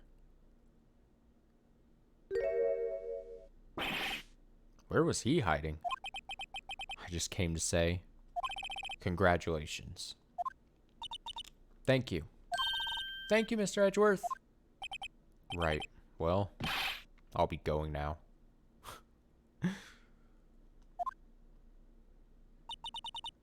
Mr. Edgeworth, hope you don't blame yourself for what happened. We were the ones who acted corruptly, not you. It's too late for me. No matter what anyone may say, I realize today that I can't correct my mistakes. Mr. Edgeworth. Not only that, but I don't even trust myself anymore. Chief Gant was right. You despise criminals. I can feel it. You and me, we're the same. One day you'll understand. Oh, believe me, you will. You're just one man. You'll see what it really takes to bring them down once you try to go it alone.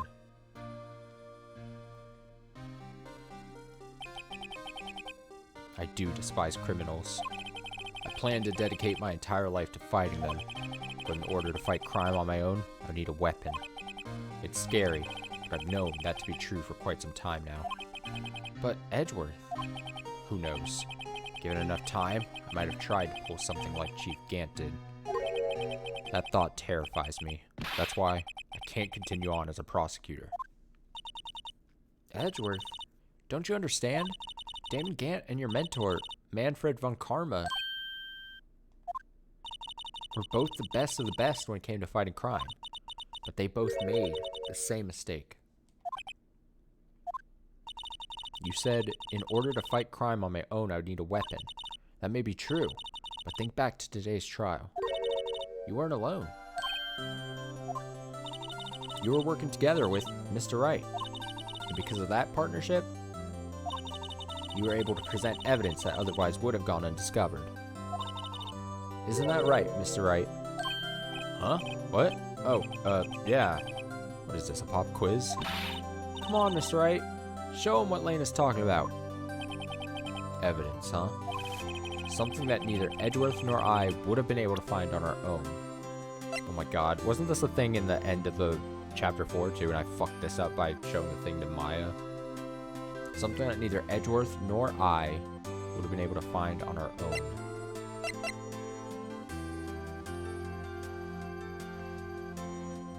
Was it this? Because he had half and then I found the other half? I'm gonna fuck this up, aren't I?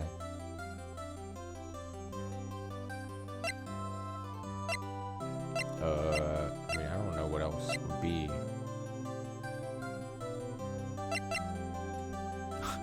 I don't want to fuck it up again. The pressure is too high.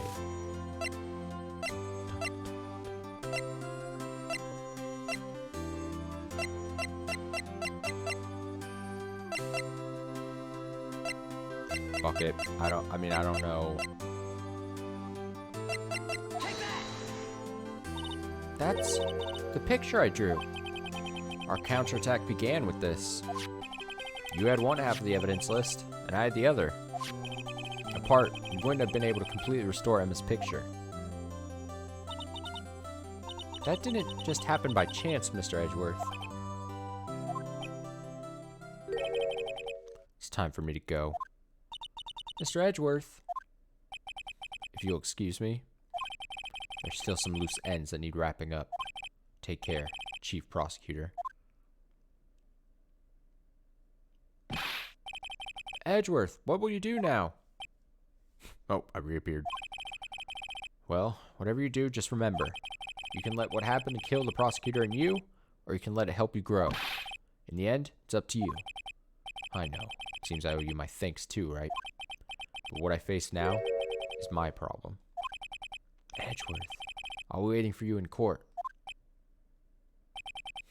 Farewell. Wow. I'd better be going too. Okay, but I'll be by to visit soon. Seems we both have a lot to learn and catching up to do. Here, this is a little something for you. Aw, cute, it's a little book. Scientific investigation. It's the first book I ever bought. Study it well. Thanks, sis. I will.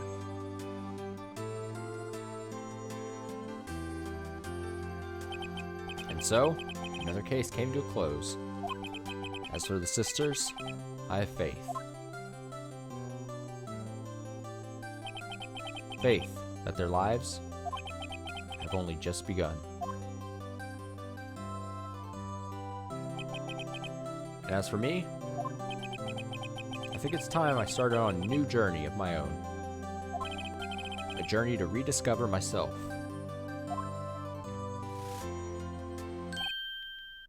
Well, don't go trekking off just yet, pal. Huh? What is it, detective? There's just a little matter to be resolved about the chief prosecutor. You see, she isn't supposed to be out of jail like this. But I thought you said it was okay. Yeah, well, it may be okay with me, but the folks at the prison are a different story. Huh? Basically, I had to bribe a guard or sneak her out for 30 minutes. Believe me, it wasn't cheap either. Huh? Way to go, detective. I didn't know you had a wild side. Yeah, well, you see, Mrs. Wright here's the one who'll be footing the bill. Huh? Huh? What, you think I could afford it with my salary? You gotta be kidding me, pal. Huh? Huh? Huh? Thank you, Mr. Wright. You're the best. Why is it I suddenly feel like I want to scream? Hey, I got an idea. Why don't we all go pay it off together? Yeah, that's a great idea. Come on. Guys, let's go. Objection. Nice. Oh, we're not done yet. I arranged for a friend of mine in Europe to take care of Emma. I think she'll be pleased to study under a top coroner. As for me, this affair has pretty much ended my days at the prosecutor's office. Still, I'll manage to find my way back to the field somehow. Then, I'll be able to investigate crimes together with Emma. It's gonna do that for a bunch of characters, so I can't just like chill during the credits, can I? I'm gonna have to read the fucking things here. Give my normal post-game decompression. Yikes! I thought I was a goner for a moment there. In the end, though, they overlooked my unauthorized investigation of the chief's office. If we penalize you any more, it'd be worse than firing you. Yep, That's what they said. Just goes to show. Can't shake me off that easily. Also, I know he's supposed to be probably endearing and charming or whatever, and like a goof. I don't like the Gumshoe character. I'll come out and say it. I dislike him, and this is a weird reference maybe to make. I dislike him the same way I dislike the janitor character in Scrubs, the show Scrubs. And I know that's probably an unpopular take. My new mission is to guard the main entrance and take care of something. Can you believe it? I've been demoted to security guard. My partner's keeping an eye on the entrance for me today. I hate how it's auto-scrolling too, Jesus. I'll show them though. Same day I'm going to make detective. Yes, sir. Then I could be just like that Dick Gumshoe. No, you don't want to be like him, trust me. Damn, I just want the credits to play so I can just talk about the fucking game. I sound so mad. It's way past old man's bedtime. I'm just grumpy. Oh yeah, let's have this thing talk to me, please.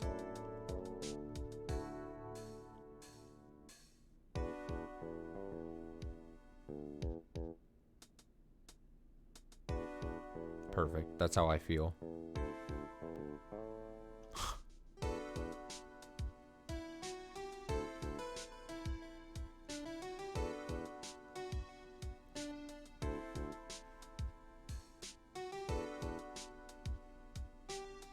What is it? Can't you see I'm having me a showdown with a steak lunch partner?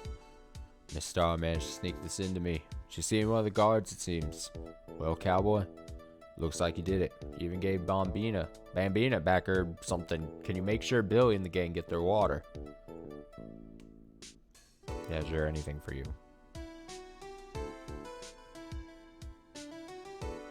I'll just... Oh, nope. Can't say stuff yet. Looks like we won't be seeing each other for a while. As a farewell gift, I put a new meal on the menu. The right way lunch. Top lawyer tastes as bitter as defeat, but the bottom layer is as sweet as victory, I said lawyer for layer. Kids seem to dig the turnabout theme. It's a hot sell around these parts. Just make sure not to eat it backwards. Okay. Alright. But yeah, I'll say it as often as I can here. I know throughout this whole series, probably especially here at the end, I'm gonna sound like a big old hater. I'll never forget what that young defense lawyer said after the trial. Oh, I forgot. Let's see, what was his name again? Mr. Left. Anyway, he said he's been doing something or other for how many years? Well, anyway, got another trial to get to, so I better be. Oh no, I forgot my gavel. Sorry, gotta go. I know I'll probably have sounded like just a big ol' hater throughout this whole series and this whole game. I think this was definitely a case of like the game being hyped up to me and like being told over many years by many people that this is the type of game I would like. And I think with that expectation going in, I'm massively let down. I don't think it's a bad game. Oh shit, it's Maya. Nothing soothes the soul like fresh country air. Still, sometimes I do miss hearing you and your objection. Still, I can't go back until I'm a full-fledged spirit medium. Mystic Maya, afternoon training's about to begin. It's a sign from God. Coming. Well, see you around, Nick. Alright, bye. I think it's probably like an expectation thing and then me being let down from that. I don't think it's a truly bad game, but I think there are a lot of things gameplay-wise this game fell way short of. I think this final chapter, other than like I said, my problems with some of the writing there, especially at the end, just being obnoxious. I think, and lasting maybe a bit too long, honestly. Mr. Edgeworth. Oh. Mr. Edgeworth, I brought you your tea. What's going on? It's a note. What's this note? A little too long, honestly, this final chapter. I think it dragged. And not that it lasted a long time. When I say something's like too long, it's like it dragged too much. Thanks for coming to see me. I can't believe I'm going to Europe. Thank you, Mr. Wright. Thank you so much for everything. I'm a little sad, but I'll be alright.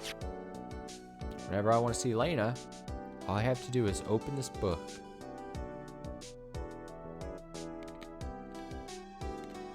Oh, here we go. Now I get to control. Yeah, it's not that this chapter was long and that's the problem necessarily, because that's fine. Parts of games can be long, like hours-wise, but it totally, like, I felt dragged at certain points where it was, like, unnecessarily lengthened or just retreaded the same story thing. Like I said, I think the thing between... No! Wait, the hell? Wait, no! It just went without me! No. Oh, you've got to be kidding me. What the hell? It didn't let me do it. Oh, it penalized me. It heard me talking shit. Oh, God. Dude. You gotta be kidding me. Why would it give me the control then and then let... I can't fucking believe it. Just fucking end me. Alright, I can't not see what that was.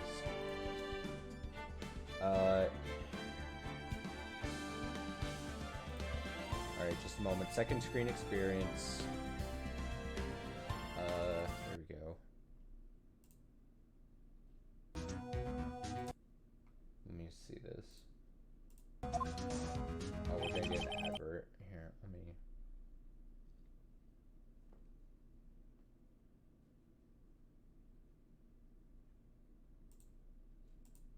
I had this video queued up in my history because during whatever my last bathroom break was, I was trying to see how much left of the game I had, because I honestly thought like the game was gonna have like 5 more hours, and I was just like not gonna sleep tonight. Let's see here. Boop, boop, boop, boop, boop, boop, boop, boop.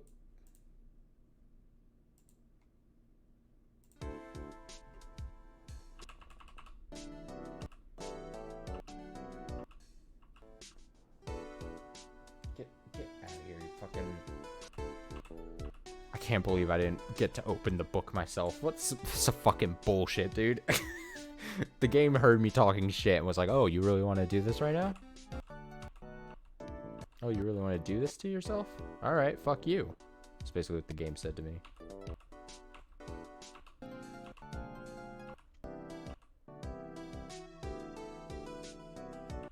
I'm curious what that note was from.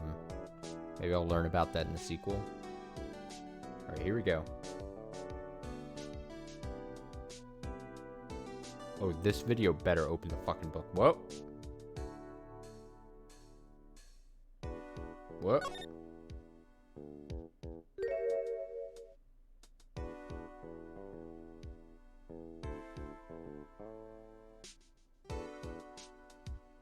Oh, adorable.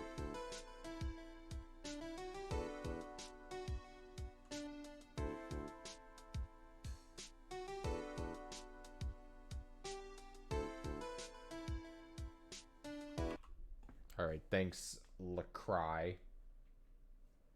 Let's go back to this.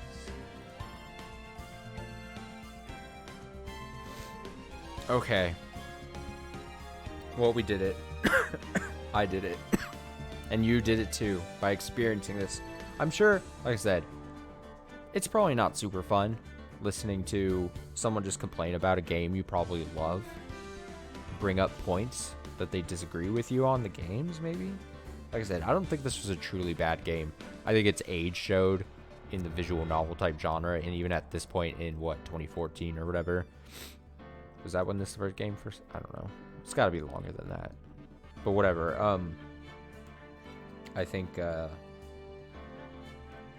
there's certain things I'm mostly critical of, like gameplay sections. I think there's bits in the investigation. Like I said, I think I've said it multiple times, but like ultimately what I'm gonna come down on is like the investigations just devolving to going to different rooms constantly just to see who's the next new person that's gonna talk after you've done a previous thing in a different room. Kind of lame. And the trials, some maddening logic, kind of leaps to get the game to do what you want. And I think it's clunky. Clunky would be the word I would use to describe the trials.